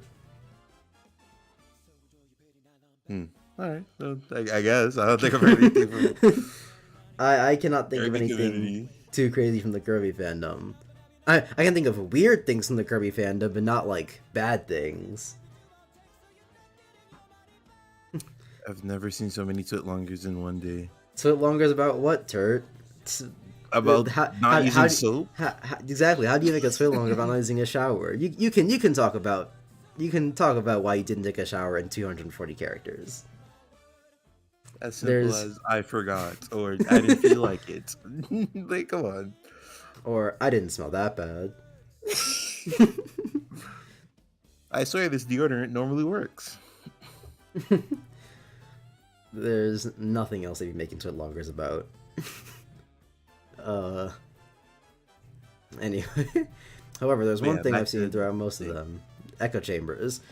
Most of these fandoms join together because they have a common interest, whether that's liking the same YouTuber or enjoying the same show.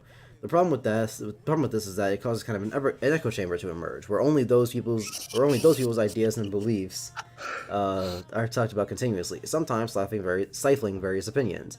This is shown a lot in YouTuber analysis fandoms. For example, someone I know has asked people who thinks Part 5 of JoJo's Bizarre Adventure is a good part, and why Giorno is a good protagonist. And multiple times it is said that Giorno is a perfect blend of Jonathan Joestar and Dio Brando, both his parents. Don't worry, don't think about it too much. When questioned on this or told that other characters are like this, the main response is either just parroting what their YouTubers' ideas verbatim, or they'll shut down the conversation by saying, "You just don't get it." This is surprisingly common in fandoms, parroting of thoughts and ideas as if they want to sound like the thing and or the people they are parroting. This, however, is only based on prior knowledge and statements from a layperson. So, I mean, yeah, Tryton's right. It's a lot of analysis things are just like, well, what about this, and that? Well, you just don't get it.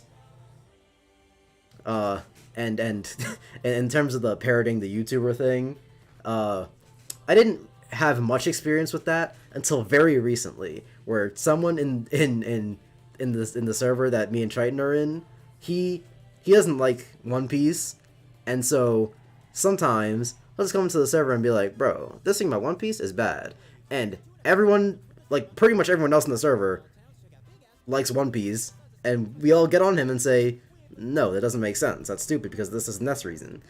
And then he's like, well, in this YouTube video, they said this isn't that.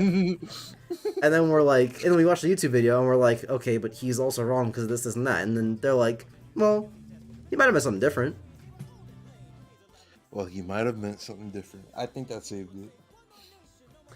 He could He's have a meant troll. something He different. has to be. God's such an obvious troll.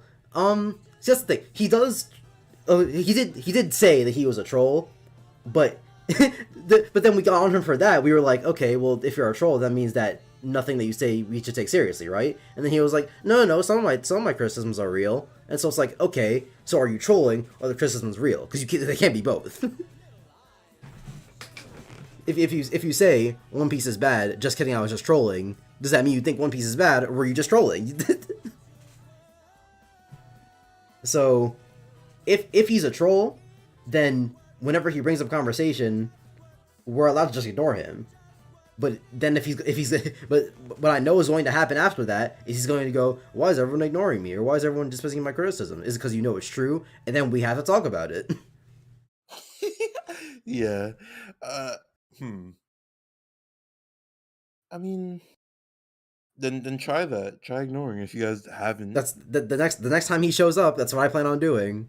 Because fucking Gall's MO is that he'll disappear from the server for like weeks on end, and then randomly come in with a bombshell take. It's pretty funny whenever it happens. He's trying to find more material to reference.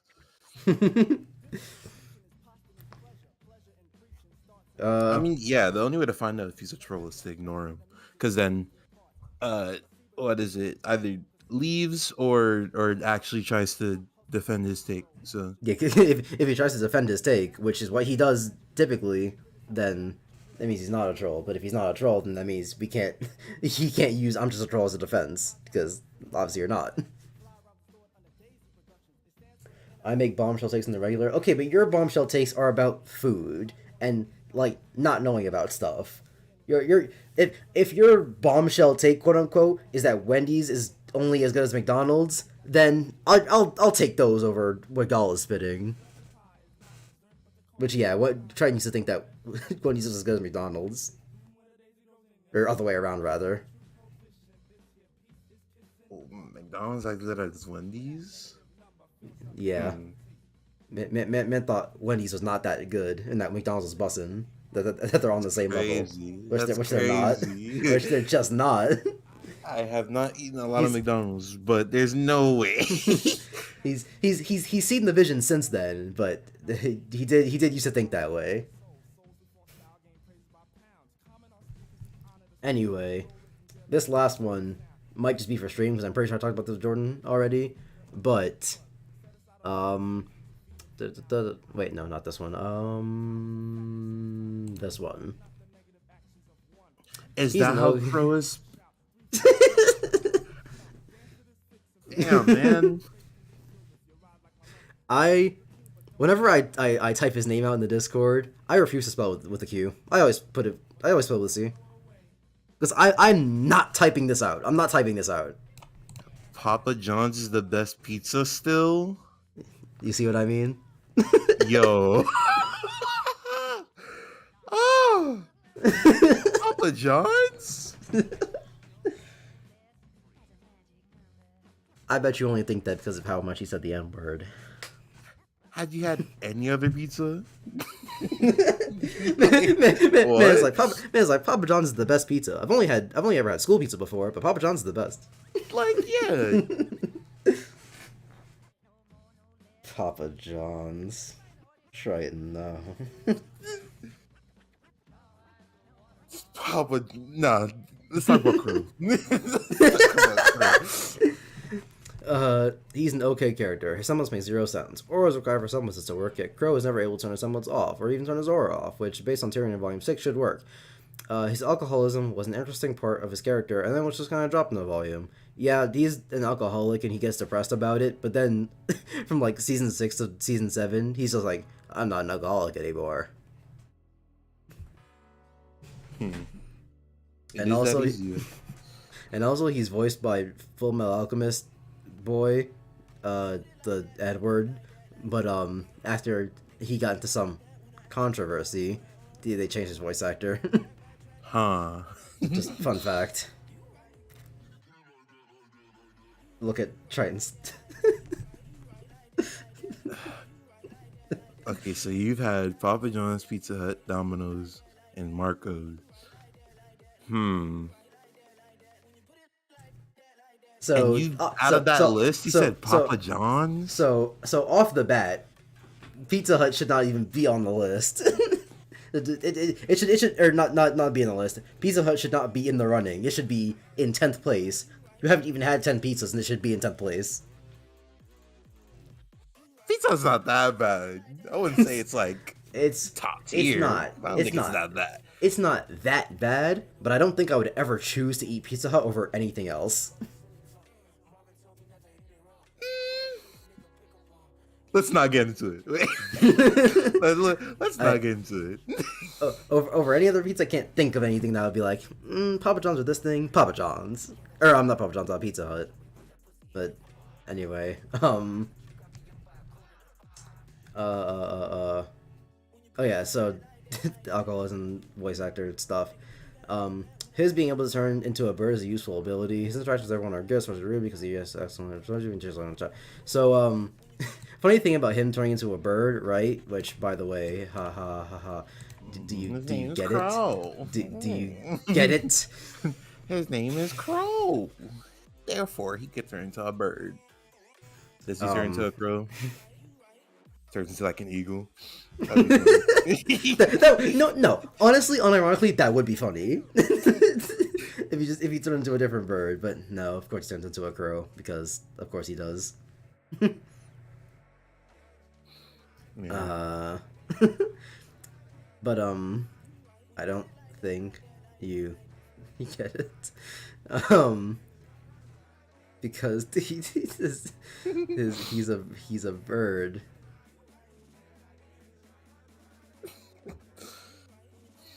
His name is Crow. Oh, Tryton's list is Domino's, Papa John's, Pizza Hut, Marco's Pizza.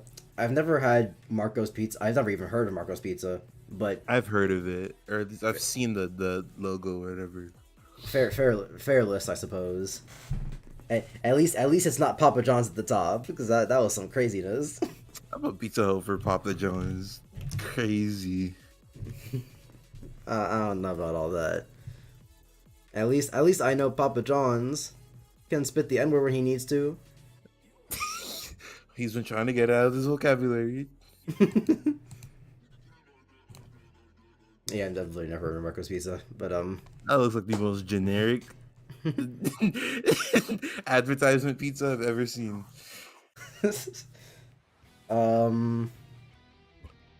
What? Oh yeah. So the bird thing. So the funny thing about him being turned into a bird is right.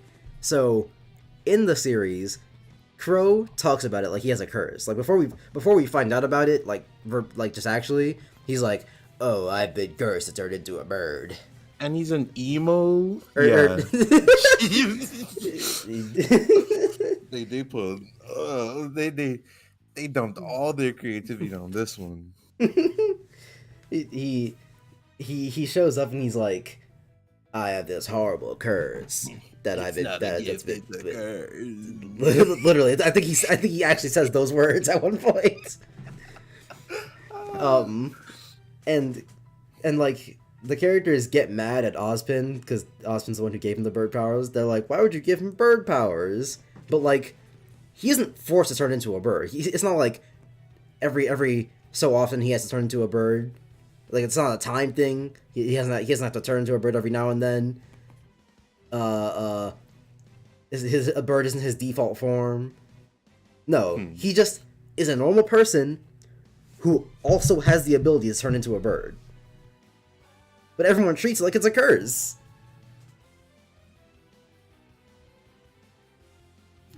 And there's no reason why. He's like, "I'm cursed with this awful ability to be able to fly wherever I want. And make myself smaller in battle." It's because his name is Crow. They didn't think much when making these characters. And his sister's name is Raven. Can we start talking about the show? Like, what? First we got Robin, the Neapolitan, Crow, Clover, oh my, Cinder. The main character's name is Ruby Rose. Like, we knew from day one that they were not trying. The main character's name is Ruby Rose.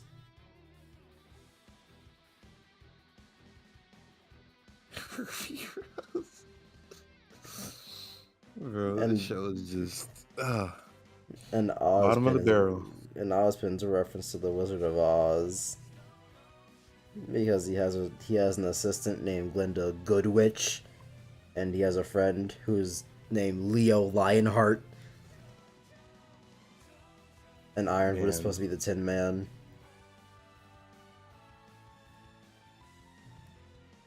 I'm pretty sure he actually gets called Tin Man at one point in the show.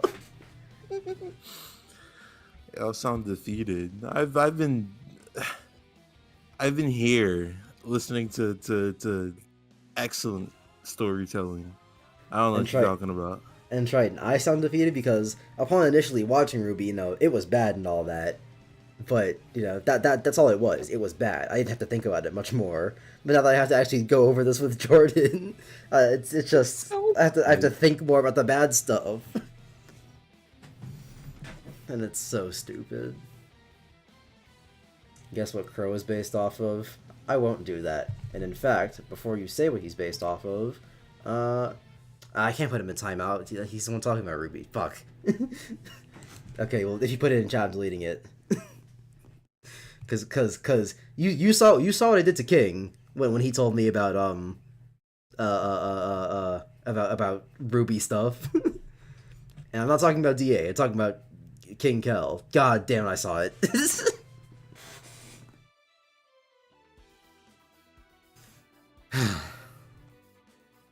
Makes sense. Huh.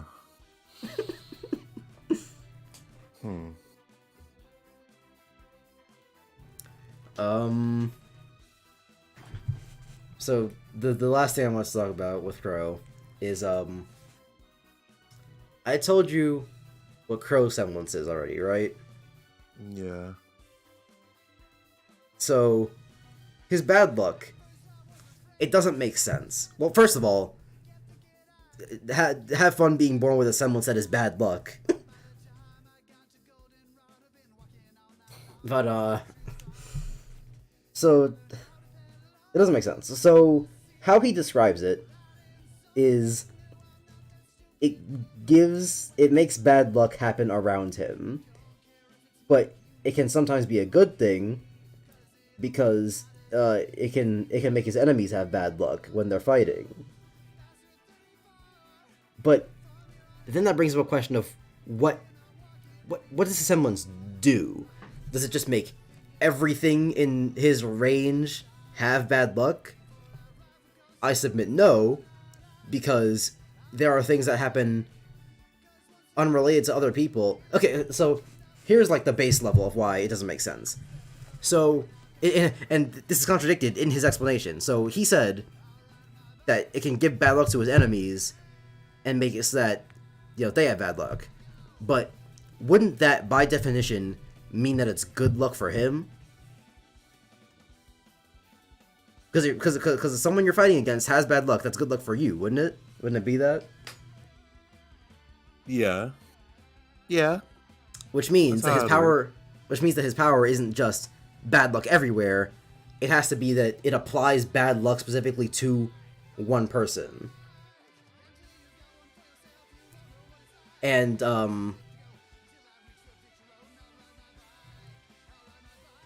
so it applies it to a person, and I guess we just have to assume that the person it chooses is random. The intervals of time in which they choose the person is random.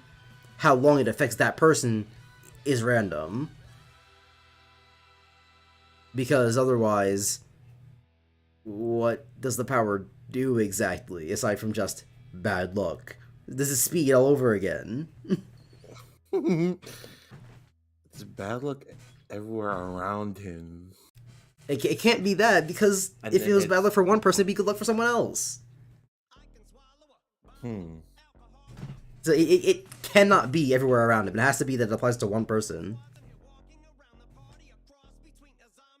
And that all the factors regarding such are random. But then I was... explain it that way. Because, fuck you.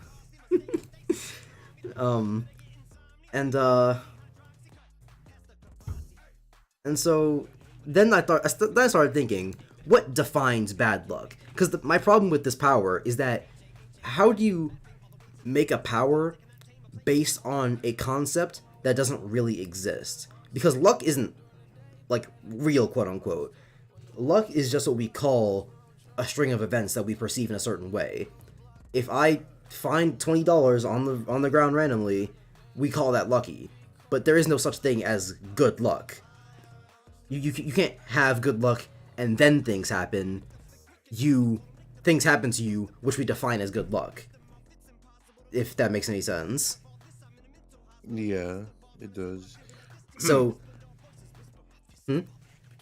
Okay, because, yeah, luck technically doesn't exist. But they can use that by, at least in this case of bad luck, just like exaggerating it in a sense. Because at least with good luck, you could see how that would work with good luck. It's just how would it work with bad luck? Well, I mean, even with good luck, it doesn't make any sense. Because if he has good luck on himself, and wouldn't that mean bad luck for the other person?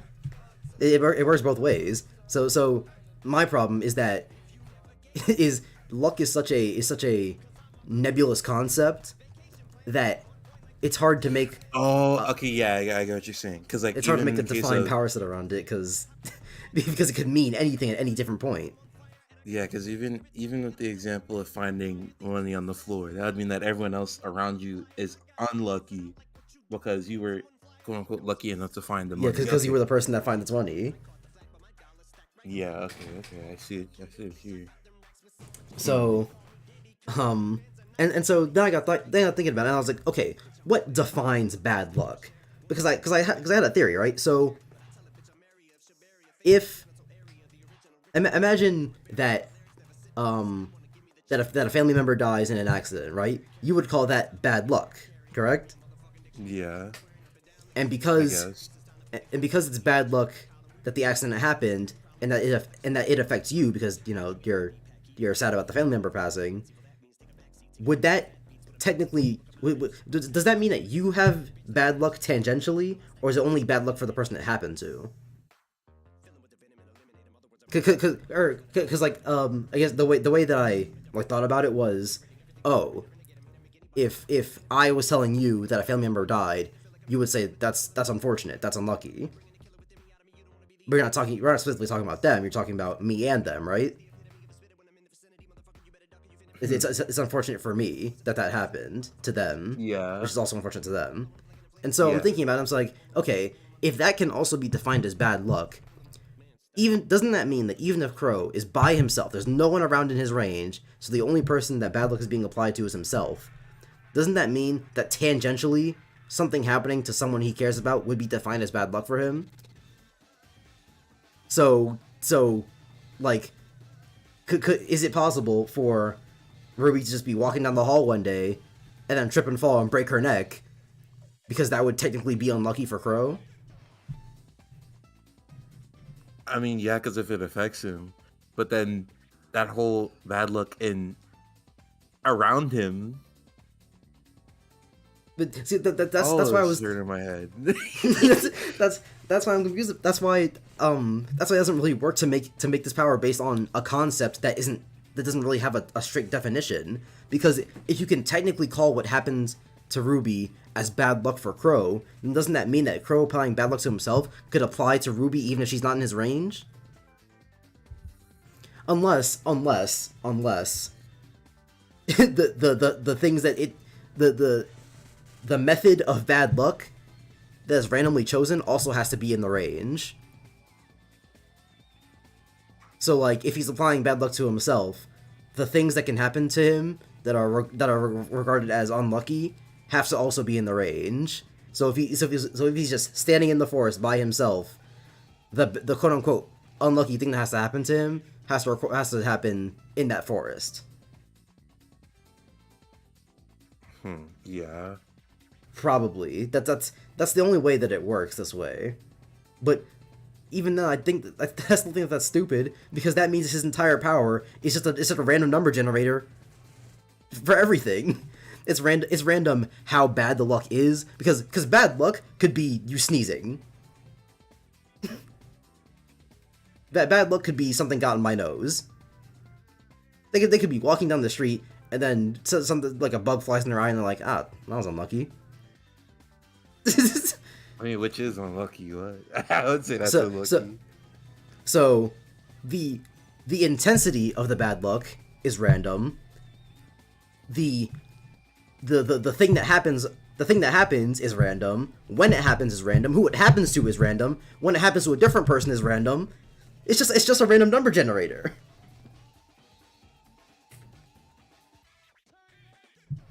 Yeah, that does make zero sense. It quite And literally then can't work. It can't work. Yeah. And then in season 7, Crow is just casually hanging out with someone, right? And you know, they're on a mission. And then Crow's like and then Crow's like, I usually don't get paired up with people on missions because, you know, of my semblance. It's bad luck. And then the motherfucker turns to him and says, well, it must be your lucky day, because my semblance is good luck. And it made me want to kill myself. Like, I kind of... If it wasn't so early in the season, I probably would have quit watching at that point. Because, what? Ain't no way that in a world full of people, with an infinite number of powers that are, quote-unquote, unique, that the bad luck person just so happens to meet the good luck person.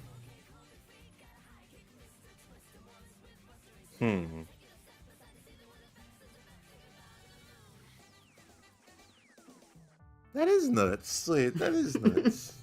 It was his lucky day. And I have to assume that all the same things about Clover's good luck apply in the same way that the bad luck, in the same way that I've theorized the bad luck does. Because, well, is it random though? because the way we're introduced, the way we're introduced to it is that Crow, they're like walking down a mine shaft, and then what's it? Crow's like the bad luck. Oh, I have good. He's like, oh, my power is bad luck or whatever, and he like tries to like latch onto a thing to grab so that they can go lower, but then it breaks while he's grabbing it, and then the man's like, oh, but don't worry, I have good luck, and then it turns out the thing breaking, like turns into like a rope for them to climb down or something. So, is it random or is that just a really convenient time for it to happen?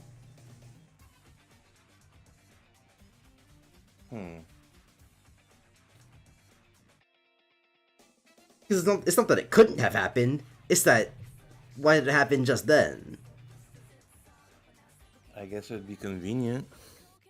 It has to just be convenience, because otherwise, it's like, okay, anything could have happened. Mr. Goodluck could have been, the rope fell before the thing broke. Mr. Badluck could have been a rock falling. It's not good.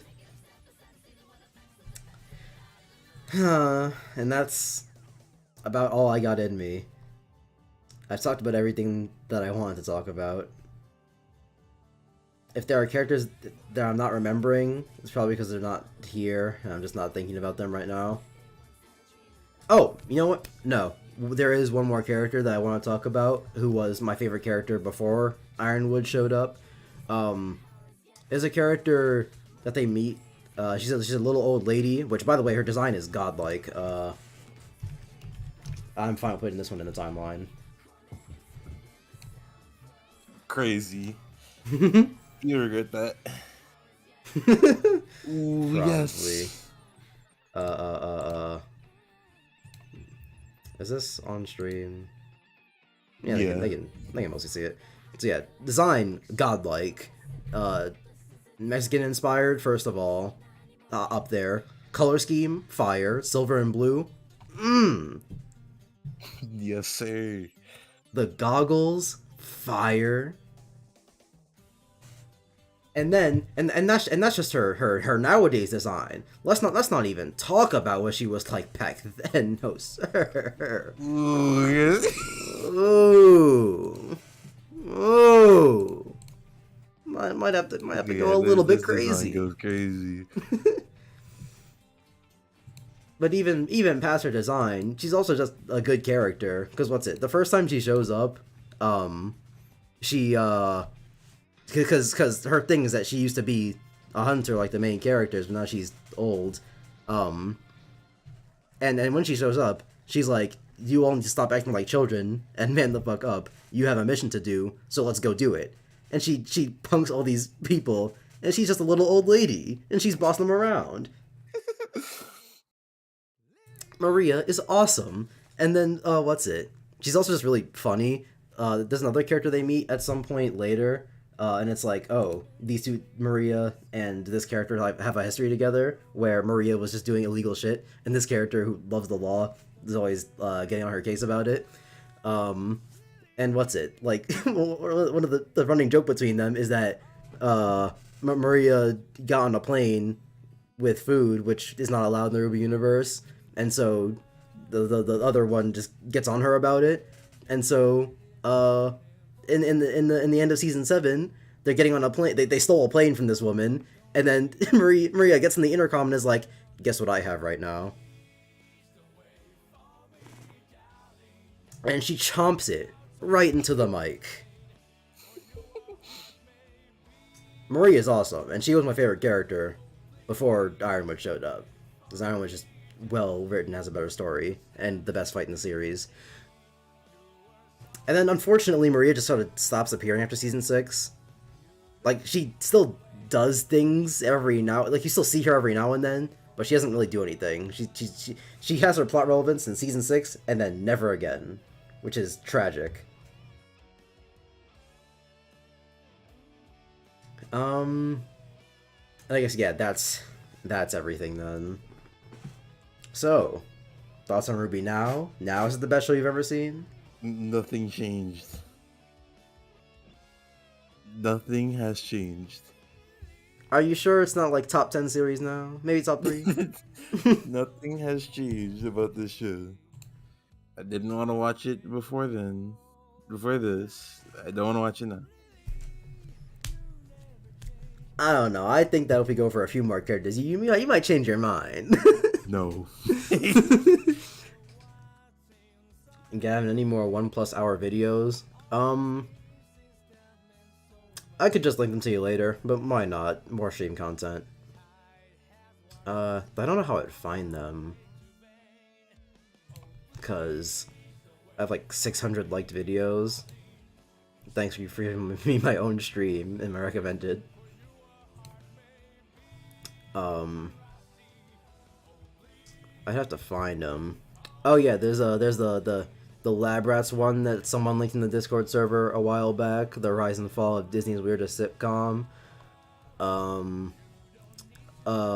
million linked this Fantastic Four video a while back, and it's pretty good. I didn't know the Fantastic Four were actually like good. Because like man said in the video, everything that we've seen, like current media about Fantastic Four is all just stupid. It's I'll like probably give that a look. He's like the Stretchy Man and the Waka, and they're all just lame. H Bomber Guy videos, the vaccine one's pretty good. Though I slept through it the second time. Line goes up. I think either BG or DA linked this one a while back. It's a NFC video, and he explains NFTs and why they're bad, because they are. Oh, I saw this one. What's the Molly doing? What's the Molly doing in there, bro? Bro, I want to know. Got some words for Spike Lee. I want to know he's gonna say a Spike Lee, bro. This one isn't an hour plus, but Super Eye Patch Wolf's video about psychics is really good. I'm pretty sure the Garfield video is an hour long. Yeah, hour 20. Yeah, you should watch the Garfield video. It's pretty good if you haven't already. Yeah, I know. I was like, where did I see the name from? Super Eye Patch Wolf, he isn't a very good like analyst like for movies or anime or whatever, but when he does his videos about like weird random topics, they're pretty good. Flight Reacts Funniest Moments of All Time. You should watch that one.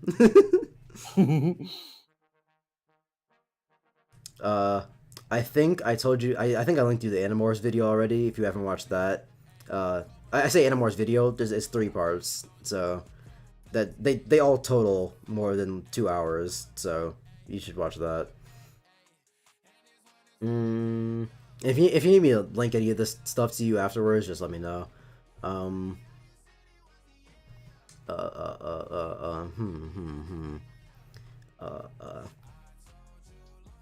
You know what? I don't even have to go through my like videos for this one. Because I remember his name off the top of my head.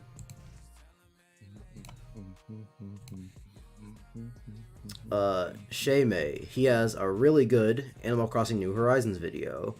I think it shouldn't really be 2 hours long. It's a little bit of fluff in there, but it's mostly good. New Horizons isn't good. It's weird that game blew up. He's got a Crash Bandicoot video that I wasn't really interested in because I just don't find Crash Bandicoot. It doesn't look like a fun game to me. Really? Yeah. I don't like the hallway design. He has the Valiant Wonderworld video, which it's worth watching because he goes and he talks more about it than most people do. And he actually like has praises for the game, but I think he's kind of wrong about a lot of stuff.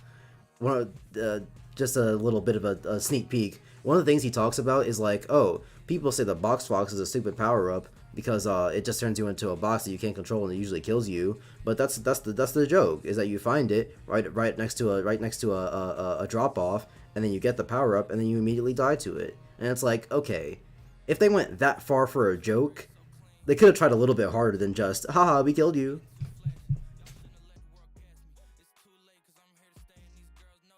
especially since obviously most people did not take it as a joke. They thought it was completely serious, so clearly the joke just wasn't that good. They could have tried a little bit harder. Sonic series narrative breakdown. It's alright. I don't know. Sonic series gameplay breakdown is it's alright. Designing and matching 3D Sonic games. 7-hour Omega Ruby video.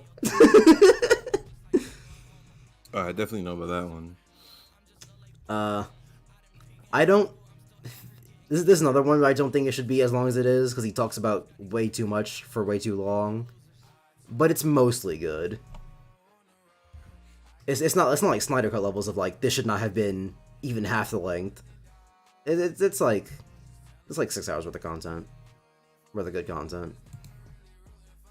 So yeah, the Omega Ruby video is the one from there that I'd be like, yeah, that one.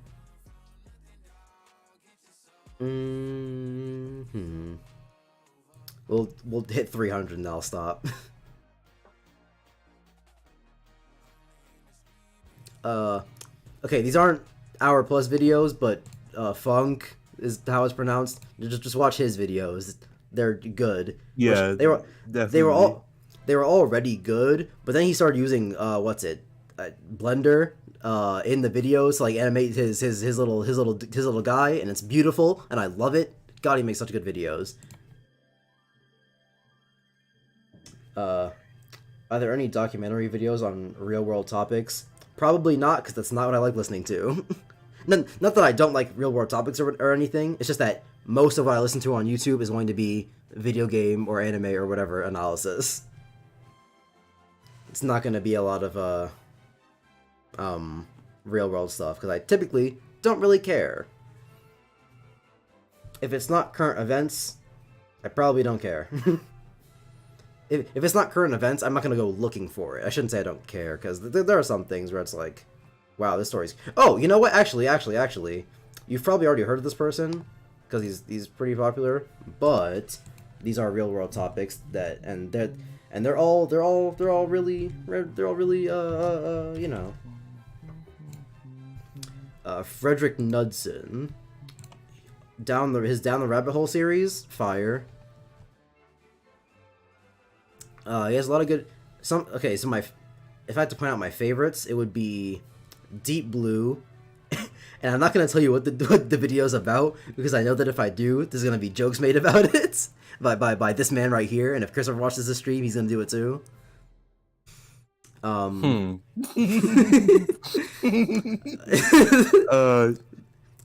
Wings might of watch Redemption. that Wings of Redemption one. The Wings of Redemption one's really good. That one's one of my favorites. This one isn't an hour, but the Final Fantasy house is pretty. It's pretty funny. It's gross, but it's also funny. Hey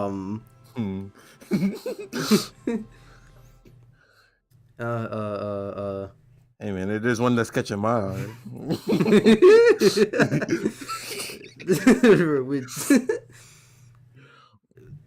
Nah. So Dark Side Phil, not an hour plus, but okay. So okay, as much as I would like to recommend the Phil video to you, you've already heard so much about Phil from BG and DA that you kind of know everything already. But if you just want to hear it from someone else, then there's Dark Side Phil, or there's the Dark Side Phil video. He has a Chris Chan video, but there are other better Chris Chan videos out there. Like, actually, good segue, the one I just watched. I watched it this afternoon, but it's not here. Oh, there it is. The Chris Chan Conspiracy by the Gamer from Mars came out today, and it's part 1 right now, but there will be more parts eventually.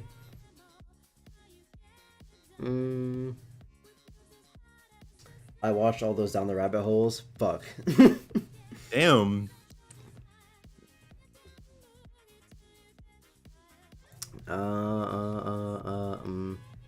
Even the one.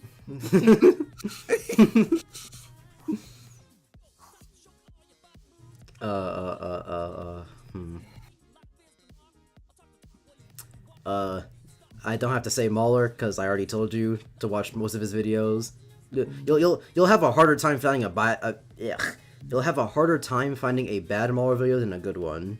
So just watch a bunch of them and they will be good.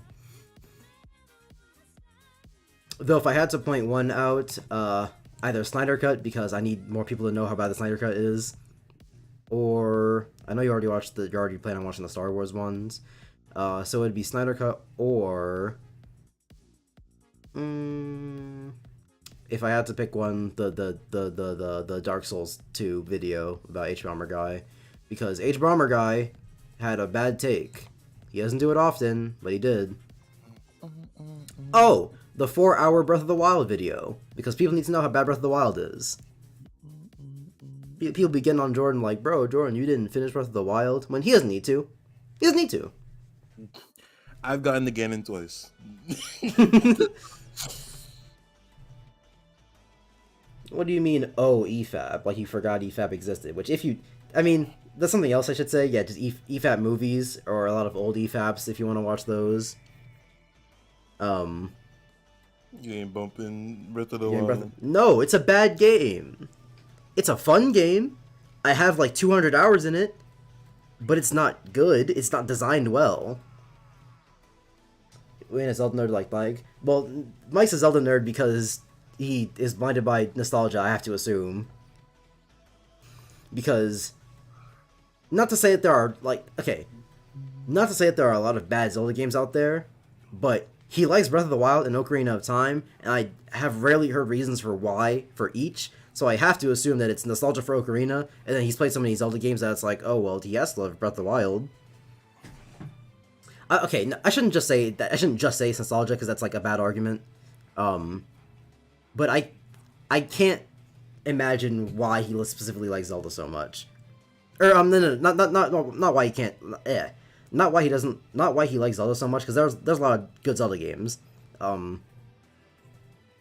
Just why he likes those specific Zelda games, I should say. Yeah, just those specific ones. I don't really know. Cosmonaut, EFAB. But yeah, 4-hour Breath of the Wild video, because Breath of the Wild isn't good.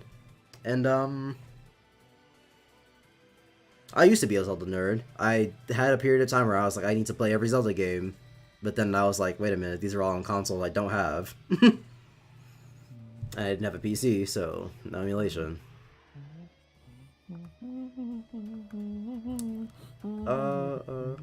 Why is this in my, like, videos?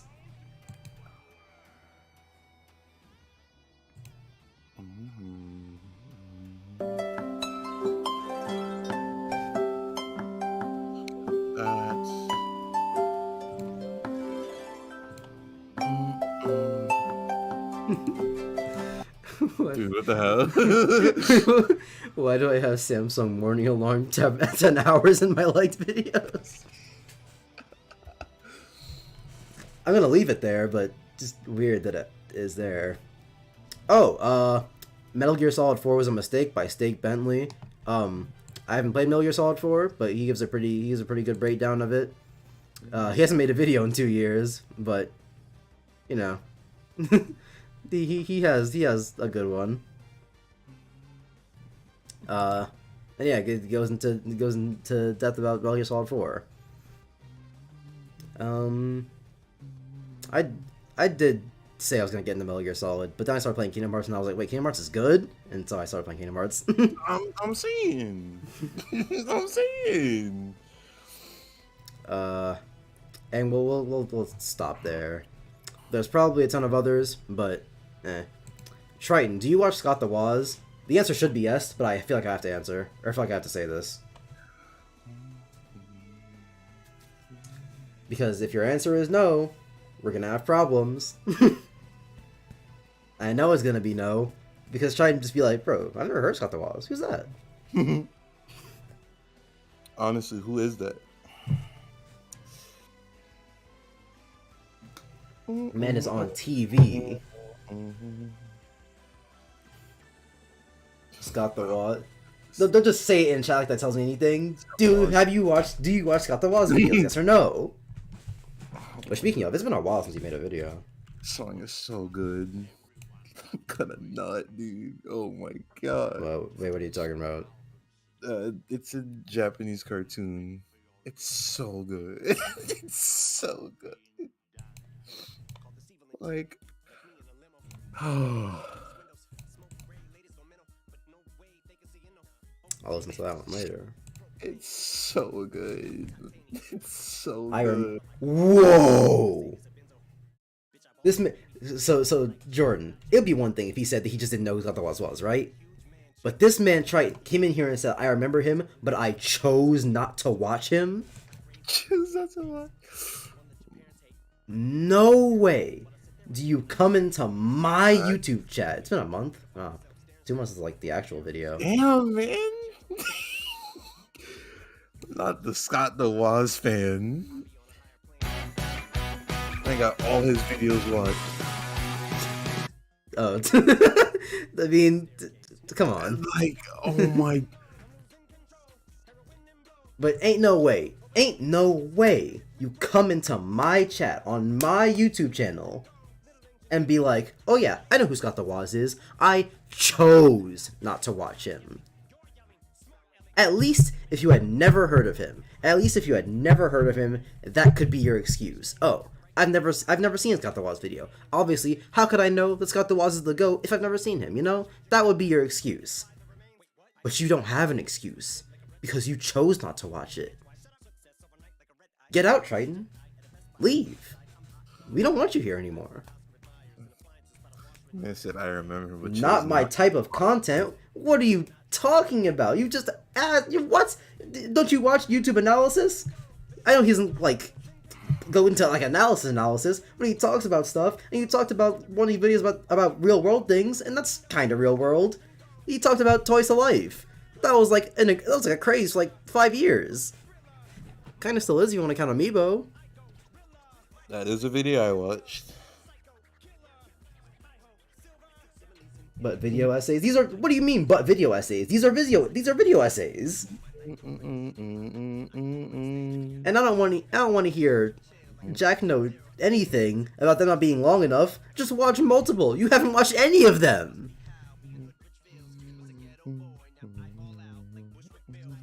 I chose not to watch Scott the Woz. No, sir. Gonna be looking at Tryton in a whole different way now. Bro, you better hope we never see each other in real life, because I can't stop myself from swinging. I'm not even gonna remember this conversation. I'm just gonna walk up and be like, hey Tryton, bow! And I don't even want to think about it. I'm gonna be like, wow, I'm sorry Tryton, why'd I do that? I didn't even know.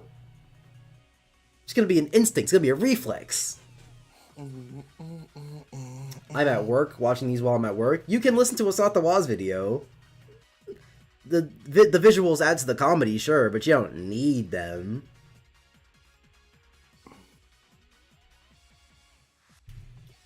Cannot believe it. You hate to see it. You just hate to see it. Hold. Yeah, I'm taking this off because I'm gonna I'm gonna explode. So, you're swinging for that with the terrible food opinions? Well, here's the thing with the terrible food opinions. This food, bro. Who cares about food opinions? Food opinions change like the seasons, bro. I used to like things I don't like anymore with food. There are some things that taste good that don't. That taste good to some people that don't taste good to me. Food takes are whatever. We joke about them, about how your food takes are terrible, which they are. But we don't really care that much. But no way did you come in here saying you chose not to watch Scott the Woz. That don't fly here. No, sir. Hate to see it. Anyway. That's about it. We played some Mario Galaxy 1, played some Mario Galaxy 2. Talked about RWBY some more. Pretty much finished it, because nothing else I really want to talk about. Unless I add more stuff, which, you know, we'll always see. Next stream is gonna be me actually finishing Mario Galaxy 2 because I'm gonna do the grinding off screen, and then we'll play Mario Galaxy 1. Unless you want to play something. For your stream? Yeah, we could start up another Nuzlocke maybe. I still don't really know what to do about that. We could play Fortnite like we said. Fortnite stream, okay. But then everyone will see my horrible aim live. I mean, a new season is coming out, I think, like, tomorrow. Oh yeah, we're on chapter 3 now, aren't we? Yeah. Ugh. But, we'll figure it out. If something comes up, then we'll probably play it. But as for right now, the plan is just, Galaxy. So, yeah. I could potentially do, Persona 5, but I feel like I need to not dedicate more time to it, but, like, I feel like I need to give that one more room, because I just beat re-beat Persona 5, like, November. And so, I don't need to be, I don't need to be playing a game that I hate that often. Unless I'm just really fiending for Persona 5, but, you know. But yeah, that's it. Thanks for coming out. See ya.